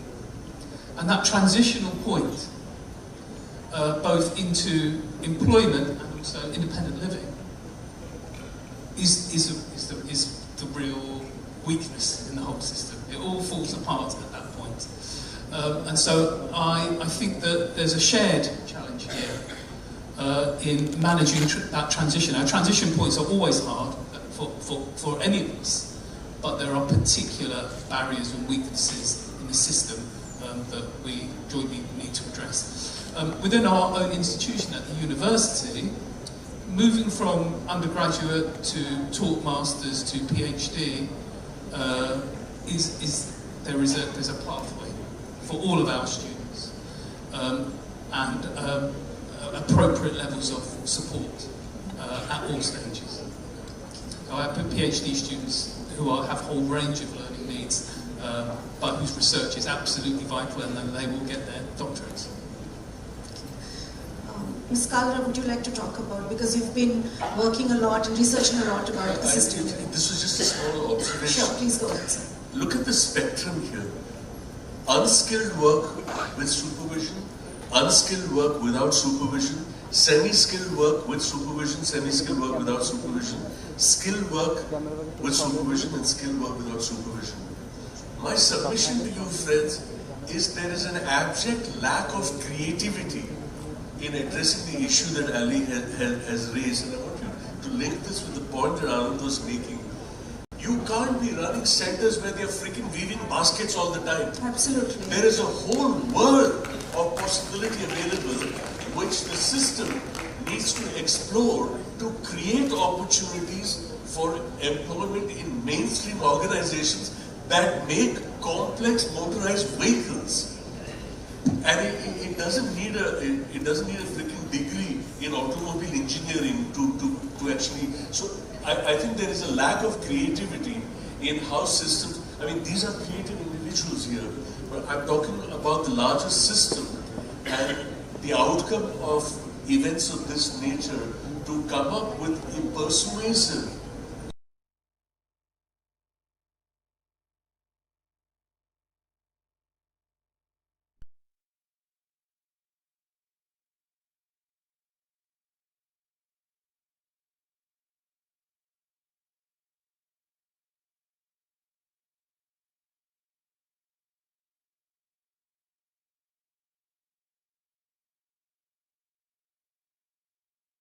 Plan for longevity, for life after parents, and that's something our panelist Ms. Kalra is researching on. Her PhD is on that. So I would like to ask you, Ms. Kalra, how and when should parents start planning for longevity, and what does it entail in terms of guardianship and all the hard decisions which no one talks about, like engaging a will planner, estate planner, and not just relegating that duty to a able-bodied sibling?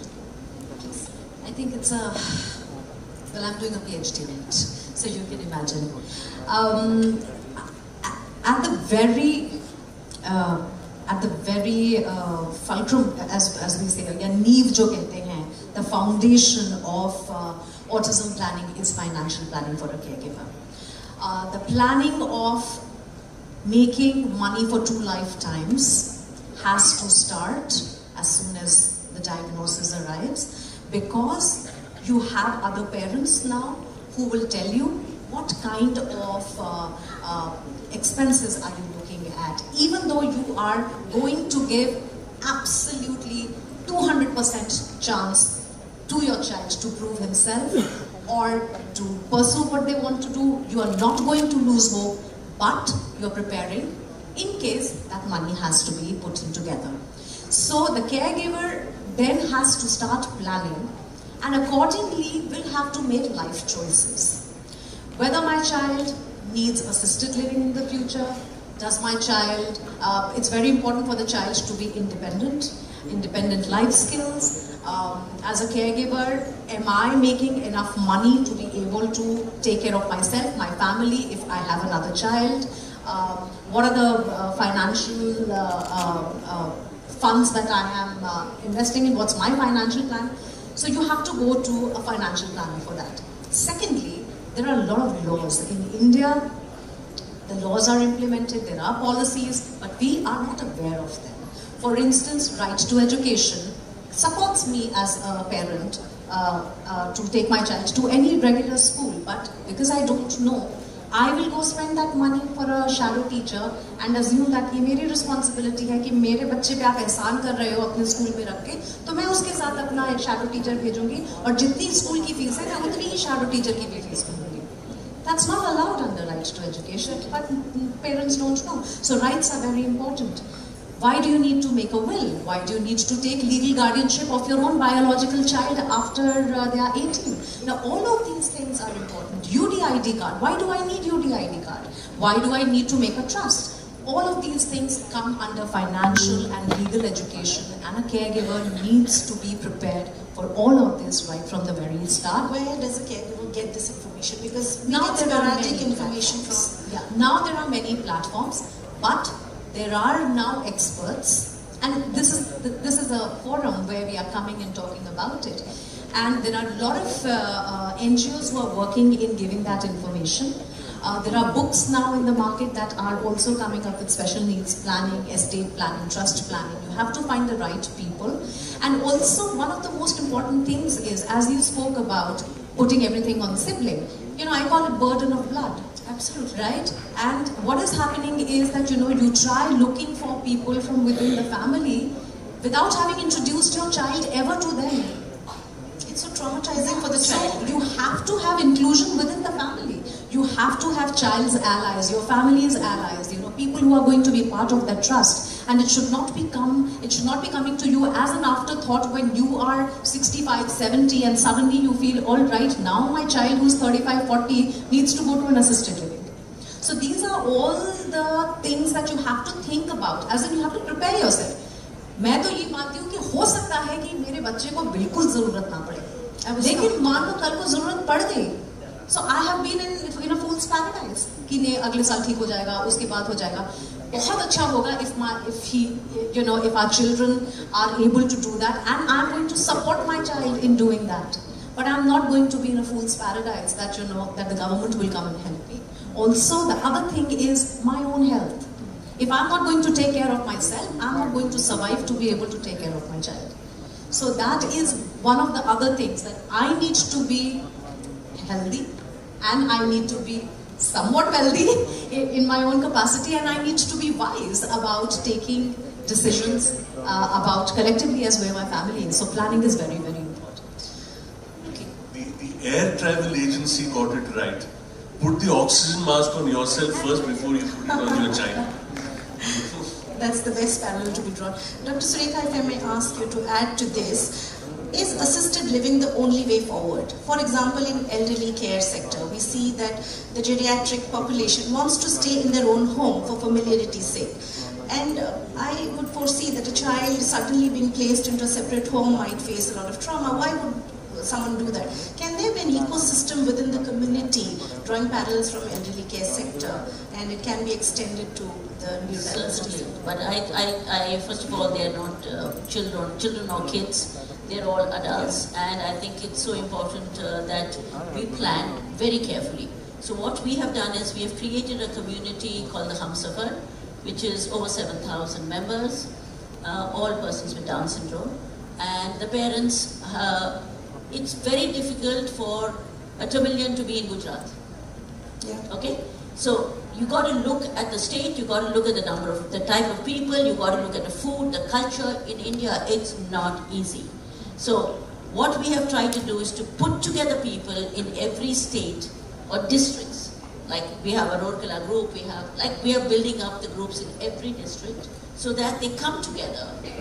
We would support them by telling them how they could house their children together, 4 in a flat. Support them initially. There is definitely an estate planner, there is something called funding, everything is being done in a very organized way. We have people who advise them, we have legal departments. So the whole thing has fallen into place over the past 20 years. So Humsafar has grown over a period of time and it is working very well. For the next generation, I think it's much simpler because I think the parents have already known each other. So instead of depending on your family members, which is not going to work, or your siblings, it is not just fair. And I think what we have done is to get the parents to understand your community Make it small. Don't do these housings of 100 people in a village. It doesn't work. I've tried it, it doesn't. There are people cheating on you, there are people, everyone will try to take something from there. And if a child or an adult is even insulted in one little way, you should see them cringing. Because it's very painful. If the parent had been alive, they wouldn't have wanted that. Yeah. And if a warden turns around and says, you are of no use, the child just goes away. That's when depression starts. And we have seen it happen, so we are trying to save that next generation by not pulling them out of their places, keeping them within the community, in flats which are in the city, because you're saying inclusion, then you're saying put them in some village. I don't understand. Yeah, that's segregation. Are we saying inclusion, are we saying, or remove them? So, we are trying to build a system for the next generation where everybody, 4 to 6 families will come together, grow together, understand each other, and they can even be partners. Like Sir said, marriage is no longer an institution. So, I also vouch for it. Be together, enjoy the company, and I have always vouched for that. I said they need the company. So, you know, it's so important that you explain to them, and it's so beautiful the way things work. Absolutely wonderful to learn about that. I think in the interest of time, just a few final thoughts I would like to, yes sir, you want to say something? I just wanted to introduce the audience in the context of assisted living. Rudolf Steiner was an Austrian philosopher who founded anthroposophy. Anthroposophy is that branch of philosophy that deals with the optimization of human potential. So there is the anthroposophic practice of medicine recognized by WHO, and you will not believe phase 3 trials of IV mistletoe in palliative care of terminal cancer to reduce pain. IV mistletoe. The anthroposophic practice of education, which is the Waldorf schools, and residential communities of adults with intellectual disability called Camp Hill. Camp Hill communities exist all over the world. The only Camp Hill community in India is in Bangalore. My friends, it's an intentional community. Unlike other spaces where adults whose parents are growing old and they're service providers, in an intentional community, the Camp Hillers believe that they benefit equally from the shared living. So it's not taking money and providing a service. They believe they benefit equally. So it's shared living, and they have a lot of techniques of eurythmy and biodynamic farming and so on. It's an absolutely evocative concept which really looks at the person who are adults with intellectual disability with a kind of respect and dignity that you will not imagine available in any other facility. Do read about Camp Hill and Rudolf Steiner, anthroposophy. I assure you, many of you will be inspired to look at how this concept can be adapted and adopted into the kind of long-stay assisted care facilities that we run for adults, with a whole range of moderate to severe or even mild neurodiverse conditions. Thank you, sir, for your opinion. Final thoughts, final question. What is that one thing you would want to quickly change, immediately remove as a barrier if you had the power to foster inclusion in India and make it better in the next 10 years?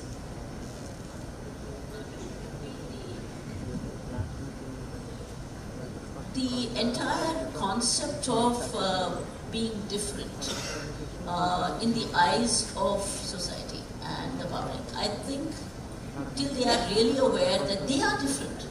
Everyone is different, but they don't look at their own differences. It's easy to point out, and this is where whenever I get into a crowd, I always say, first look at yourself before you talk about the other person. And that concept has to change, that we can live with everyone and live with differences. Thank you, ma'am. Mr. Anand, would you like to take a go at it? For a corporate like us which is into this, it's about creating a framework and system rather than an individual or very isolated effort. Number one. Number two, ensuring opportunity reaches where the access is not there. I think a lot of us have talked about access and inclusion. So create a framework wherein you are able to reach out to those where there is no access and therefore bring out the potential. That to me is a change. Thank you, sir. Mr. Pereira, would you like to take a go? This could be I the don't feel context very of the well world, qualified not to just comment on India. But what I would say, Dr. Sarkar, on your point is, this isn't what you meant, I know, but in Britain we have sometimes taken to an extreme this sense of difference. And at its extreme, it creates barriers between people because I'm different, because I've got something, a characteristic that you would never really be able to understand. Therefore, it creates barriers, and this is about bridges, isn't it? And so I with my student teachers, where we talk about the importance of difference and diversity and respecting that, is always to find the points of similarity as well. And those points of similarities are completely intersectional. They cut across all of the areas that could perceivably be a barrier. So that's what we need to do. Beautiful. We bond over our similarities rather than our differences. I'll reserve my comments for the next session because I'm going to speak about extreme exclusionary practice. I'm going to speak for 72 minutes. Okay, sure. Just kidding, just kidding, just kidding, just kidding. Well, the question is if I could imagine something. If you had the power. If I had the power. Immediately remove a barrier. I think the only thing I would want to do is introduce these concepts of empathy, community living, bonding, over our similarities, etc., to the youngest person who's coming in the community. You know, you can't teach somebody empathy when they're older. You can't teach kindness to somebody when they're older. When the young ones come with a clean slate and when they are asked to just be around people who are different than them, they choose to be who we want to see the world building our world. Wonderful. That's a lovely The most natural born empath is a baby. A baby will start crying if she sees someone else crying without knowing why that person is crying. Wonderful. There are three processes that systematically destroy this gift. They are called parenting, education, and growing up. Okay. Thank you, our panelists, our esteemed panelists, for those wonderful, eye-opening opinions. I would take 2 questions from the audience, if I could have a raise of hands. Just 2 questions. I'm sorry I can't allow more because we're running. Yeah. Yes, sir. Would someone like to give him a mic?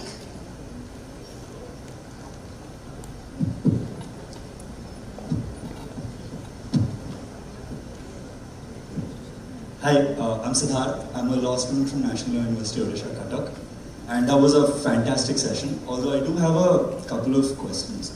First... Sorry to interject. No, just one question. Yes. And to one panelist, please. Oh, okay. Yeah. Can any panelist take it over? Is that all right? Okay, go ahead with the question first, Siddharth. So my question is, the presumption of inclusivity, or the end goal of inclusivity, is that all spaces become friendly towards those who are disabled.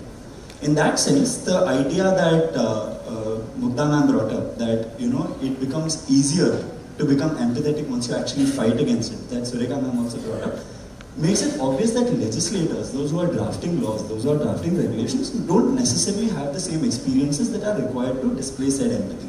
So how would you, anybody in your experience, suggest ensuring that legislations, rules and regulations build on empathy, considering that most of these individuals don't probably have the same experiences that you do? Anyone wants to take that? Anyone of you? Well, I would just want to tell you that through my PhD research, I found out that Indian legislation and policy is actually one of the best in the world, but it's not implemented. So we have everything on the paper. You know, you will meet a lot of people from various organizations who will be talking through today and tomorrow. My God, we have excellent legislations. You know, the right to education, the RPWD Act, what NIEPID is doing, the kind of courses they have created. I would have never imagined if somebody would have told me that in our country, for a government school, there is an app available that individually tracks every child's red flags, green flags, and tells them what to do to be inclusive. I would have never believed that, but it exists. Implementation is the issue, and I think for implementation, जब तक सरकारी डंडा ना चलाए तब तक कुछ नहीं होगा. Put penalty. It has to be top down. You know, now it has to be about put penalty. When you start to see that you are suffering because you are not following the rules, that's when you will change. But I think there are enough and more rules and regulations and policies in the country. And in fact, in the last couple of decades, after 2016, that's when the bill came out, I think everyone sitting in this audience from these organizations has definitely interacted with people with lived experiences. But again, the implementation is missing. तो लगता है यही है कि कौन बना रहा है और कौन उसको पूरा कर रहा है. But I think the laws and regulations are there. I've been told that we are exceeding our time, so unfortunately I won't be able to take any more questions because some of our panelists have to go and they have other engagements. So I want to thank everyone here, our esteemed panel and the audience, for being such a wonderful and patient audience, and I hope your takeaways are that we all need to be that ecosystem to foster inclusion in our country and beyond. Thank you so much everyone. Have a lovely afternoon ahead. We need to thank them officially, so dear dignitaries, please remain on stage. May I take the opportunity of inviting our esteemed Registrar of KiiT Team to be University, Dr. Mahanti sir, on stage to felicitate the panelists, along with Chairperson KiiT International School, Dr. Babu. May I request Sir and Ma'am to do the honors, to extend a token of gratitude to our esteemed panelists, along with the moderator for the session. Can we have the felicitation tray? Yes, to begin with.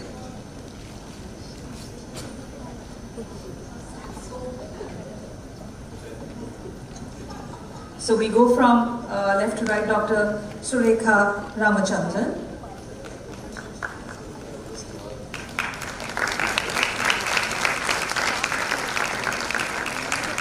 It was such an enriching session. I think the applause should be louder to say that we literally learned to their words. We then have Dr. Shekhar Seshadri sir. I call upon Dr. Shekhar Seshadri sir.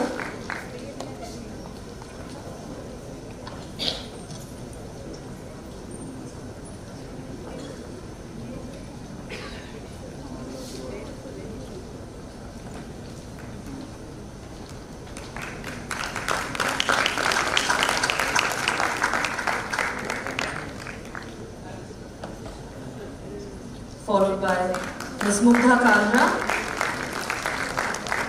I call upon Ms. Mugdha Kalra.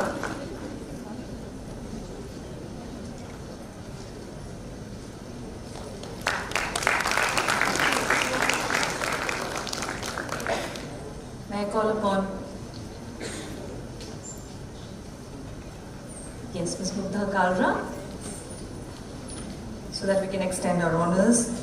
Thank you so much, ma'am.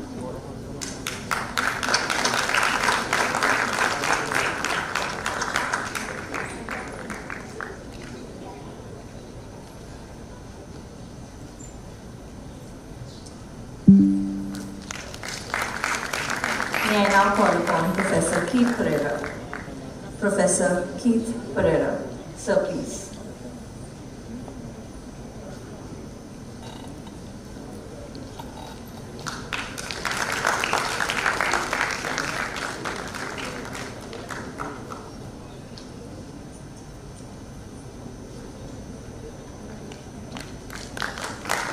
May I call upon Mr. Anand S.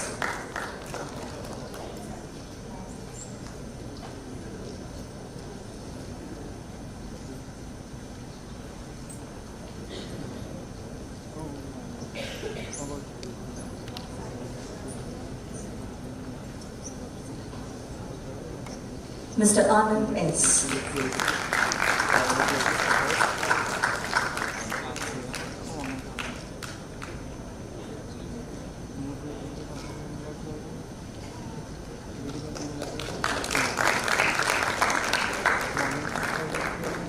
and the moderator of the session, Ms. Ali Pardi.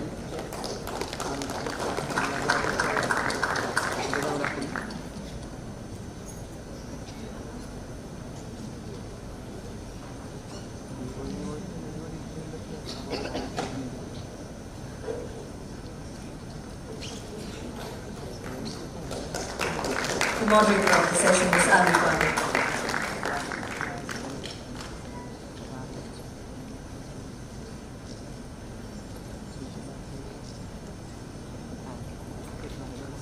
Thank you so much, dear panelists. We move on to the next segment.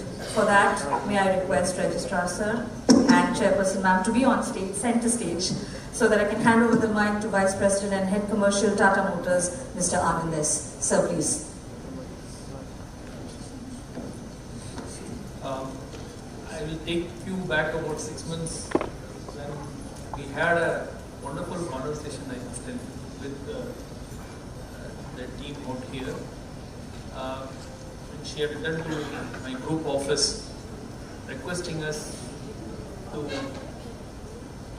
check whether as a responsible commercial vehicle manufacturer where we manufacture buses, they have about 250 neurodivergent children which they would like us to work on developing a bus suited for that application. So it came as a complete new thing for me because we are the leaders in commercial vehicle, but this is something that I have not experienced before. So immediately I called my design team and the bodybuilding team to visit. And they came here and they spent about a day here with these poor children. They got really touched and moved.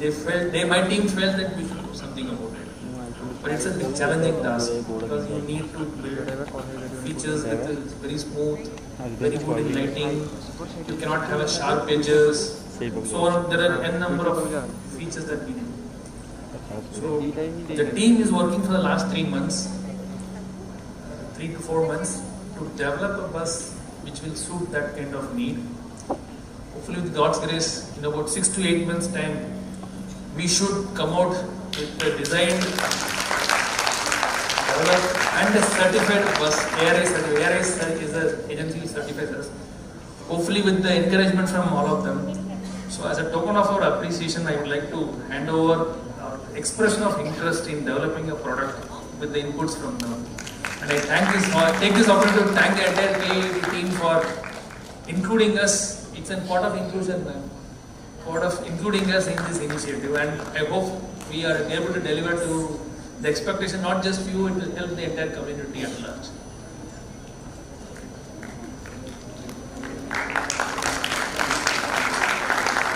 The story where not sympathy but empathy counts, in true sense, inclusivity. Yes, because Tata Motors is all with heart. And do mention, we have to mention this, our students definitely enjoy the Tata ride at school. Thank you for shaping the brainchild that was given to you with a lot of intent, heart and warmth. Thank you so very much. I think we should we should be kind enough in applauding for this, because this is an objective which is wrapped with a lot of empathy and just with a vision to support the students of special education need. Thank you so much.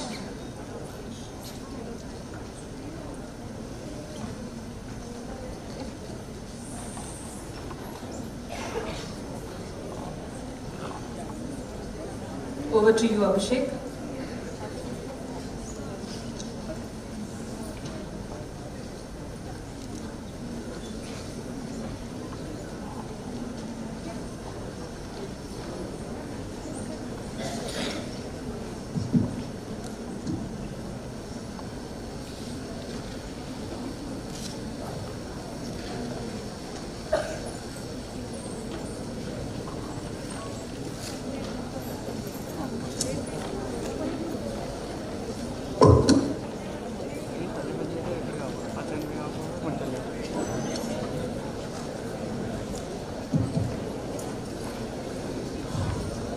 Well, that was quite an enlightening session, so many perspectives, so many insights, and it's quite tragic that we couldn't go on for longer.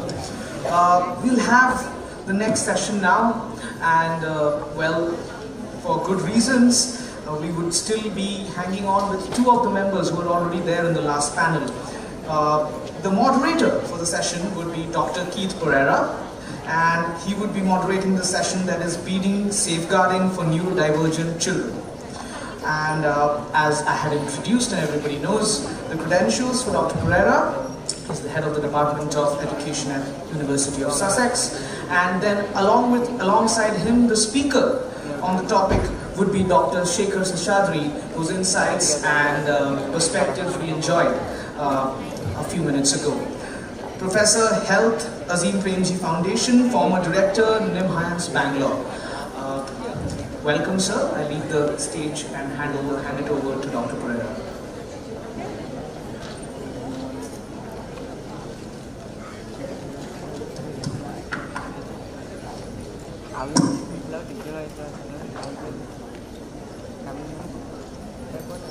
So I'm so pleased to reintroduce you to Professor Seshadri, an esteemed professor and child psychiatrist of over 40 years.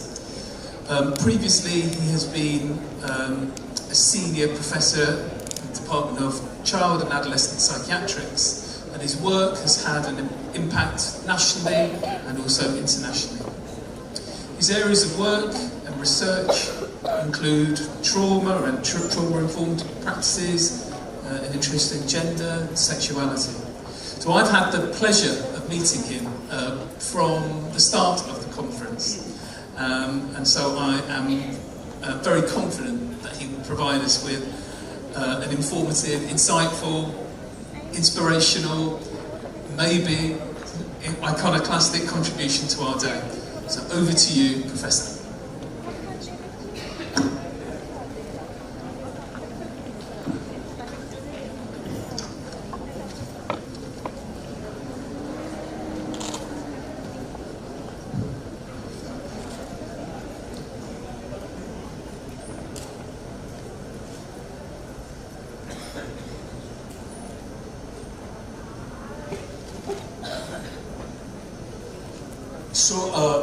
The slides are content heavy.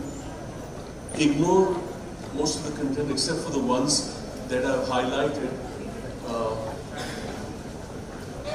I want to bring to your attention the fact that the Convention on the Rights of the Child, of course, speaks about the right of the disabled child to special care, but also Article 34, which states that protect children from all forms of sexual exploitation and sexual abuse.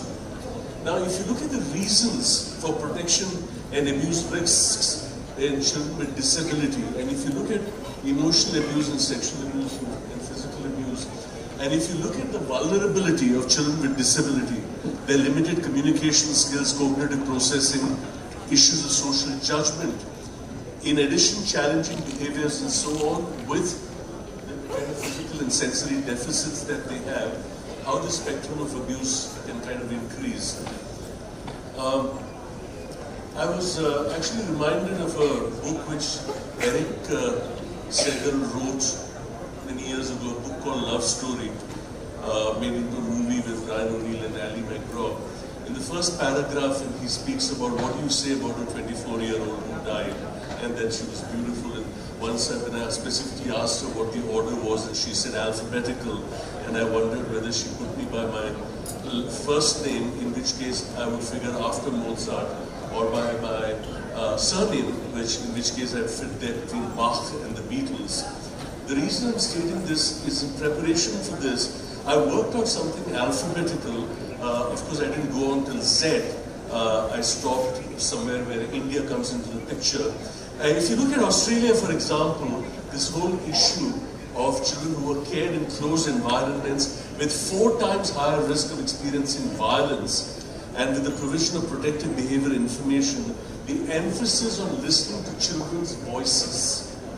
Now this expanded casualization of workforce in the disability sector is exactly what I was alluding to in the panel, where I spoke about extreme forms of exclusion, which include abuse that is sometimes brutal in nature.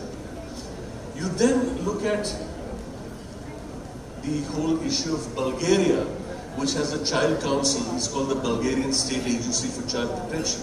Again, they say listening to children. You look at Chile, comprehensive care and protection of rights of people with autism spectrum disorder.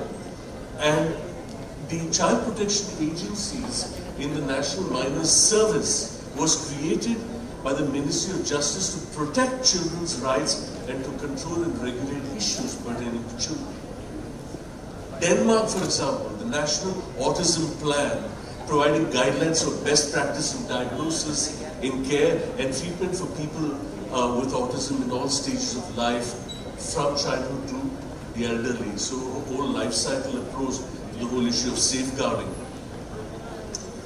Ethiopia, extremely limited in terms of appropriate care for children, impeded by stigma and lack of awareness. France faces down its outdated notions about autism and has been lagging behind other countries for decades, and now they're working on a new plan for autism. And they speak about France's deteriorating child protection systems. Ghana speaks about learning environment that should be free from discrimination, safe and friendly for children within the school, and that sanctions are in place for those who transgress the requirement. Indonesia, a law that includes autism, that ironically about people with autism who commit criminal offenses, and how this law therefore should consider experts to handle this rather complex situation. Jordan has a module for children that looks at inclusion of persons with disability in the whole protection programming. Korea announced a comprehensive lifelong plan for care of people with developmental disabilities, sparked by an appalling incident that shocked people in 2017 when parents of a disabled child kneeled to beg local residents to reconsider opposing the establishment of a special school in that area. Latvia, these are Baltic states, as you know, they joined the UN and the European Union. It's an interesting point of comparison. And the prior work which was done by the European Consortium for Autism Researchers in Education established that the implementation has great impact in dealing with the development of education systems. Now, the shared history of Latvia with the Soviet Union and the subsequent development under the influence of UN and the European Union make them an interesting point of comparison as far as the ideology impacts the development of respective systems. Mongolia has a white paper with the Ministry of Labour and Social Protection. But I didn't go on to MNOP, and I just come back to India and draw your attention to the National Commission for Protection of Child Rights, where they look specifically into inquiry or violation of child rights, into examinations of factors involved with maltreatment, particularly of children in need of care and protection. Now, the Indian law, the landmark legislation, the RPWD Act, which has been alluded to in the panel earlier, the National Trust Act, and as well as India's ratification of the UN Convention of the Rights of Persons with Disability in 2007. Now, these legislations need to be looked in conjunction with the POCSO Act of 2012. Interestingly, friends, I was in the drafting committee of POCSO before 2012. This was basically chaired by Dr. Shanta Sinha. Those of you who are not familiar with this name, extraordinary lady, Padma Shri Magsaysay Award, started the MV Foundation in Andhra, rescuing millions of children from child labor, putting them into grid schools and then mainstreaming them. And I was in the procedural law subgroup, and there was the substantive law subgroup. I make specific mention of this because of the story with which I'm going to end what I want to address. I just want to draw your attention to the RPWB Act, which speaks about measures to protect persons with disabilities from being subjected to cruel or inhuman or degrading treatment, and the National Trust for Welfare of Persons with Autism, Cerebral Palsy, Mental Retardation and Multiple Disabilities, which speaks about promoting measures for their care and protection. Now, this is the kind of program that we have been doing in India's largest public child mental health initiative, which looked at care and protection mental health education to function in what we call as a transdisciplinary approach to safeguarding. Let me explain what this means. It's not enough for a mental health professional to make a diagnosis of PTSD in a child who's been traumatized. I need to know the law and the processes that the child has to undergo so that secondary traumatization and re-victimization doesn't occur in judicial processes. It's not enough for a judge to listen to testimony and adjudicate. Who's the child? 3 years old? 6 years old with hearing and speech disability? 9-year-old with intellectual disability? 14-year-old with severe incapacitating PTSD? So a judge has to know developmental and mental health implications of evidence gathering. And this is why when we work with children in the context of protection and personal safety, we look at various windows which child care service providers need to look at as you work with children, whether it's a child or whether it's an adolescent. The issue of emotions, of privacy, of consent and boundaries, of health and safety, and so on. Now, the word over the protection of children and young people with autism, this is the National Autistic Society, this will resonate both with Simon and with Keith. These are all because I knew of the Sussex University's involvement in this conference.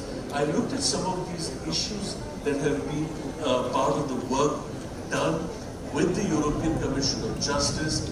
I looked at some of the Autism Education Trust, which looks at successful reintegration, school exclusion, a guide for parents, exclusion, a guide for governing boards, steps to avoid exclusion of autistic pupils, and so on. And of course, safeguarding people from extremist ideologies, particularly with the advent of the media. I know, for example, that Keith is deeply interested in generative AI, and this is an increasingly complex issue, particularly in those areas where these young people have access to the media. To safeguarding children with disabilities in residential settings, to essentially the child social care implementation strategy that looks at some of the working assumptions.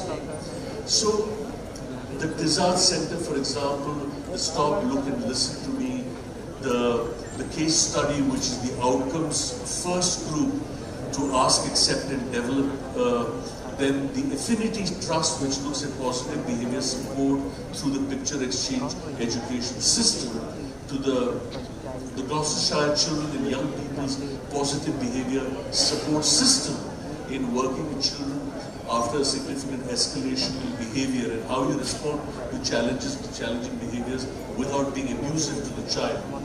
The last point I wanted to make in this connection, when the Tata Institute of Social Sciences was commissioned to do an audit of childcare institutions in India and submitted a report, I particularly refer to the infamous Muzaffarpur case. Friends, it's like this.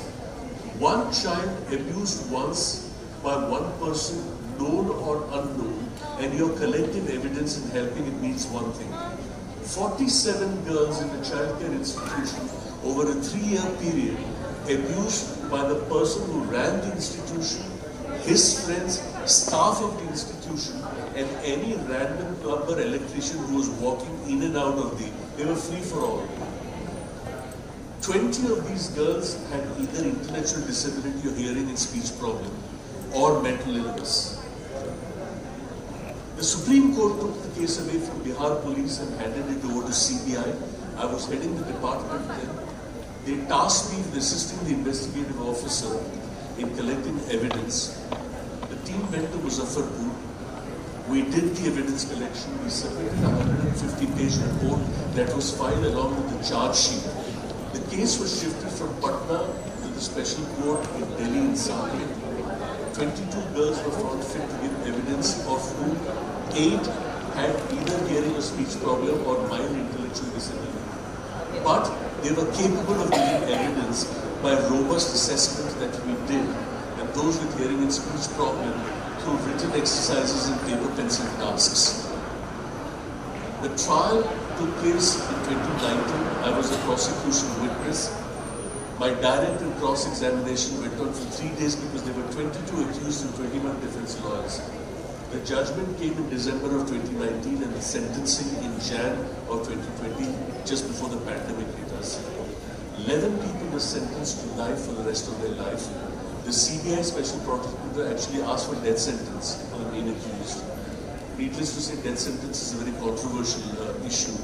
The point I'm making is that if you want to look at safeguarding for children who are neurodivergent, our lens has to be transdisciplinary. Now, I'm a medical doctor, I'm a trained psychiatrist, but I needed to know the law, and I needed to know how law processes work. And that's why my submission to you is that those of you who want to work deeply, in a deeply engaged fashion with the issue of disability, the issue of the extreme form of exclusion, which is abuse, and particularly institutional abuse, is a very serious issue that we need to look into. And this is what my submission to you is, that the transdisciplinary lens to look at a frame of reference that looks at disability, mental health, vulnerability, and law and policy, and then to borrow a phrase from Paulo Freire, conscientization of institutions. हर संस्था की ज़मीर होती है. An institution needs to have a conscience.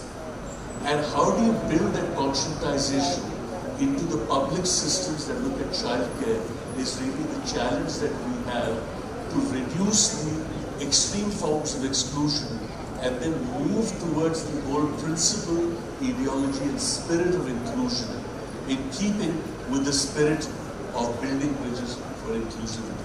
Thank you very much for your attention. So I was right, that was very, so knowledgeable but also inspirational. Now unfortunately we haven't got time for many questions, but we have time for one. So,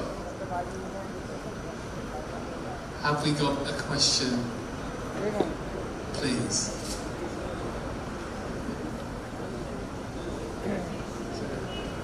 There's a hand.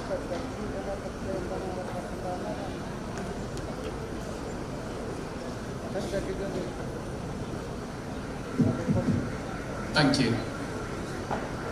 Thank you, Dr. Shadri, and this is Sujata. I'm a social development professional, and 50% of my career I've been in child protection and education, so I can really resonate with the side of vulnerability of children with disabilities that you presented just now.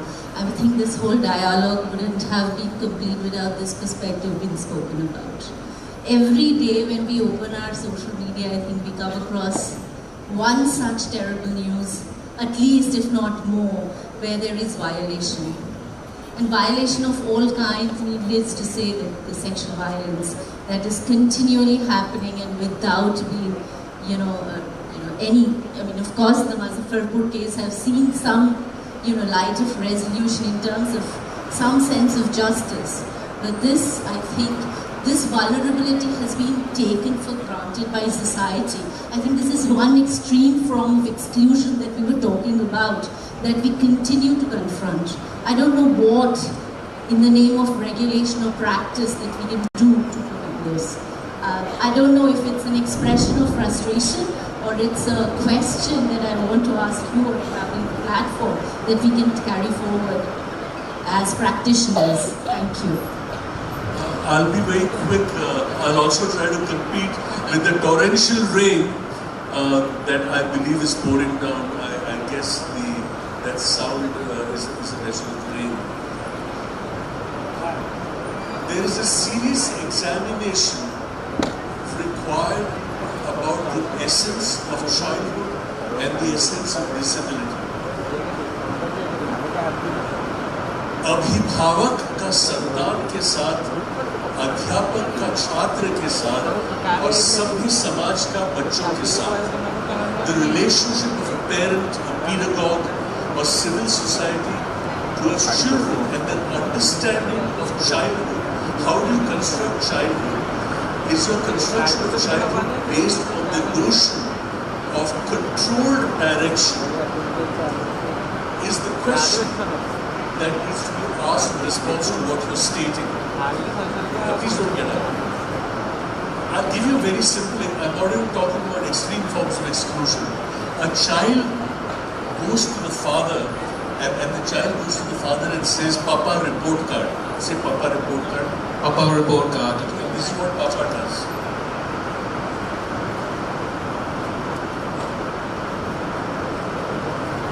That's all. Nothing is said. और तू कब सुधरेगा? When will you improve? और तू कभी नहीं सुधरेगा. You will never improve. और तेरे जैसे बच्चे पैदा क्यों होते हैं? Why should you like you born?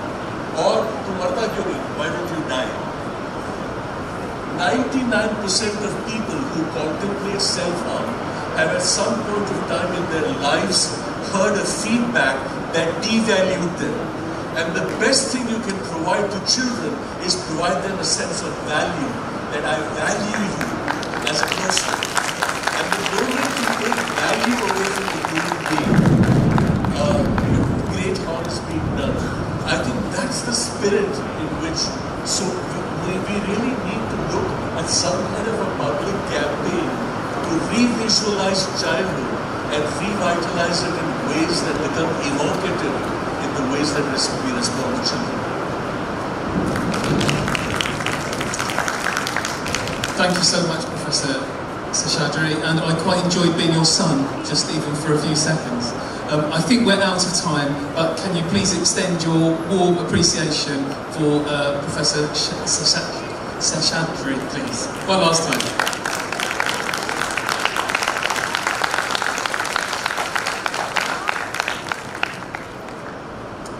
Thank you so much, Dr. Seshadri, and thank you for keeping us on time as well.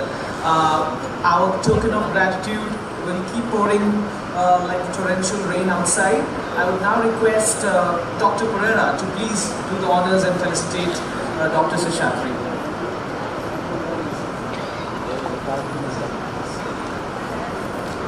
A round of applause.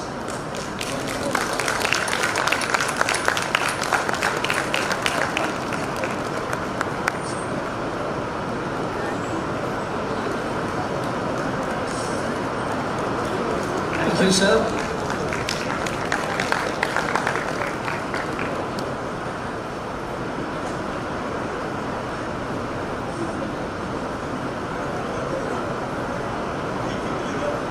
It'll reach you, sir.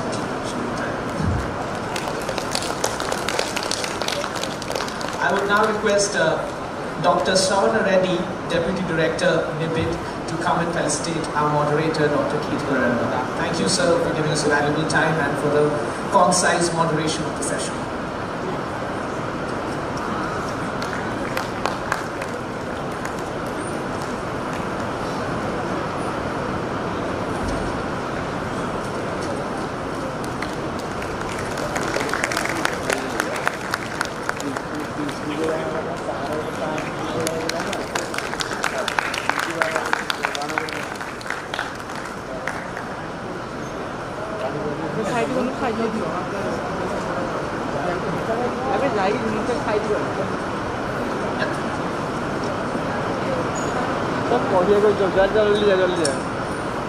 Without further ado, and Shaw in the background, there will be arrangements made for the next session.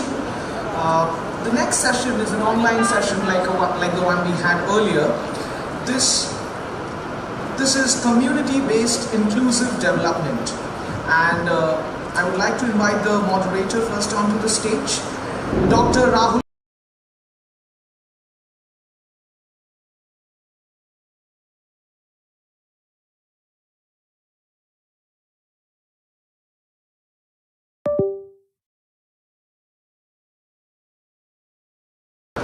The speaker for the session is Professor Nathan Grills, a renowned public health physician, researcher.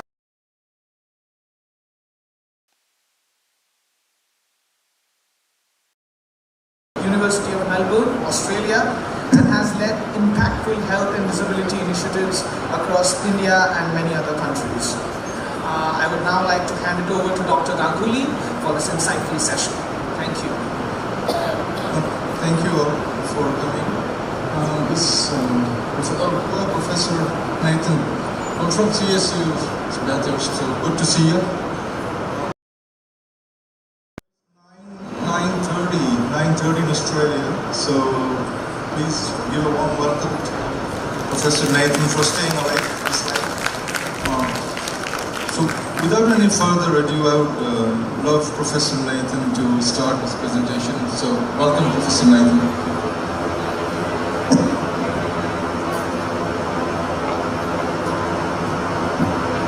I can't hear you. Maybe you're on mute.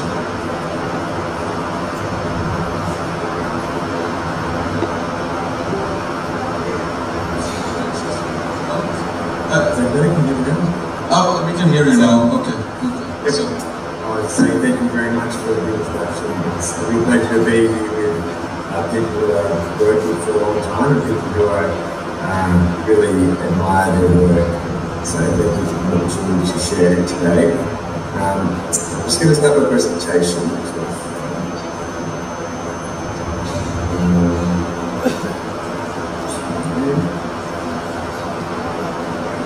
Those of you late in the afternoon as well, so I won't hold you too long. Just having trouble sharing the screen.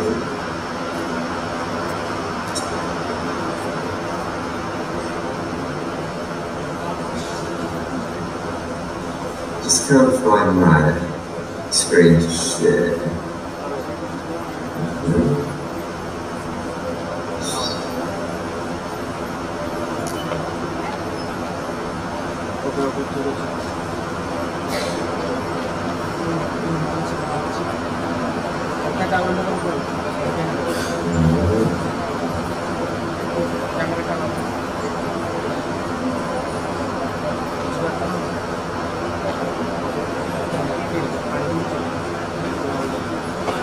We're going to have now. Is that able to see that slide? Yeah, it's coming now. Yeah, sure. Apologies for that. Yeah, thank you very much. It's a real pleasure to be able to share our community-based inclusive development. It's an area that we work closely with the government and the University of Melbourne to develop a partnership to develop a learning pathway and of course for training community workers in disability. On the knowledge of all our collaborators from the Rehabilitation Council of India, the Government of India, and the Department of Foreign Affairs, the Australian Government.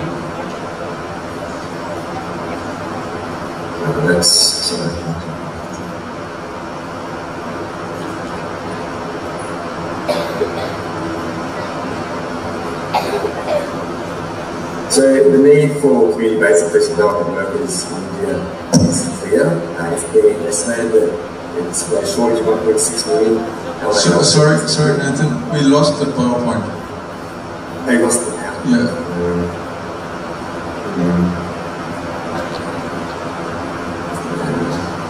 Let's try again. So what can you see now on the screen? It's not yet. Okay, right again. So that's, you can see. Yep, it's coming now. Yeah, it's all good. Sorry about that. Must be late at night over here. It's late. So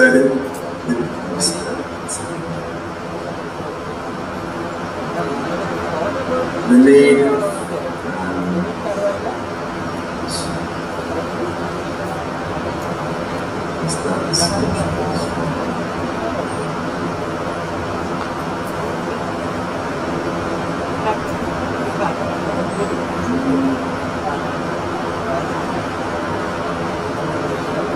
Is that visible for you now? Is that visible? I think when you're clicking it, it's disappearing from the screen. It's not there now. You can't see it now. No, we can't. If you do the full screen, I think it's going somewhere else. Yeah, sorry. Okay. Yeah, we got a nice screen. Don't do the full screen. Just do the routine slide statement.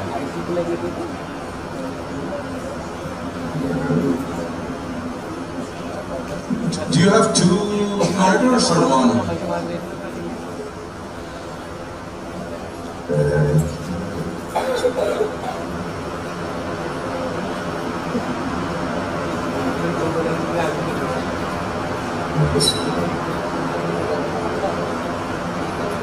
Can you click on the third button beside the video, the one which shows an arrow up? Can you see that one? I can't see you very well. Can you see the microphone one? There's a microphone button. Yeah, it's at the bottom of your screen. Then there is a video icon, and then there's a up icon. Yep, that's not going to be. And just try and find presentation element. Yeah.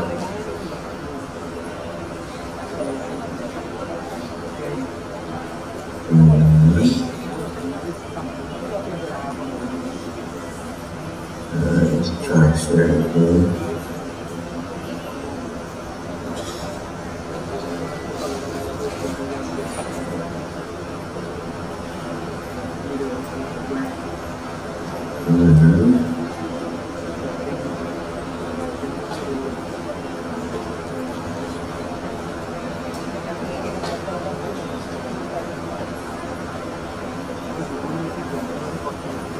Hey Nathan, can you send the PPT here? We can maybe put it up for you. Yeah. Is that coming through now? Or? Oh yeah, it's coming up. Yeah, just keep it as it is. It's okay. Don't If you click on make it the slideshow. The slideshow that disappears now. Is it the slideshow disappears? Okay. But you can't see it now. Yeah, this is fine. Yeah, we can see it now. Okay. You see there's that slide clear? Yeah, this is okay. Yeah, this is. Okay. So I suppose for the need, the need obviously in India for allied health workers is significant, and CBID workers is an area that is required for that to meet the needs of between 27 and 90 million people with disability in India. Health services are often physically and inaccessible and can be quite expensive. So I think you all know the need. I'm not going to focus on the needs. You've been working in India for a long time, and a lot of experts in the room, so you know the need. The response to be able to address that need is something that all of us have been working on, and a particular area that we've been working on is looking at community-based inclusive development workers, looking at how do we recruit, train and deploy community-based disability workers that are local, from the village, from the community, that are equipped to respond to rehabilitation and inclusion needs of those with disability, and that these workers need an appropriate level of vocational training. So not necessarily a high level academic qualification, but for the village responds to disability. Once the education level they need is quite low, it needs to be locally based and very applied and practice based. So with that in mind, is the Indian Department of Empowerment and People with Disabilities and the Rehabilitation Council of India work with the University of Melbourne to co-design and develop an accredited course for the CBID. So that was something we embarked on a number of years ago. It's been a long journey. I think you all know what CBID is. I'm not going to go through details and slide, but basically it helps us. What CBID is practically is useful is it helps address challenges experienced by people with disabilities. And they're quite broad CBID programs. It's meant to be including health education, livelihood, social and empowerment activities. And CBD workers, particularly CBD works closely with government and partners and the disability movement more widely. So CBD is more than just the rehab part of it. It's about promoting the voice and participation of people with disabilities and involving them in decision-making processes in their community. So CBD builds on what was previously community-based rehabilitation, which tends to be more technical, more clinical focused. CBD is broader. It's about building responsive, inclusive, and accountable communities. So this course has been a journey, as I suggested. It's been a work with Indian government at a high level and the Australian government at a high level as well, under an MOU in disability, which saw this as a major area to work on. And the timeline it's been a very rich partnership with Melbourne University and the Rehabilitation Council of India. They're facilitated by a whole lot of key interactions with the secretaries and ministers on both sides, in India and Australia. So it took a lot of work to get to the point where the CBID course was launched and rolled out in 2020 of August, right in the middle of the pandemic. So I want to go more into the technical side, given this is an education conference, looking at how the approach of developing the course and what that involved in terms of the technical part of preparing for the course and working through the different stages of testing the course before it was actually rolled out. So the approach was a co-design process, and working with the Rehabilitation Council of India to co-design this course. It wasn't University of Melbourne expertise, it was working with expertise from India. So also provides some of the expertise, also was the University of Melbourne Institute I work with. We provide some of the expertise to help facilitate the process, but the competencies were developed from India itself. So the assumptions of this body of work was that effective CBID depends on having effective workers, and effective workers depends on having effective training, and effective training depends on a developmental understanding of CBID expertise. What expertise is required for a CBID worker. So that was a really important first step for us to work out what was the actual developmental expertise required at this low level of community-based inclusive development workers. The questions we set out to answer were looking at what vocational competencies are required to deliver a CBID course in India. And for each of those vocational competencies, what's the typical learning progression of developing that expertise? So starting off as a novice to an expert, what are the steps to get to that level of expertise? Then finally, what are the core stages of development? It can be identified as progressive performance standards, including a point of entry into practice. So looking at that, steps in that progression towards practice. So to answer those questions, the question I just referred to, the methods that we used working with experts in India was more than this, five main stages, but it started with the Delphi approach, a number of panels with CBID experts from India, identified from across India, both the institute, NGOs in space, but also RCI experts as well, and worked with them to work out what are the core competencies that a CBID worker actually needs. They need necessarily to have a high level of ability to do therapy, but they need to be able to work with local governments, for example. The expert group then conducted rubric writing workshops. We identified the development pathway for each of those core competencies.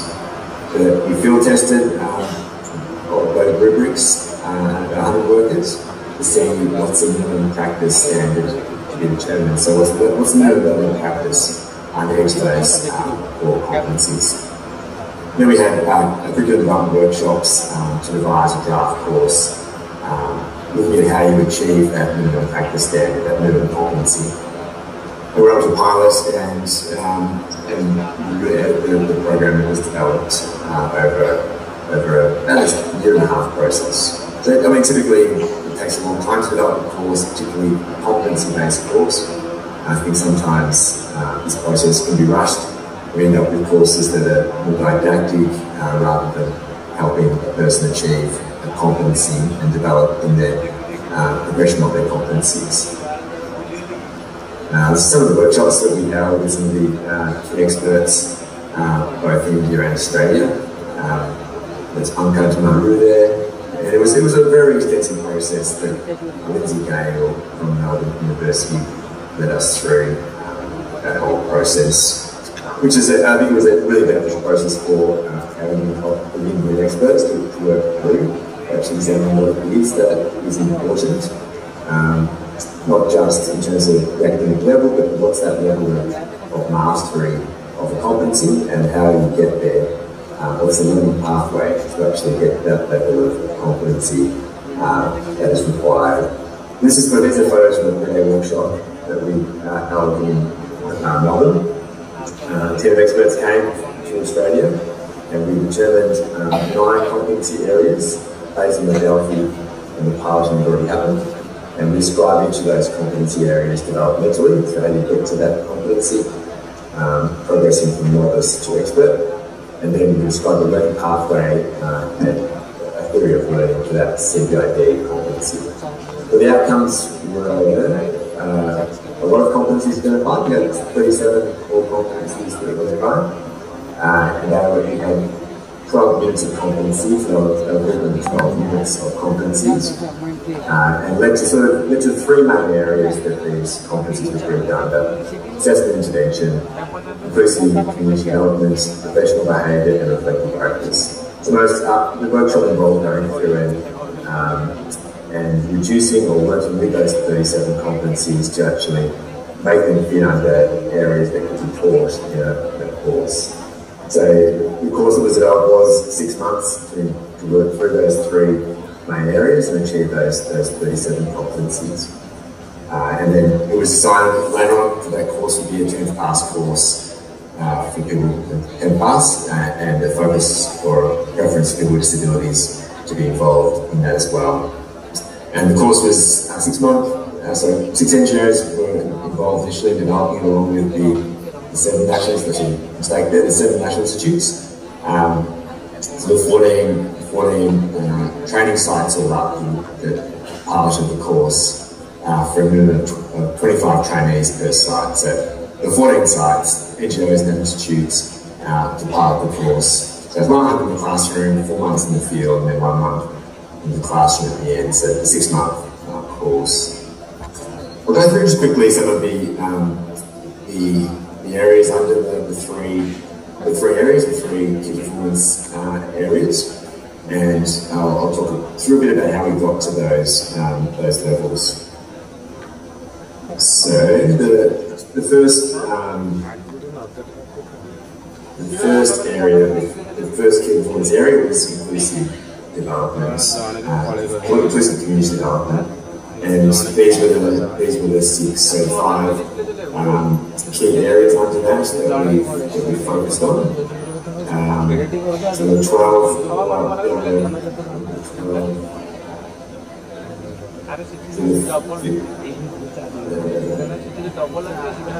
Yeah, I'm trying to look at the exact number. There's quite a lot, as you can see there, a lot of core competency areas that had to be achieved. And we tried to reduce those further down, but those were the ones that we thought actually included the CBID course. We focused on competencies by calling each of these an outcome and performance statement rather than just an area. It's actually a performance statement that is required. So that was the first one. The assessment intervention, the second area that you can see there, and the units, you can see the areas. 4 areas there: disability and experience, law and contemporary understanding, assessment and planning, information and business referrals, and multi-sectoral intervention. And again, all of the areas underneath there of activities actually had to be functioning in to actually achieve that competency. And then professional behaviour and effective practice was the final key points area, as you can see. So you get some modules there for professional behaviour and effective practice. The top 150 minutes in the module connect to the 3 module that each of the actual units. So it's a pretty complicated structure, but we want to make sure we include all the 4 competencies were addressed. There's a total of 12 minutes here of competency, and in each of those, we've got 49 modules, 130 topics, and they're all expressed in terms of a competency being developed. This requires a lot of time in the field, so about 450 hours of field work is required to actually work towards achieving these competencies. Across the whole course, it's meant to be 40% theory and 60% practice orientated. So those field settings and the placements in the field were a key part of this competency-based course, as you expect. Just to maybe summarise briefly, what is a competency? How is it different to standard university course? There's been a lot of movement in Australia and I think other countries now to work more with competency-based curriculum courses, especially for areas where you're providing healthcare or a service. They actually deliver a course that trains people to a level of competency. These are some areas that it's important to consider looking at competency-based training versus traditional training. Firstly, the curriculum traditionally in universities and teaching is subject-based, knowledge-based, often taught separately or integrated, and not very flexible to the learner.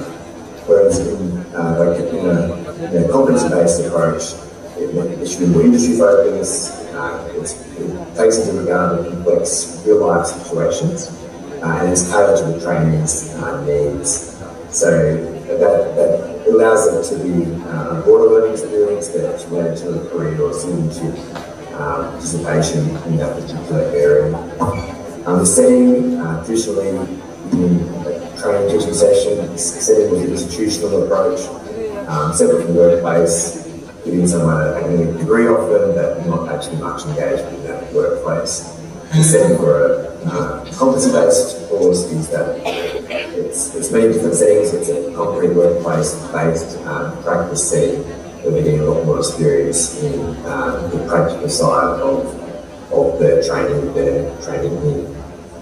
So it's always linked to a practical setting and just in the competency-based approach. The trainer is a traditional education approach. You have 2 more minutes, please. Sorry. The trainer is the informant and transmit knowledge, whereas the competency-based approach, the expert approach to mentor, the skill adjustment content to help the trainee progress on their competencies. And in the traditional approach, trainees have some challenges with knowledge versus the competency-based approach. They're engaging in the learning through real-world challenges and assessments that are based in their practice. This is the progression that we expect in a competency-based approach from novice to advanced beginner, which happens throughout our 6-month course to a competency where they can actually live all the tasks and requirements of that graduate at a minimum competency level, which is about 4 or 5 or 6 months in the CVAD course that we developed. We evaluated the course and we've done some iterations of the course and the feedback, and there are case studies that have been developed. I won't show the video yet, it's one of the trainees who said the training has been able to go and apply the competency-based training is received in the setting of a CVAD program. So conclusions from this were the promotion of the gradual development of competence through 3 broad stages, support of a competency-driven educational approach, and joint partnership with trainers and trainees to improve competency. Secondly, the assessment of competency tool allowed trainers and trainees to identify levels of competency and provide pointers on how to improve that level of competency. And finally, the successful collaboration of government and non-government entities is an international partner was critical in achieving a unique educational product. This was probably the first competency-based course for RCI. And just to say thank you to the partners that helped with the development of the CBD course. It's being rolled out now beyond just those 14 initial institutions. It's about 25 now delivering the course across India. So next steps are to see it continue to roll out nationally to provide more training to CBD workers to respond to the needs of disability in India. So thank you. Thank you, Professor Nathan. Thank you. Because of time lag, let's just take one question if you have any questions. Anybody? Any questions for Professor Nathan?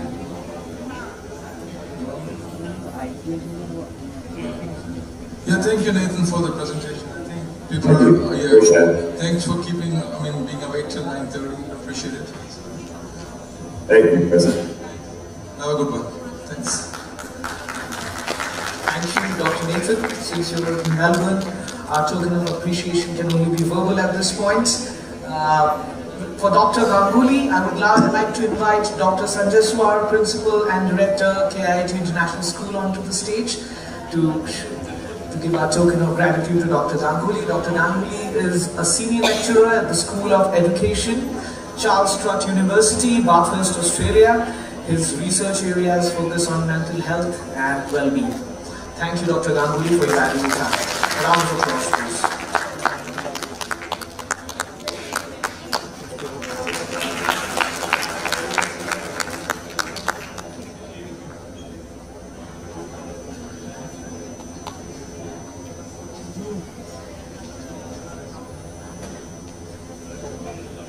Thank you, Dr. Nathan. Thank you, Dr. Ganguly, for that session. Moving on to the next. As you all know, we are running a little late and the weather outside is turbulent. So without further ado, I would like to introduce the speakers for the next session. This is a very specific session that focuses on e-Sanidhya. E-Sanidhya for supporting neurodiversity care ecosystem. This will highlight collaborative efforts and innovative approaches to strengthen support systems for neurodivergent families and individuals.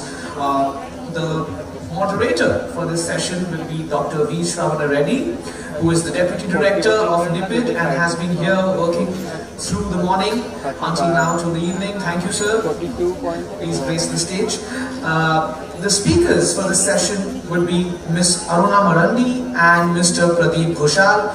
They represent the Odisha Corporate Social Responsibility Team Tata Power, our proud supporters for this conference. Their valuable work and commitment to its community development and inclusive initiatives make them important voices for this discussion. Thank you. I hand over the session to Dr. Reddy. I would request the speakers, of course, to please grace the stage.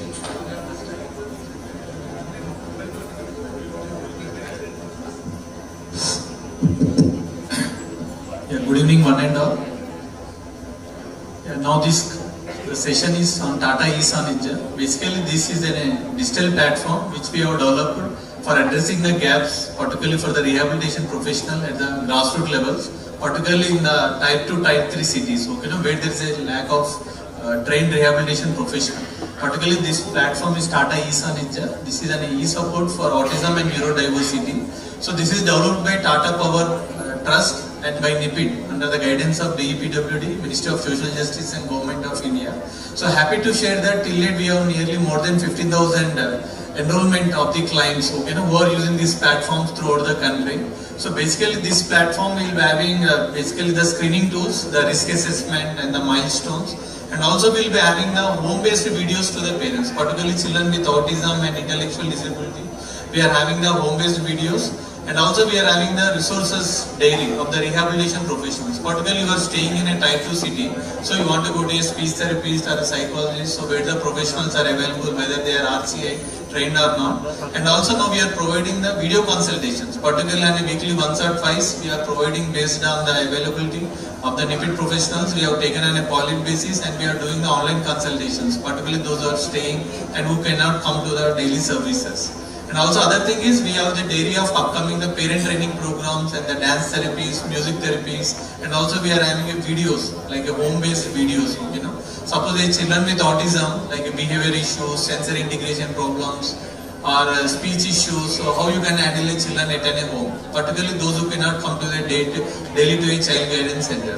So with this brief introduction, and I request our today's speakers, Ms. Aruna and Mr. Pradeep, to talk over the session. Oh, thank you very much. I think everybody is very much tired, so we'll rush down so that we can complete the session at the earliest. And I think you have already said everything.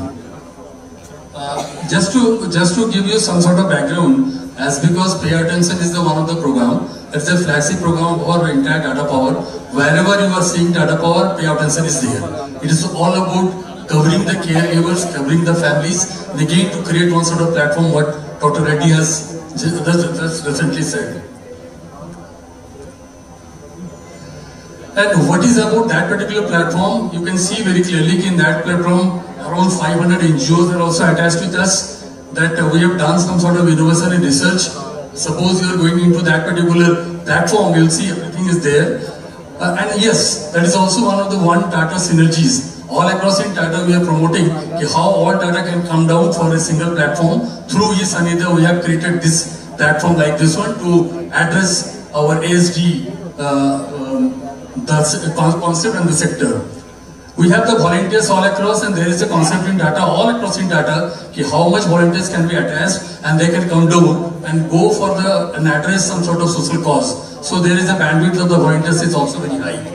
In terms of coverage of the parents and the caregivers through this platform, we have already touched around 2700, although this data is very old, that has increased much. And we are also focusing on the government collaboration and the institution. Very recently we are also going for some sort of signing of the MOU with state government, SSE, PD department also. And yes, in your platform we have also attached with many of the subject expert who is giving the thrust on this particular subject, how that can be taken up to the rural areas. In here, some of the videos, I think that is not the time to play the video. We will see our group chairman has said highly about that particular program of Pay Attention, and he also said that all our data group companies, they are also going to adopt this Pay Attention program. As per our Pay Attention program is concerned, we are always promoting that one among our own colleagues, and also very periodically some sort of events are also happening in our data ecosystem. And nothing to say, as because in the morning we are getting the idea how autism is increasing, so that is very much clear. And again, if you are going to see that in all across in the country, where is data power is there, we are targeting the families and the caregivers, and so through this particular platform. And every program of ours, is it a CSR program or sustainable development program, we align with the respective SDGs, so that is also there in terms of our Pay Attention program. And this is also important that I have already said, in these particular areas, our Pay Attention program is going on in a very integrated manner. And where under our Pay Attention we have already touched, the families is around 59,000, public workers and parent groups are around 4,900, and we are covered already 9 states, and that eSanitha platform is now being used by more than 15,000 plus.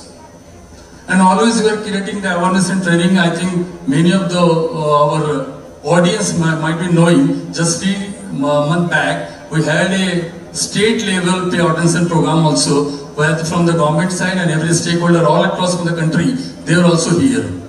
And apart from that one, just to give the highlight, we are also into the PW part, and on the concept of inclusivity of data power. So Sannyasi sir is here. He also might be knowing that we have launched Be My Scribe for supporting the blind student, how to provide the scribes to them. And apart from that one, again we are talking about the right of the what sort of entitlement the schemes are also available for this section, and that is also being given, and we are facilitating for that one also. What we do under the Pay Attention program, it is very clear awareness and sensitization in all platforms that we are regularly doing. capacity building workshop very regularly we are doing. Very recently we are also organized and going to organize the Jonu Wise workshop also. Immersive format for home care, that the round table conference we are conducting, neurodiversity summit we are conducting. Again we are sending our caregivers and the families to the Pathar Fest, and yes, many of the event that is being organized. And we have developed many of the resource material also. Suppose somebody is going to visit that platform, they will get all sort of resources are available that is good for the caregivers and the entire family. As per the milestone and the journey is concerned, this is the entire thing that we are promoting through our pay attention, and we are looking forward to how many other stakeholders can also attach with this platform. So regularly through our sensitization workshop, through our awareness program, we are motivating the stakeholder to please come and join the hand with us. And here I have said that we have already created one Tata platform, so you can see that all Tata groups are also attached with this platform, where many of the volunteer program we are doing, and as because the volunteering is the crux of Tata group, and every year there is a program is being conducted that is called Pro Engage. In Pro Engage program we are promoting, we are even encouraging our colleagues to participate in the Pro Engage program and attached with many of the NGO all across, and after the completion of the course and their contribution, they used to get the certificate also. So I am just giving my colleague Aruna to brief about the Isanidya. She is also be in hurry, so that you cannot be straight long over here. Very good evening everyone. Juar Jai Jagannath. So I'll also run you through fast, though we have already covered a bit of it. Thanks to Shravan sir, he has also talked about it a lot. So basically, when we are talking about, the topic why we are all assembled here, so this is one of the reasons TPCTT is present, we are present here today. The reason is we are talking about e-Sanidhya. E-Sanidhya is something which is bridging the gap which we have been talking since the morning. So this is the phygital platform where the needs which have been assessed and the resources which are available are being brought into the one platform. So this is where we start with, e-Sanidhya ka full form basically hai to support for autism, neurodiversity integration, development, home care and youth to support your child's unique neurodiversity journey. So it is a journey where Tata Power is there with you all, with all of us. So there's no one single reason why autism happens. We all are aware, those who have lived with it, those who are living with it. As a stakeholder, we also should be aware that there's no one single reason because of which autism happens. There are multiple reasons, and that's the reason we call it the spectrum disorder.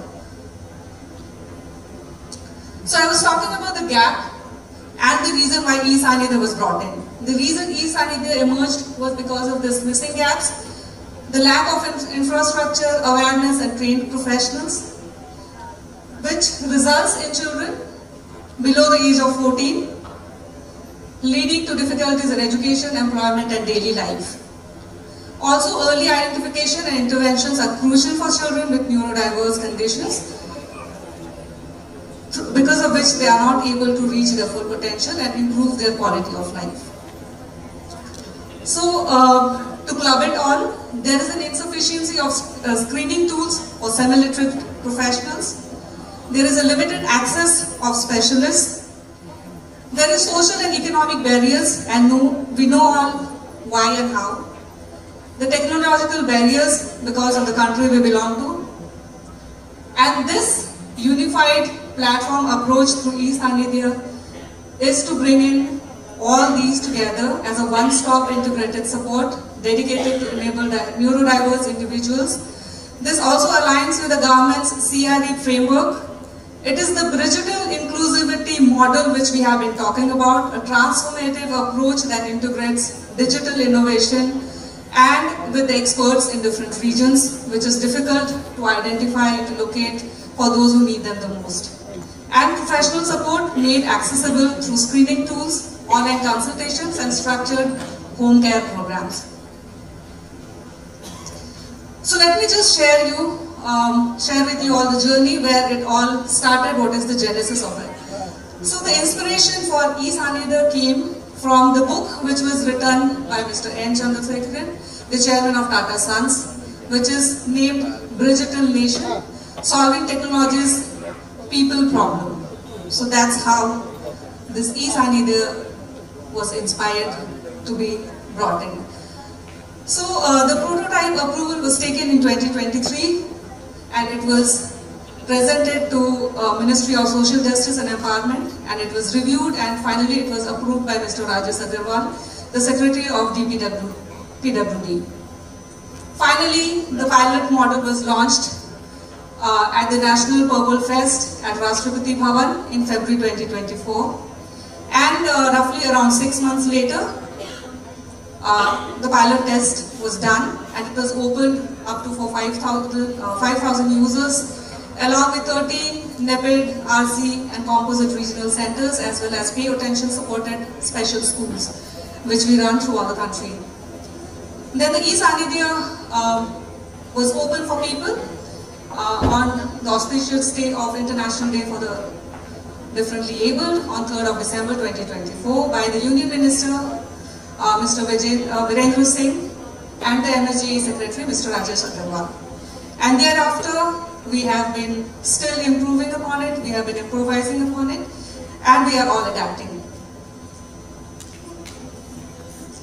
So this is all which has gone through for the final e-Sanidhya platform which we have as of now. So 13 consultations with all the stakeholders, joint workshops for platform and semi-literate friendly tool discussions, then MOU signing which happened at Purple Fest, and work in progress and operational reviews at the NIEPID head office. These are some of the snapshots of those. So the testing phase and refining of e-Sanidhya again happened. Initially, as I was telling you all, 5,000 users were onboarded. The resolution calls with 7 NIEPID, CRC, NGOs happened. And then this was how it looked initially. Then the orientations was initiated with ASHA special schools, with Armed Forces School, 2 Purple Fest and 2 state level activations, 2 NIE events, 2 Divya Kala Mela. So this is what happened before it was finally opened for the public. So this is what Mr. Ram is already here. So this is what he has been talking about e-Sanidhya, and Mr. Rimal Tiwari, CHRO Tata Power, he has also said that e-Sanidhya perfectly aligns with the foundational vision of pay attention, which Mr. Pradeep Kushar had talked about, to build a scalable and sustainable support system for neurodiverse individuals. So basically this is how it is supposed to be used. It is available in YouTube also. We can play the video, but I think because of the paucity of time, I would suggest that you all please search in YouTube. You can Google it and you can find all the information related to e-Sanidhya. So this is what the current onboarding scenario looks like. Zone-wise, it is present everywhere. As on date, it is in 26 states and 2 union territories. And total users are approximately 14,000. Video consultations, 720 has already happened. Children, those who have been onboarded, are roughly around 7K. Around 6,400 parents are also onboarded, 311 caregivers, and 374 multidisciplinary professionals, which I was talking about. This is the age-wise data of the child, wise risk assessment, which we can get once we log into the portal. So once you log onto the portal, you will be able to find out the risk status. You have to put in the values, the questions are there. So that, again, because of the paucity of time, maybe we won't be able to show you all. Again, I request you all to please go through the website. So this is the digitally enabled OPD services. So video consultations are there. Online assessments are available to find out what are the risk categories of your respective children. Phone consultation is also available and you can pose in your FAQs. Webinars, as Shravan sir had also talked about, it is happening. Insurance and government schemes, so we were also talking about where do we get the information. So this is also a platform where all kind of information can be accessible. Home care videos are available, so people, those who are in rural areas, they can also benefit from this platform. They know how to take care of their children while staying at home, and they don't necessarily have to go to a therapy center. Find the nearest care center if they have to. So that is also available. So this is the focus on home care, which is available. So it's on a monthly basis, experts come in and they share their home care sessions. It is need-based, so wherever we find the need on a particular topic, we conduct it, and basis that the feedback and assessment is done.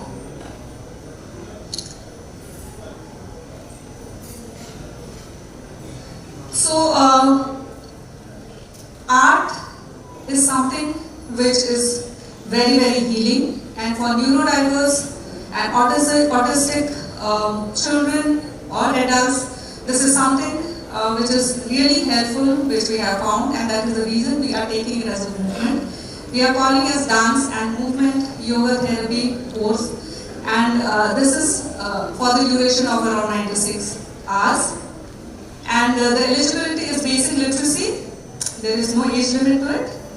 And a government certified DMT facilitators for home and community will be available, will be provided.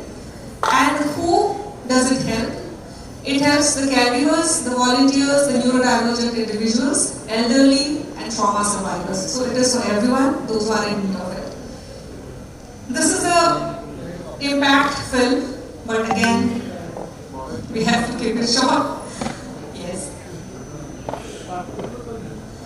So these are the alliances with National Epileptics Association of India, Parivar and SRCC. So encouraging and supporting epileptic skill-based competitions via mentoring by Tata Power volunteers. So volunteering is something which is really taken seriously. Twice a year we have it in all Tata group companies, and this is where the mentoring also, we get mentors from the volunteers itself. Encouraging and assisting special school sports, athletics competitions with Parivar and SRCC. So these are some of the snapshots of those. So now, we have just got started. We launched it in 2024, but then still miles we go before we sleep. So our focus areas as on date is to expand the portal through vernacular languages. We are limited only to English. We need to increase it so that the reach is more people get benefited. Inclusion of district administration, so the district administration needs to be involved in it so that it penetrates deep. To make the platform more accessible as an application, it is only as a website. Use of AI and data analytics to improve outreach and awareness. We need to again tailor it so that the programs are more available for independent living of our individuals with neurodiversity. Address life skills communication and vocational capabilities. Increase our geographical footprint and integration across other community services. So we have various programs in the community, we need to integrate it with all. And the key learnings until now are interactive features can aid OPD use and early detection needs. Parents, caregivers, public workers, volunteers act as pivoting forces in neurodiverse care ecosystem. We just need to bring in more people, we need to make more people aware, so this is one of those kind of sessions which we are having. Open access platform enables integrating different regions and partnerships to extend outreach. Grassroots gaps can be made up for by upskilling public workers and volunteers for early detection and referrals. We have many people, those who are interested in this spectrum, we just need to onboard them. Such platforms need regional language and integration with other community services. So a little bit of effort and I think we can take up this challenge. So for all our efforts, these are some of the awards and accolades which we have received. TPCDT's e-Sanidya portal was featured in CII, IDC Center for Excellence for Sustainable Developments, leveraging technology to maximize CSR impact in the year 2024-25. We were the finalists at the 14th edition of AG's Graviton Award. Restore Award was conferred to Tata for Peak Attention Program, and Mahatma Award 2025 for Digital Transformation and Social Impact of e-Sanidya. These are some of the snippets of the same. These are the social media coverages. So we are trying to reach to those whom we are not able to reach through the media and create more visibility. These are the alliances and synergies which we have built. Thank you so much.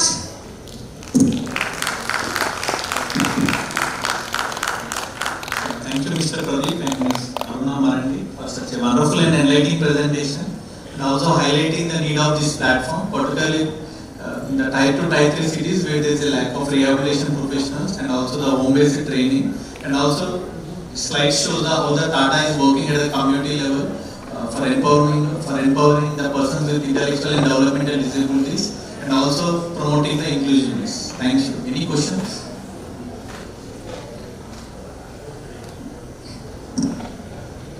I think there is no such type of stamina right now to ask any question.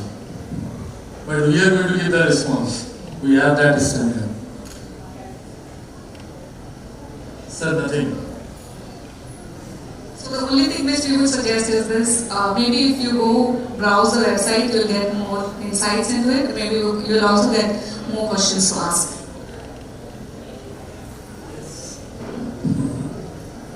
See, here I'd like to add, one, this platform is absolutely free to use. There is no registration fee or anything for anyone, any of the stakeholders, number one.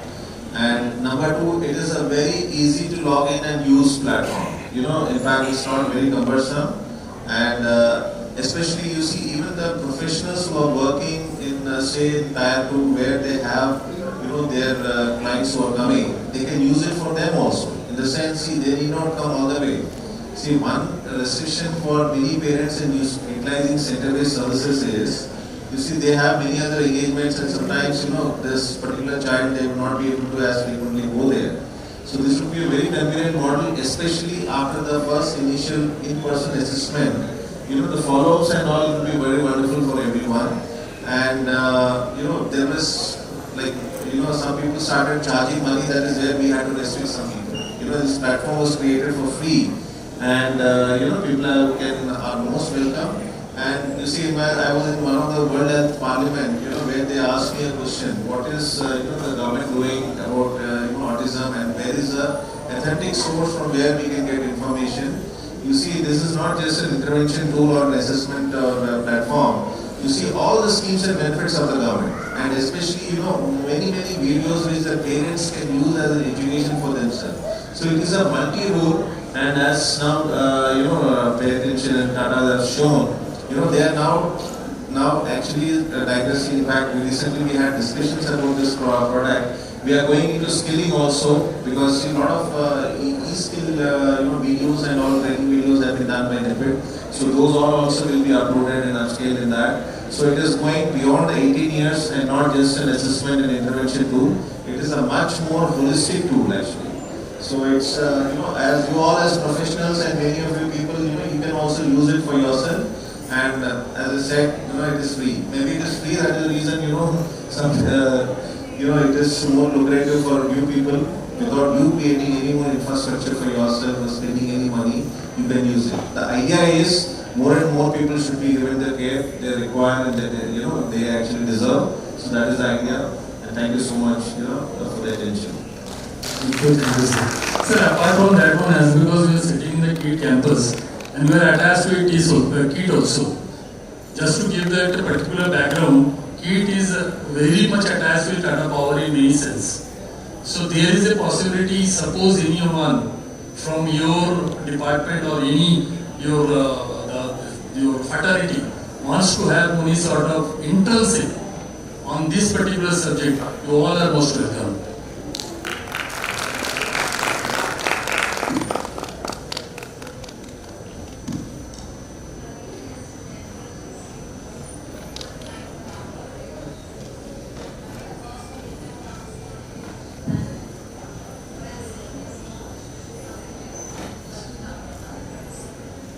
So how do we look for the app?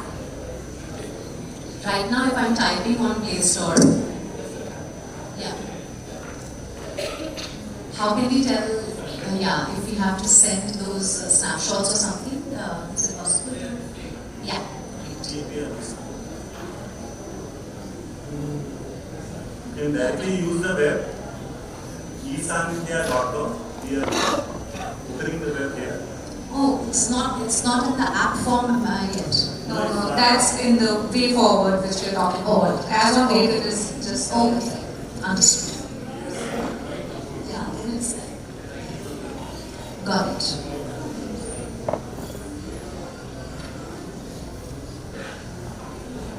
Madam, now it is in front of you. This is the website, and it is now user friendly. Anybody can access it.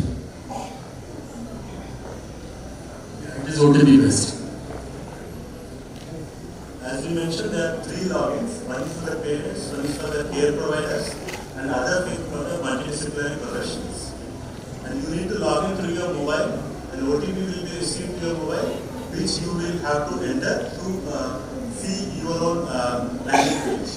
So it controls the data privacy. Nobody else can see what you content. It is also stored in the NIEPID cloud.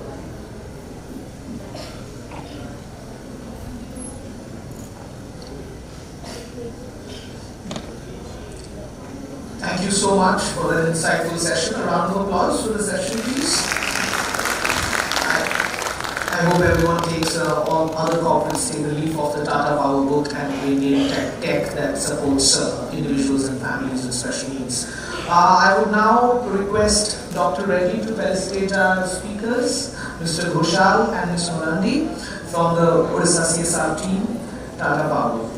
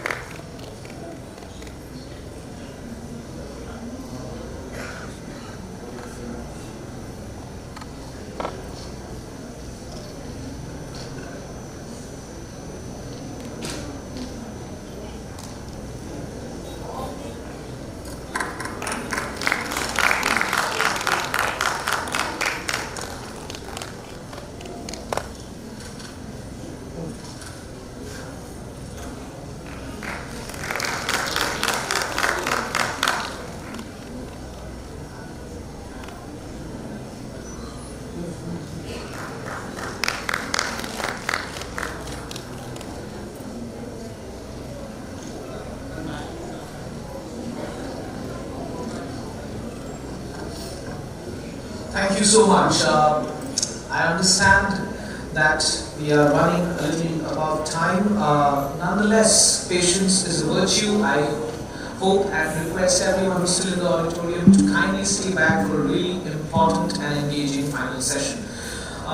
This session is titled as Indian Statutory and Policy Landscape Supporting Inclusivity and Mental Health in Schools.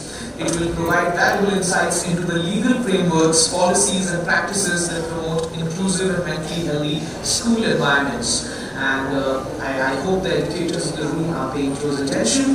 This will be moderated by none other than Dr. Keith Pereira, if he's around. Dr. Keith Pereira, we have had 2 sessions with him already in the day. To reiterate, he's the head of the School of Education at the University of Sussex, UK. It is my honor to introduce the speaker for the session who had been a moderator earlier for one of the sessions, Dr. Professor Meena Chandra, a distinguished psychiatrist herself, researcher, academic leader with outstanding contributions in mental health, disability studies, and early intervention. She is professor and head of the Department of Psychiatry, Arun Hospital in New Delhi. I will now hand over the proceedings to Dr. Keith Pereira for the final session of the day. Thank you.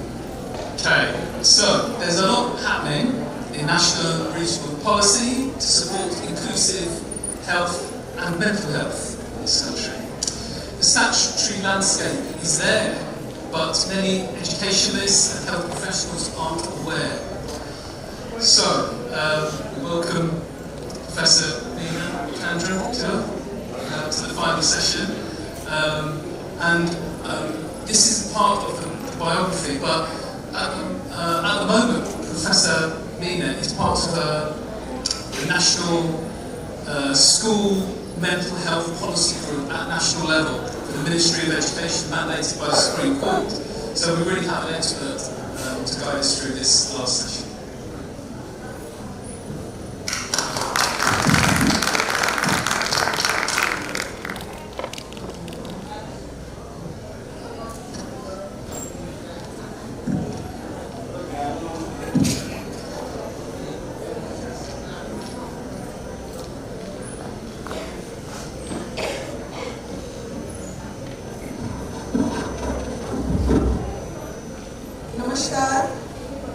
At the end of a very long day, and we have been blessed by the weather god, so the heat has come down, we have had some rains. So I'll be speaking on the Indian statutory and policy landscape supporting inclusivity and mental health in schools. So, a long title, but the basic premise is inclusivity is supported through Indian law, Indian policies, and Indian programs. Just that we are not aware, and we are not doing enough process of financial support us. And mental health, schools, and bureaucrats, schools, and health in general. So I try to bridge the gap. So education is a concurrent issue. We should know the law. So we cannot say central government is supposed to do everything. It's a concurrent issue, and state governments are also supposed to do their part, right? So Odisha state has done very well, right? But we have a lot of people from other states which may not have done so well, and we have to realize that the state also has a role, and they can legislate. There is a concern about inclusivity in mental health, but there is also a belief that this is utopian, idealistic, and it is not based on reality, it is not achievable in the Indian cultural context, or it is not adequately supported by systems and governments. I wish to clarify the relevant provisions in the various acts of parliament, programs, the school administrators, school teachers, all stakeholders can refer them to support as well as augment mental health schools. So, if you look into the things supporting inclusivity and equality,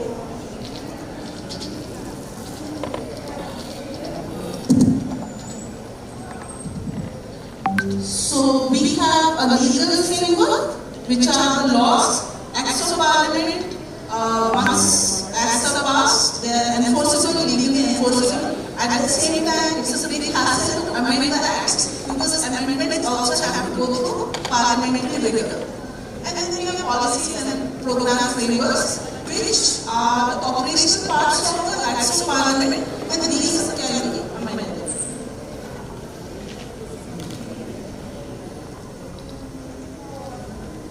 So going on to the legal framework, the different acts are the ones supporting school education per se, the acts supporting mental health, and the acts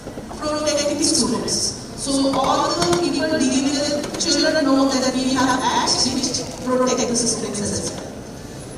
So the legal acts supporting school education are Article 21 of Indian Constitution, recently expanded by the Supreme Court in the Sudev Saha versus Government of Andhra Pradesh Senator judgment last year in 2024-25. Article 12 of the International Covenant of Economic, Social and Cultural Rights, which we are signatory to. Article 45 for early childhood inclusivity. Right to education, it's a fundamental right now. And also rights of persons with disability, which includes rights to education for PWD.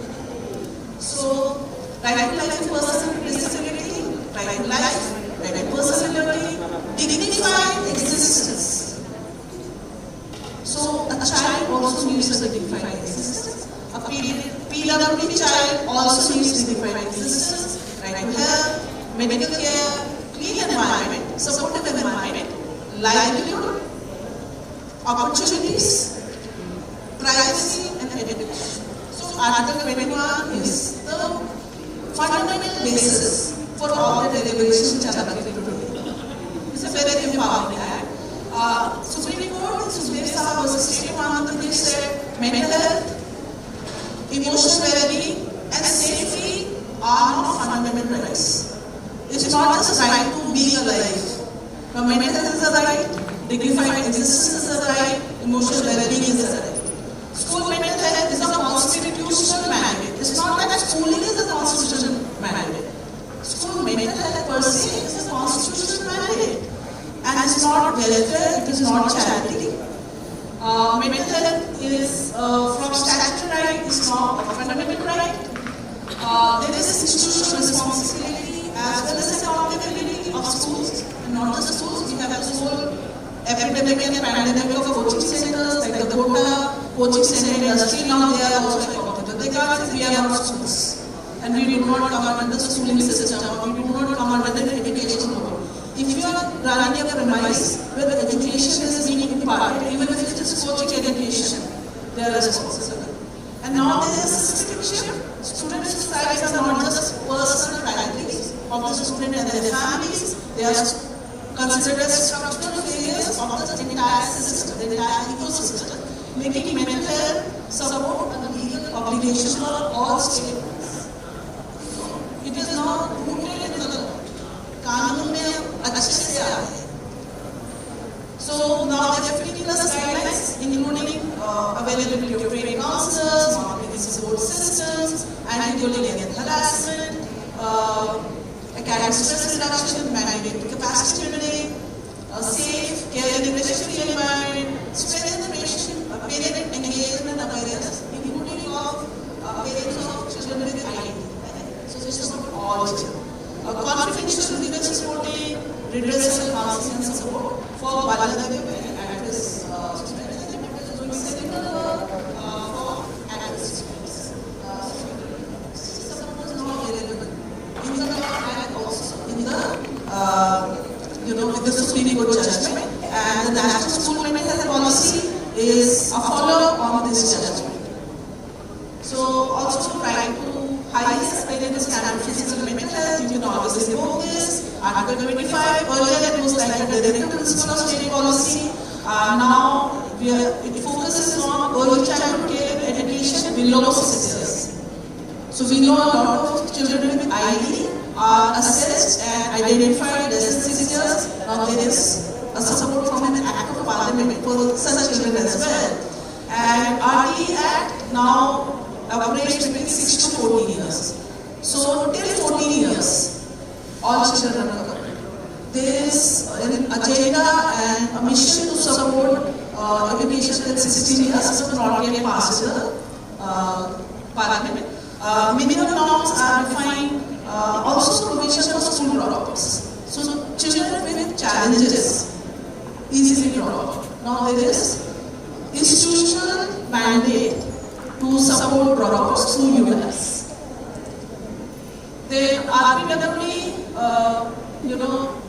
it empowers children till the age of 18. School infrastructure has to be as per the needs of the students with PWD, disabilities, teacher-student ratio, faculty with respect to disability. Like I heard in the morning that the Sandlo and KIT Special School has a very high special educated student ratio, which is excellent. And ideally now is part of neurodevelopmental disorders under the Act. Schools have to ensure non-discrimination, inclusiveness is coming through an act of parliament. We are just not aware. Inclusivity is now mandated. Reasonable accommodation, supportive environment, access to education, dignity, safety, and protection of abuse, early identification, and ethical participation. So now it is written in the law. We can't say if we are doing something special, we are mandated to do it. We are also mandated to spread all our efforts to underserved areas. Then there is acts supporting mental health, the Mental Health Care Act, the NPS, POTPA, PICA, and PROG. So Mental Health Care Act safeguards mental health not just of individuals but also children and adolescents. Access mental health care, confidentiality and protection, state-sponsored mental health promotion, and for school students, promotion of mental health, well-being, and prevention of mental health. And it's not discriminatory behavior against students based on their mental health status. So there is a non-discrimination provision under the Act. You cannot discriminate. Then we have NIEPID, which is stringent regulatory and regulative framework aimed at curbing drug trafficking and abuse, especially against school students. And we know all these drugs, even at a very early age, they alter students' cognitive state, psychological state, and may push a vulnerable student towards psychosis. So there is a provision of aggravated sentences. If there is a provision of higher than the minimum punishment for traffickers and peddlers against, for pushing drugs to students, and the National Action Plan for Drug Demand Reduction is also trying to protect the students from addiction. Then we have POTPA, which protects students' mental health by smoke-free, tobacco-free, and supportive environment, like petrol pumps cannot have smoking even by employees. Students cannot have smoking by employees and teachers. And there cannot be any provision of availability of tobacco-related products within 100 yards of a school. Right? And there are tobacco-free education guidelines for awareness and supporting mental health. Then, because a new phenomenon came, which was electronic cigarettes, Government of India enacted another law protecting people from vapes and e-cigarettes, because that starts the cognitive development, increases learning disorders and anxiety. So there is PICA Act, then we have a PROG Act, addictive gaming, online pornography, access, which also hampers student mental health. So it is protecting you from addiction and mental health issues by regulating highest digital environments. So we have a PROG as well. Then we have acts protecting students. CPCR, POCSO, DBAC, WASH, JJ, and IT. So CPCR is the Fundamental Child Protection Act, under which we have a National State Commission for Protection of Child Rights. The laws and policies for every domain has to conform to child rights. Mental health is explicitly covered.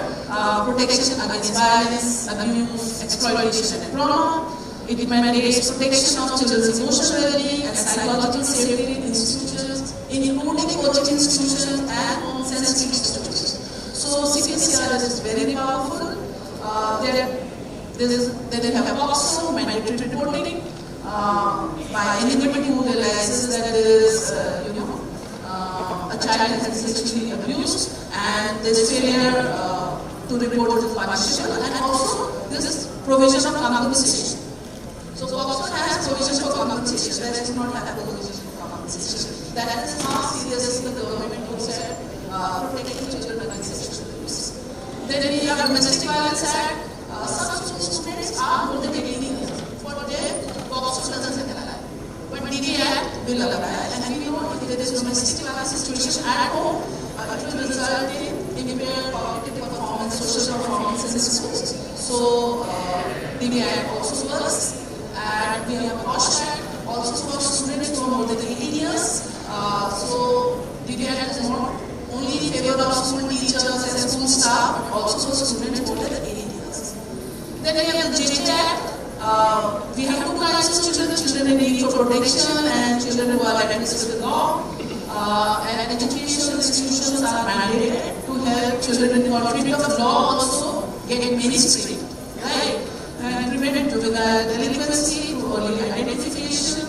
There is specific protection for minors, including aggravated sentencing with rigorous imprisonment for delinquent crime or harm child. Then we have IT Act, which says that sensitive personal data information of children are protected under the Act with severe penalties for child pornography. Then we have a program and policy framework. So the Act framework is over, now we have program and policy framework, education related, mental health related, and health related, education in NIEPID 2020, National School Safety and Security Guidelines, and we also have UGC guidelines for HTI, but they can be referenced for schools as well. So NIEPID manages training counselors, social workers, peer counseling, and pedagogical frameworks which embed curriculum, pedagogy, and teaching materials in terms of mental health, wellness, social, emotional learning, life skills, etc. We have school safety and security guidelines which prioritize student mental health through counseling, enabling measures, and early identification. We also have UGC uniform policy, and as schools to education and college education is on continuum, these can also be referenced.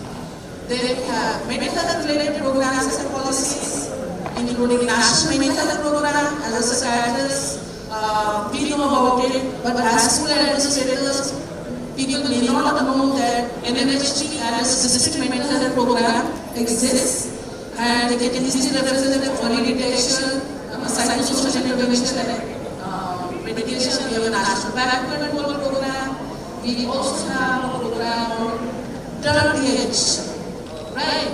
And national suicide prevention strategy, including gatekeeper training, license education, early identification, and capacity building.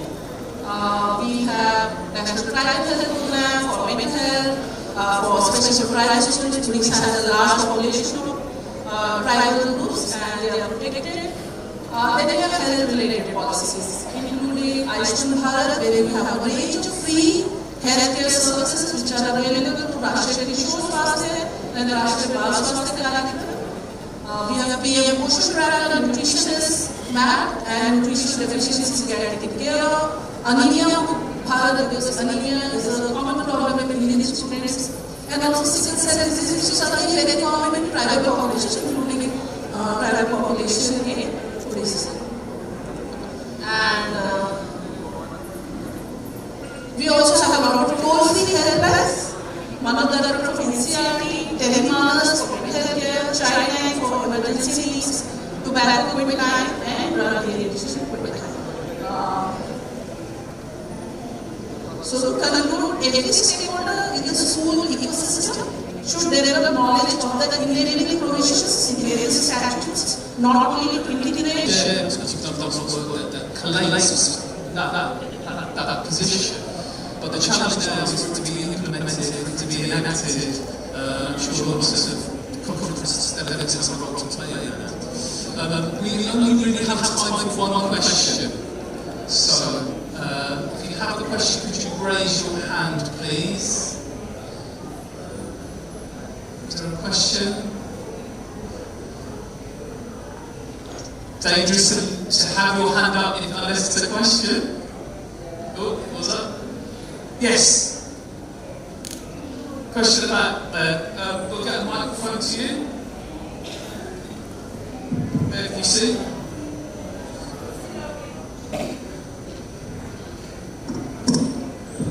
Say loudly, Thank you.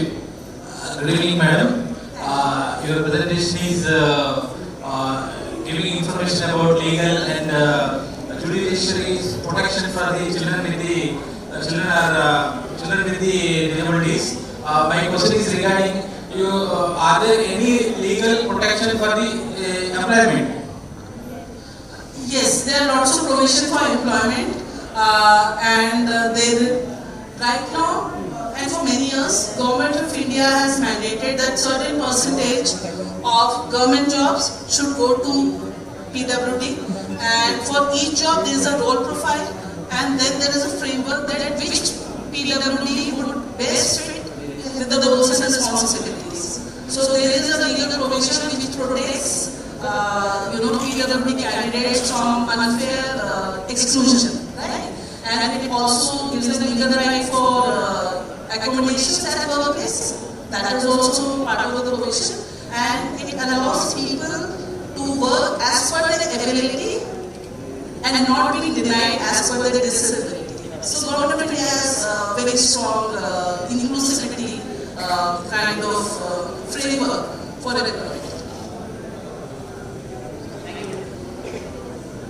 So, thank you, madam. We have time for one question because I noticed that there's some people who have arrived into the venue, and I'm sure some of those are going to be on stage soon. But before that, please can you show your appreciation to Professor Chandra.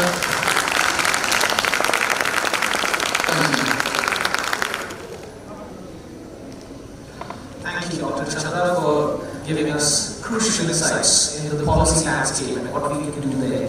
I would now request Dr. Pereira to kindly felicitate Dr. Chandra, and I would request all volunteers to get the felicitation tokens to the stage.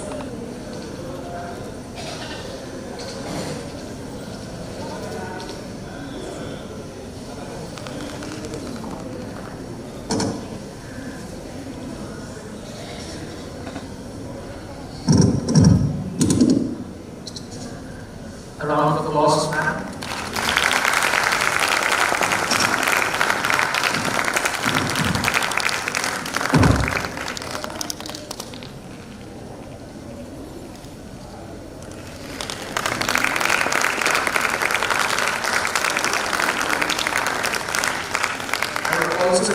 Dr. Ambadi to kindly felicitate Dr. Pereira, because I'm sure Dr. Pereira isn't tired of getting tokens through the day, but since we have them, we would like to present them to you. Thank you for your valuable time, sir.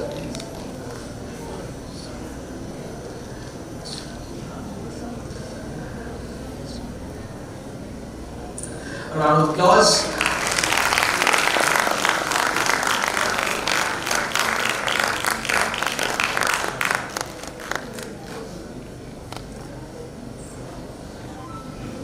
Thank you, sir. Thank you, ma'am. That brings us to the end of an engaging and intense day one for the International Conference on Building Bridges for Inclusivity. As I take your leave, I must thank all the dignitaries, scholars, professors, doctors, the students, the educators, the excellent interpreters who have been doing absolutely brilliant work on stage throughout the conference. We got a wide-ranging perspective from medical training work, policy training work, legal training work, educational pedagogy, lots to unpack, and I hope you have the excitement and the fire to come back tomorrow. We will begin at 9 a.m. So see you tomorrow in the same auditorium. I would now hand over to my colleague, Mrs. Manisha Mishra, who is a counselor in the Special Education Needs Department at the school, to carry forward our heroes and champions who have come here today to give excellent performances in the cultural sphere. Thank you, Mrs. Felicitation, and I'll see you tomorrow. Thank you.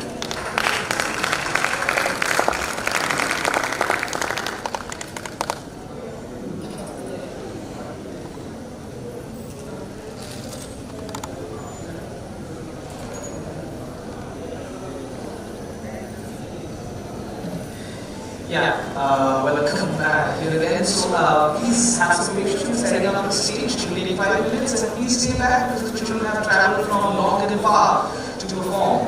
So thank you for your patience.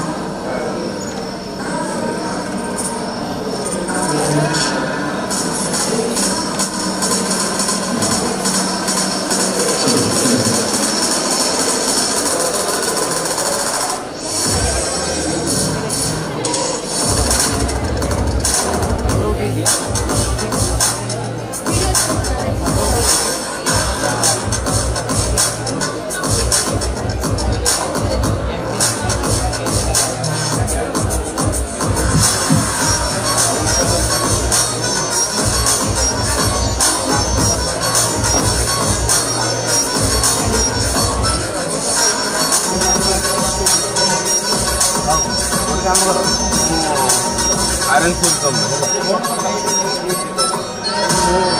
ये नरकली music college ये college मुझे college आने मुझे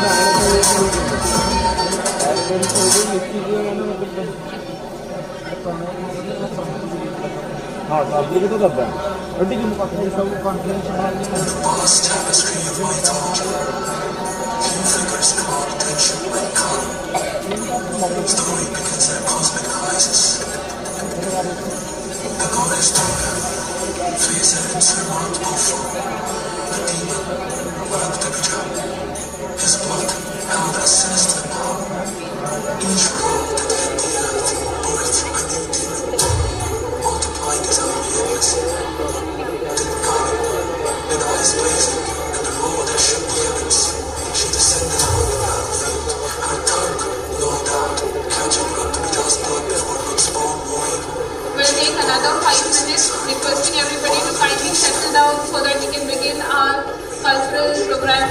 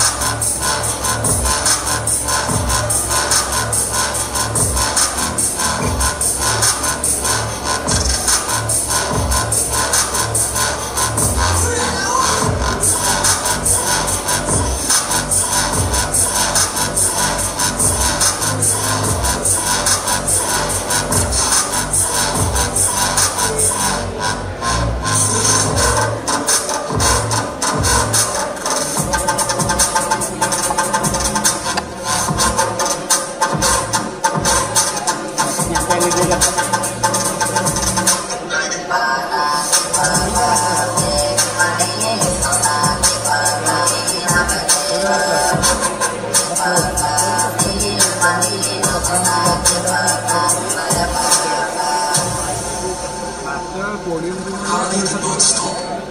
Her fury, once unleashed, came a force into the sun.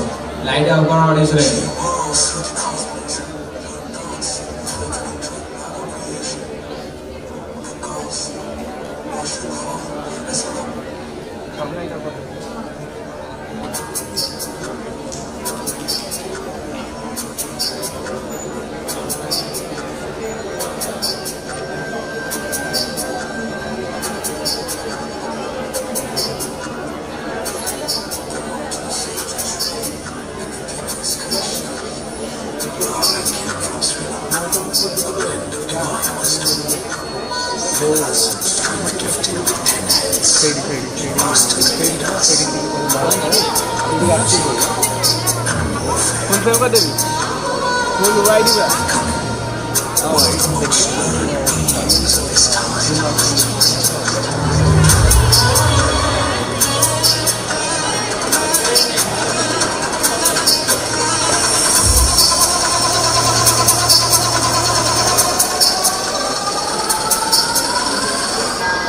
Blessed with extraordinary knowledge and abilities, Ravana's wisdom and power grew, yet pride began to overshadow his understanding.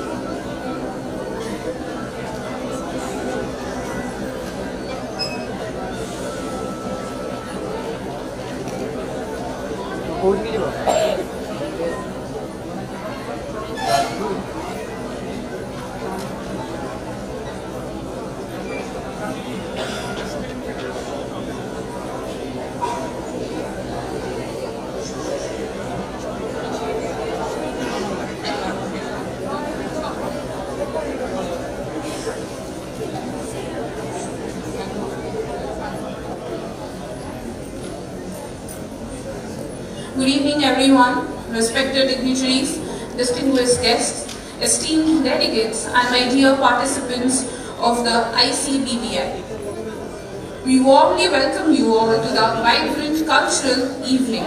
Tonight, it is just not about the celebration of art and culture but a reflection of unity across diversity, of voices coming together and to create a world that is more inclusive, compassionate and more beautiful.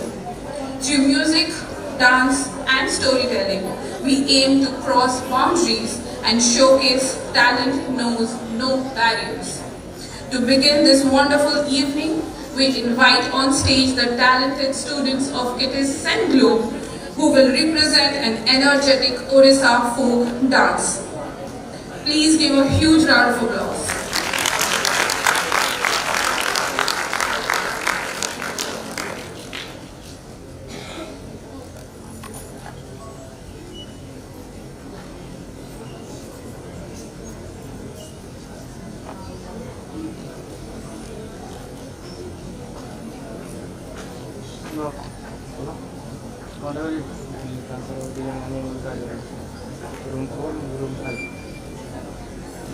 Nah, dari dia pakai dia.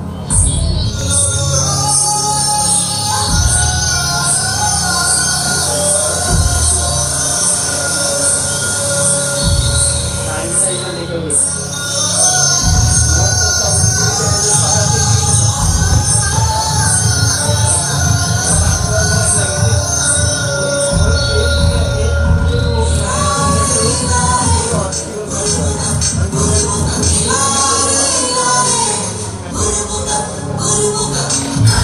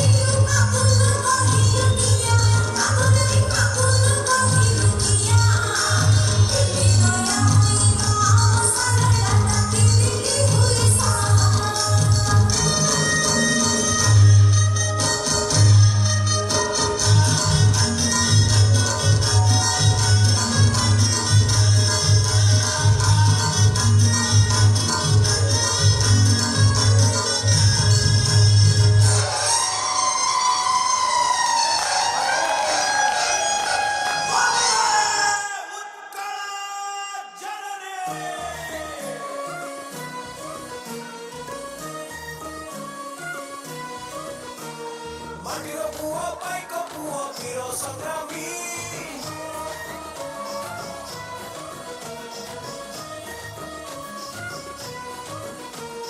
মাটির পুଅ পাইକ পুଅ বীর ସଂଗ୍ରାମୀ ସଂଗ୍ରାମ କରି ସ୍ୱାଧୀନ କଲେ ଜନ୍ମଭୂମି ଏ ମାଟିର ପୁଅ ପାଇକ ପୁଅ ବୀର ସଂଗ୍ରାମୀ ସଂଗ୍ରାମ କରି ସ୍ୱାଧୀନ କଲେ ଜନ୍ମଭୂମି ଏ କଳିଙ୍ଗ ମାଟି ଇତିହାସର ରହିଛି ସାକ୍ଷୀ ସେ ପାଇକ ବିଦ୍ରୋହ କଥା କହୁଛି ଡାକି ସେ ବଳିଦାନ ଦେଶ ପ୍ରେମ ଭୁଲା ଇତିହାସ ପୁରୀ ଯାଇଛି 200 ବର୍ଷ ଆଜି ମନେ ପକେଇବା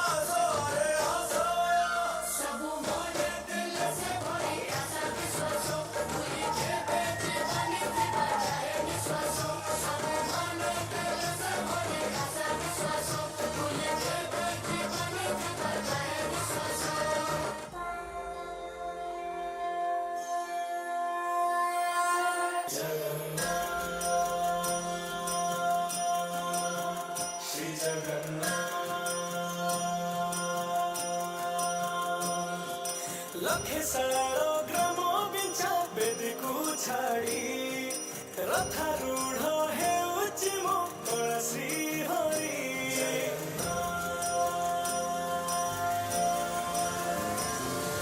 लखे सारो ग्राम बिंचा बेदीकू छाड़ी रथारूढ़ हेउची मो तुलसी हरि मेटी जीव ए आखिरु अनेक सोसा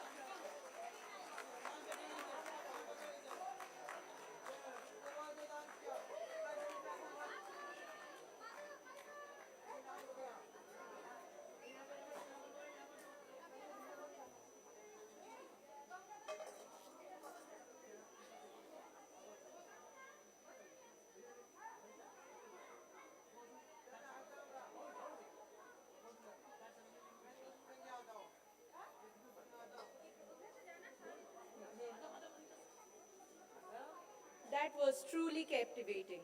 Next, we have a meaningful performance by Kim's School of Physiotherapy. Titled Beyond Limitation, this act beautifully portrays the theme of inclusivity of people with disabilities, reminding us that ability is far greater than limitations.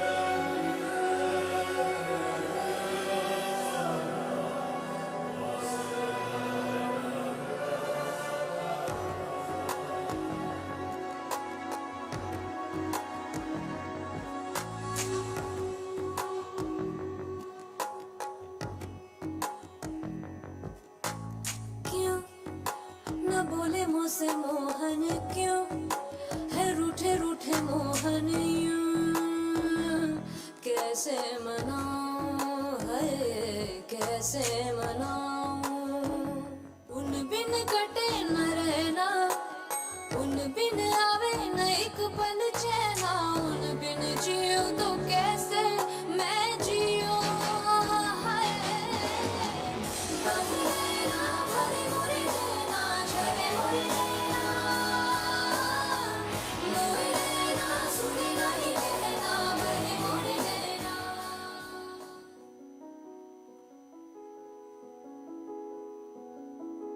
कागज के फूल लाऊं तेरे लिए खत लिखूं तेरे लिए मैं खुदा में मानूं नहीं पर मांगू दुआ तेरे लिए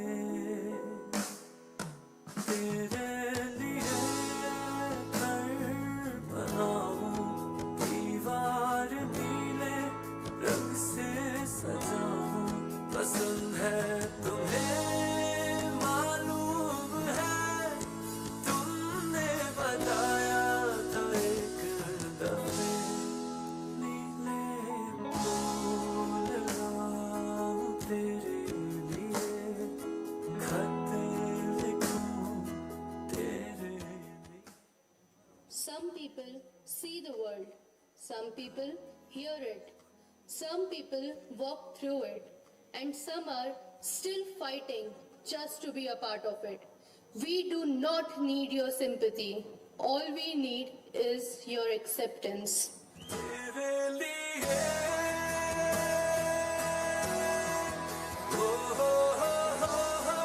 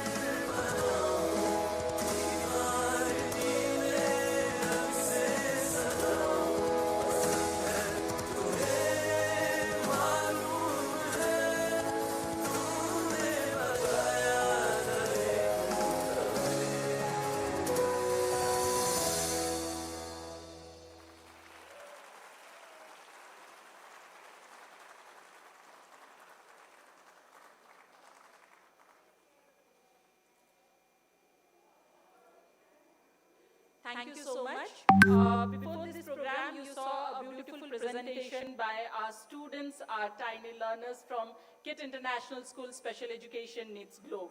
At KiiT and Globe, we truly believe that inclusion is not just about making the children be a part of mainstream, but it also about creating a space for them where they can say that this is our space, this is our world, and we are enjoying what we are doing in our world. And sometimes we believe inclusion is not just about bringing them to our world, but also being part of their world. And this is how they presented their world so beautifully. So thank you so much. And may I request the dignitaries, because at a national platform our children performed, so may I request all the dignitaries to please come on the stage to have a photographs with our learners. So it will be a beautiful moment for them. May I request Professor Thompson, Professor Keith, our chairperson, Dr. Mona Lisa Bal, Navanita ma'am. May I also request Mugdha ma'am, Mugdha ma'am, Dr. B.V. Ram Kumar sir, Principal sir, ma'am Meena ma'am, Sheshadri sir, ma'am please. May I request all the speakers, dignitaries to please be here so that we can have a picture with our learners. Say hello, say good evening. Sannyasi sir, may I please request Sannyasi sir?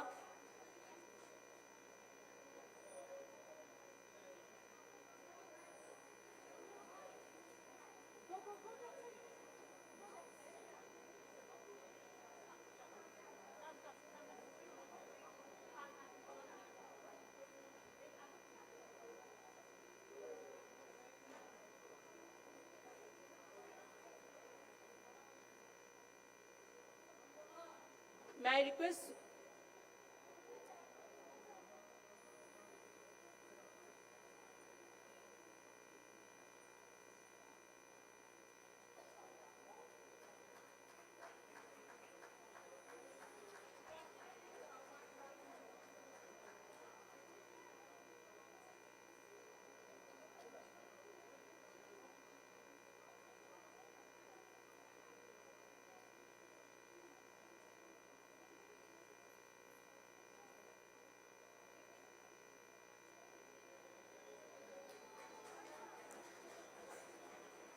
Thank you so much, children. Thank you so much, parents. Thank you. Come, Madhav, come, Madhav.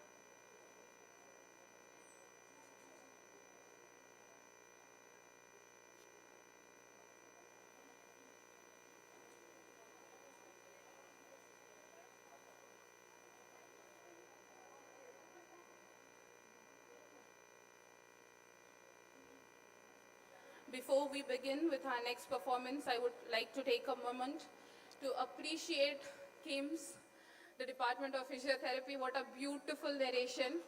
It was actually well defined, beyond limitations, and such well narrated. It was a great show. Up next, we present KiiT's Sen Globe Cultural and Therapist team. They bring life to a very special performance, Ayodhya to Ayodhya, the light of victory.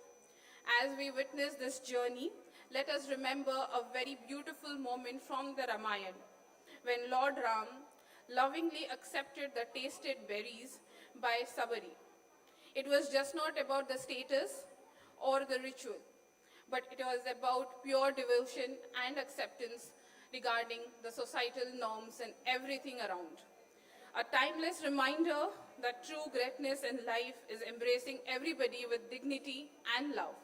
Let us now welcome our beautiful, talented participants.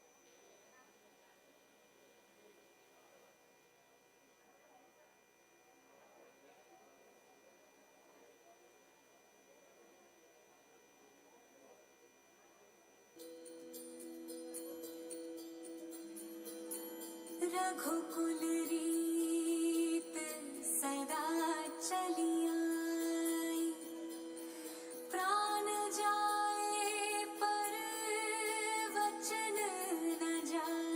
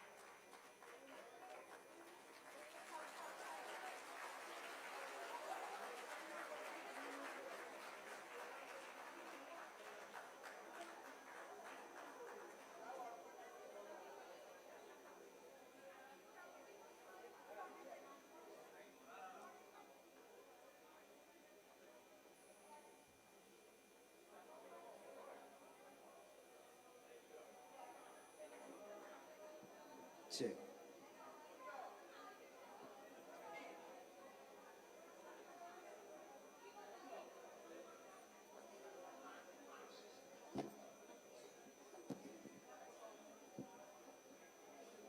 How was the performance? I hope it blew all of our minds, didn't it? So the clap should be bigger. Louder. To grace this occasion, we have honored ourselves with Karthik Krishnamurthy. From traveling across the world for his singing, performing on prestigious national and international platforms, he has truly done it all. He was the first runner-up for Zee Tamil Saregamapa Season 2 2019 and also has been a part of Saregamapa 2023. Recently, he has lent his voice to the playback song composed by Himesh Reshamia, adding another milestone to his musical journey.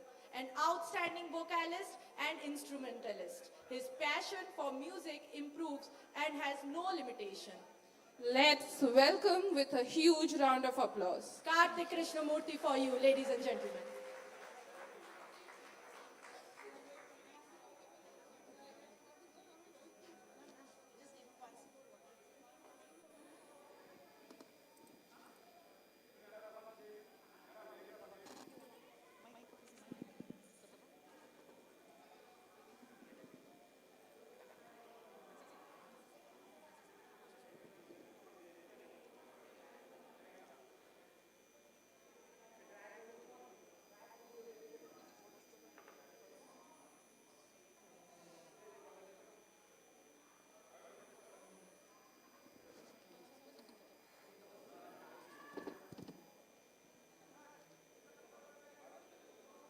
Check करो.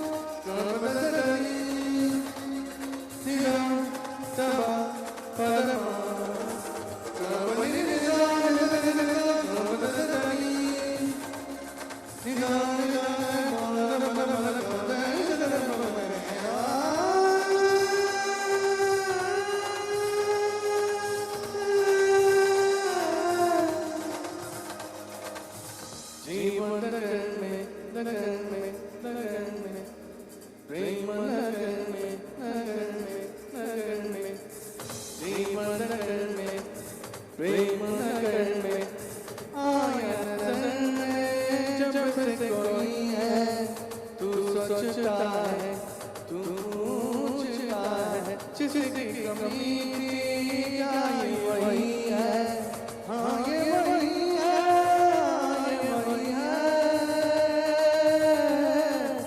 तू ही क्यों प्यासा ये नहीं है कहा नहीं किसी को तो खुल के बताए जो है गई जो है सुनी वो बात क्या है बता मित्रों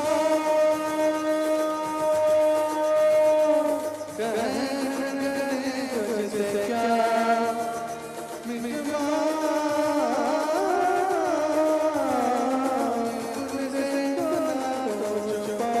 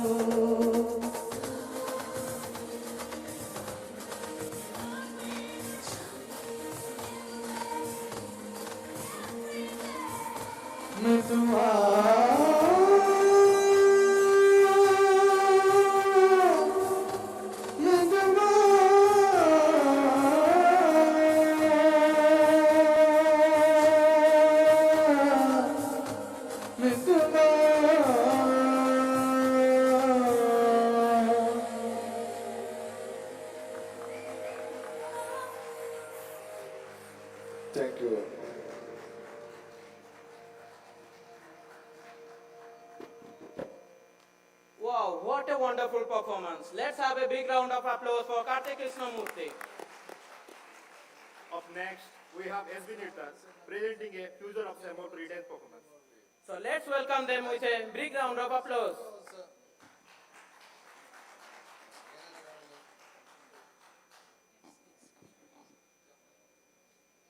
There's going to be a break, is it?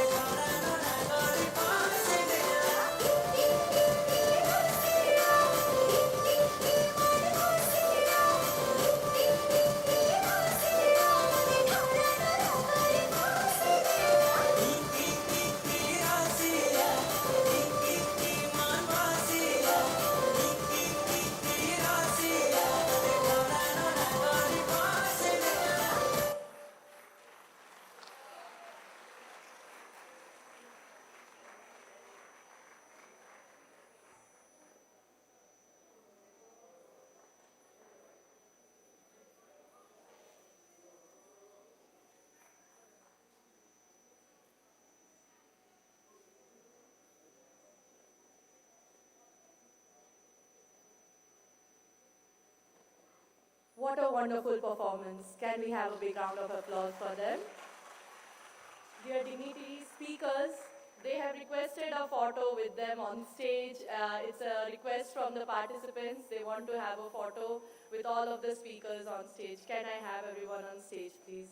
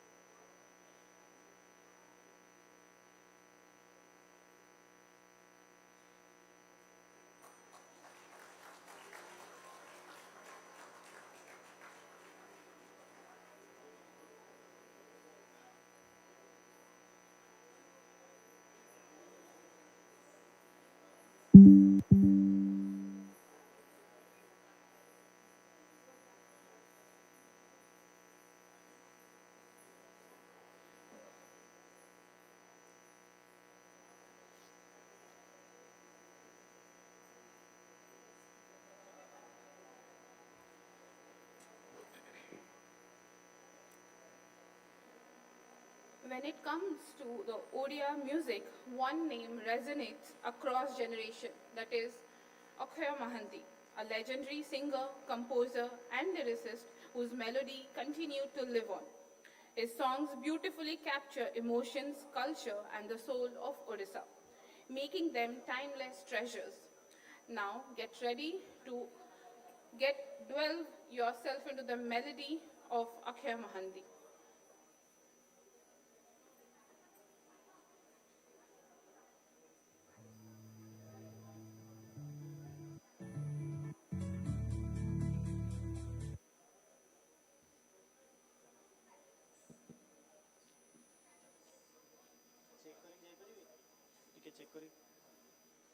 Hello, hello, hello, hello.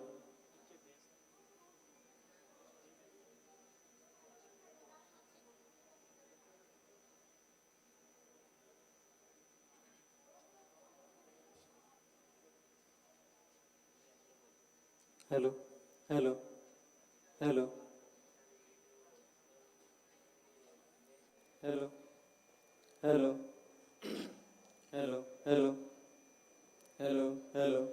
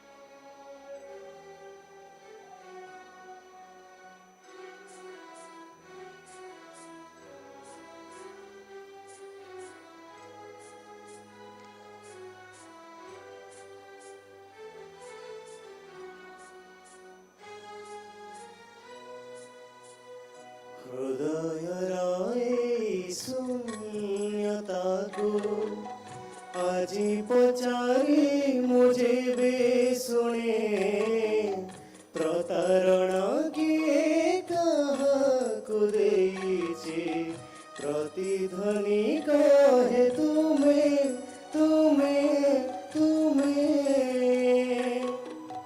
हृदयर এই शून्यता को আজি पचारी मुझे बे सुने प्रतारणा किए काहाकु देइछि प्रतिध्वनि कहे तुम्हें तुम्हें तुम्हें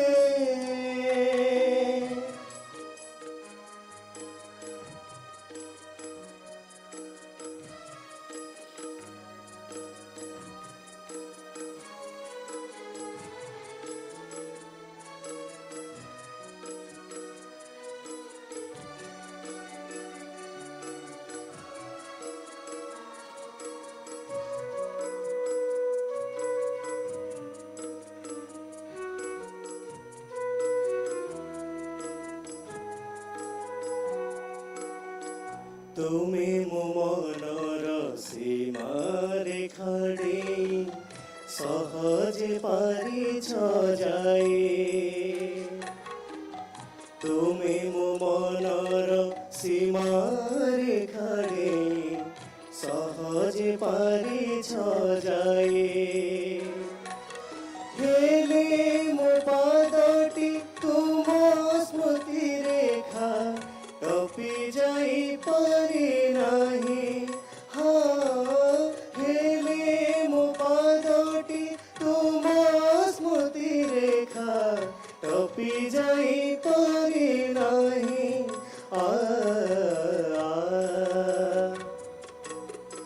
जानी न काहे कि मोनी रवता को बीर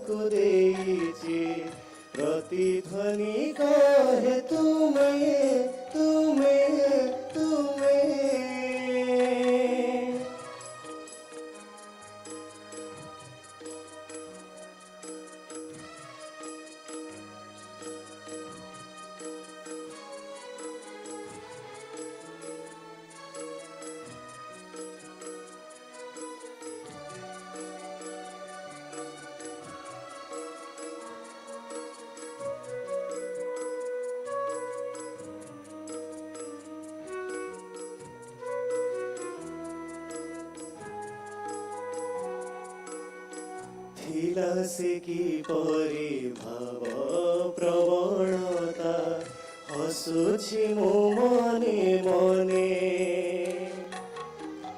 ଥିଲା ସେ କିପରି ଭାବ ପ୍ରବଣତା ହସୁଛି ମୁଁ ମନେ ମନେ ତୋଳିବାକୁ ଏକ କୁହୁଡ଼ିର ଘର ବାହାରିଥିଲି ମୁଁ ଦିନେ ତୋଳିବାକୁ ଏକ କୁହୁଡ଼ିର ଘର ବାହାରିଥିଲି ମୁଁ ଦିନେ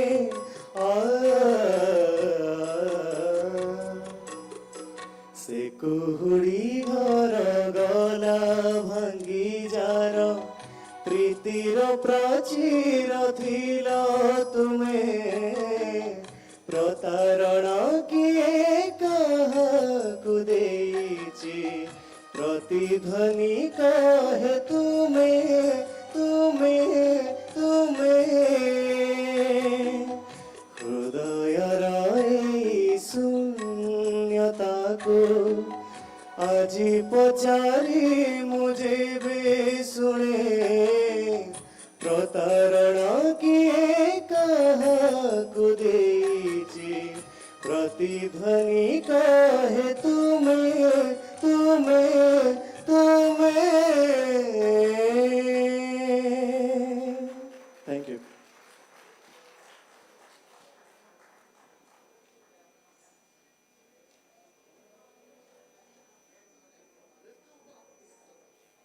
As we proceed, up next we have a truly inspiring performer, Mr. Korak Biswas. A Bal Shakti awardee, Korak is a dancer who defies limitation with extraordinary talent and determination. Born with Down syndrome, he has not let any barrier stand in the way of excellence. His achievements include 4 Indian National Awards, 3 International Awards, recognition from UNESCO, and a place in the India Book of Records. He is also registered under the Ministry of Culture, Government of India. Today, he will present a powerful classical performance on Shiv Tandav Stotram. Let's welcome this phenomenal artist with a great enthusiasm and a round of applause. Thank you.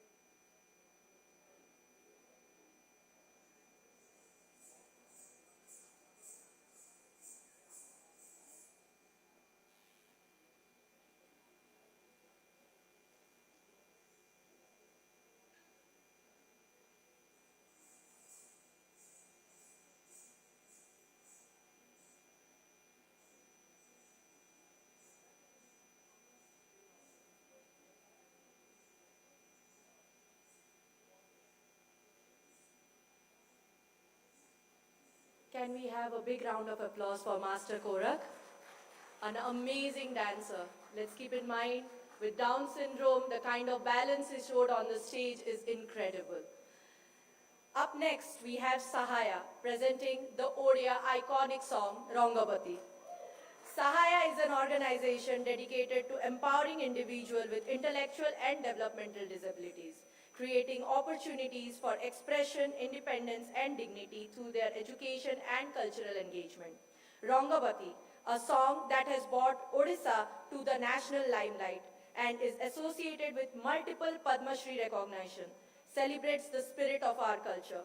Let's enjoy this vibrant performance with a big round of applause, ladies and gentlemen.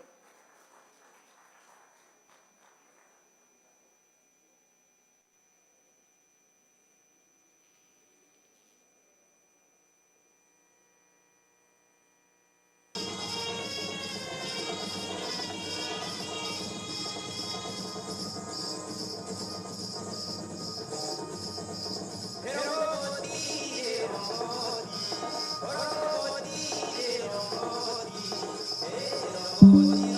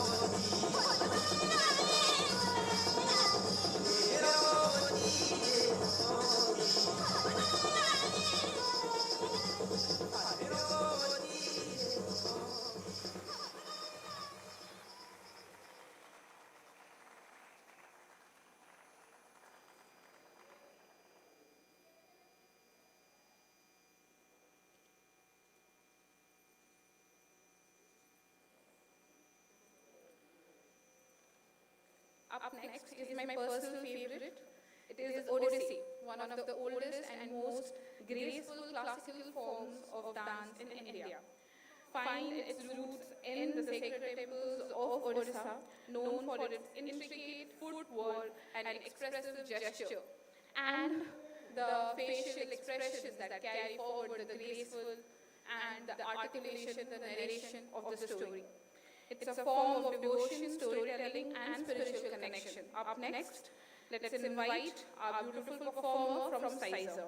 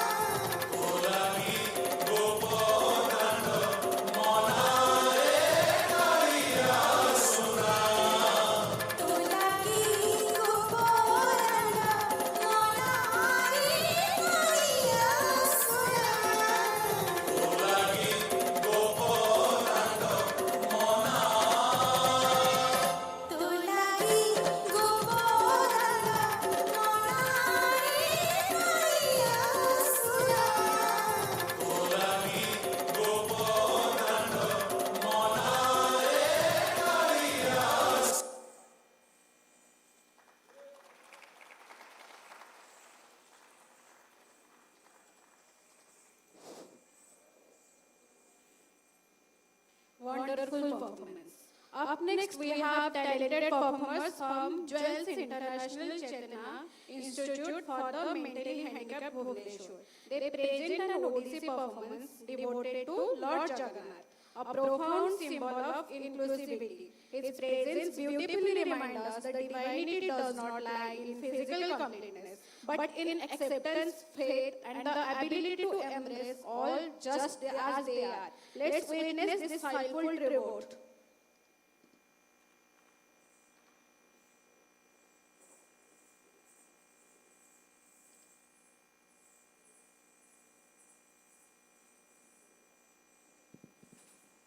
Ladies and gentlemen, as we proceed towards the ending of the evening, we have our last two performances left. We will end the program by the melodious tune of Kartik Krishnamurti. So I kindly tell you to have a bit of patience. Thank you.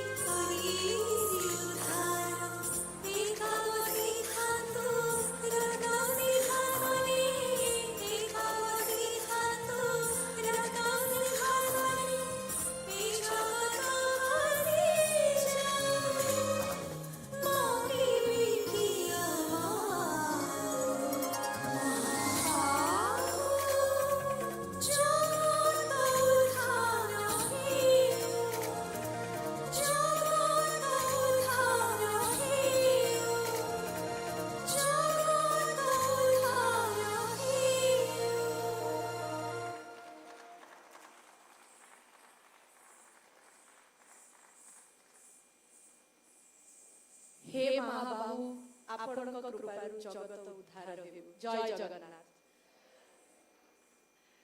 By concluding the evening, we have our last performance. It is none other than Karthik Krishnamurthy. Just a brief about the performance.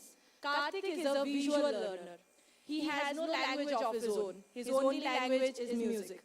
He has presented a small request of performing an Odia song from his side, as he would be visiting us.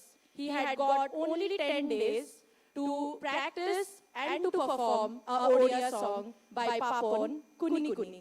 So let's give him a big round of applause, because he might not perform Odia ever again unless and until we give him a stage. So let's have the flashes on, ladies and gentlemen, and the show begins.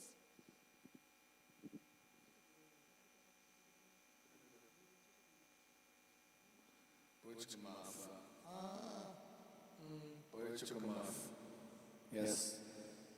Muff, yes. Kumar, yes.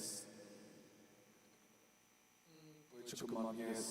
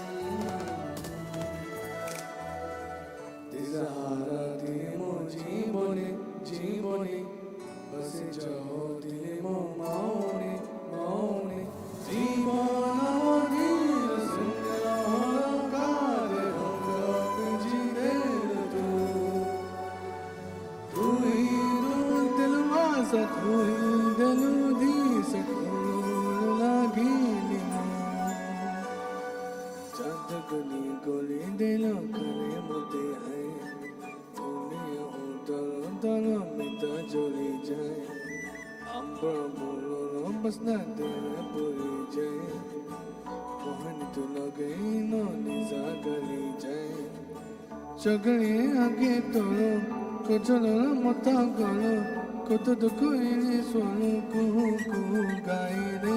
Kuni kuni, kuni kuni, kuni kuni. Pahadiya tara moro hai. Chumuni, chumuni, chumuni. Horati pasanda moro hai. Udi nagena. Sida sogarana, vadi hola dati tu. Sodaga se punir jaha, aur si sapno to ghare ghare jaine. Kuni kuni, kuni kuni, kuni kuni. Pahadiya tara mora hai. Chumuni, chumuni, chumuni. Harati pasanda mona hai. Kuni kuni, kuni kuni, kuni kuni. Harati pasanda mona hai. Chumuni, chumuni, chumuni. Harati pasanda mona hai. Thank you.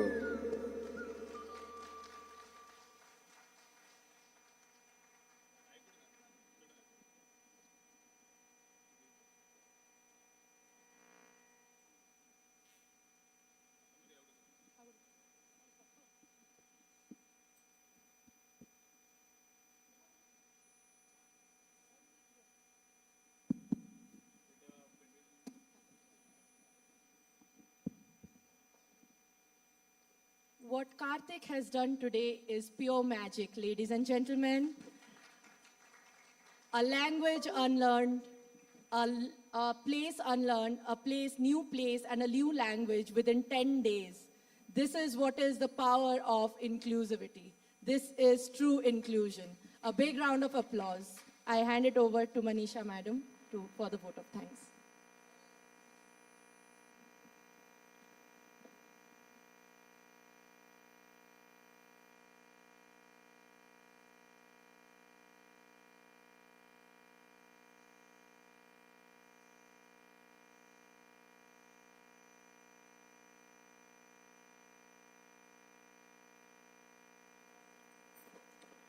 Thank you to all respected dignitaries, all the participants, and all those who have survived with us this entire evening.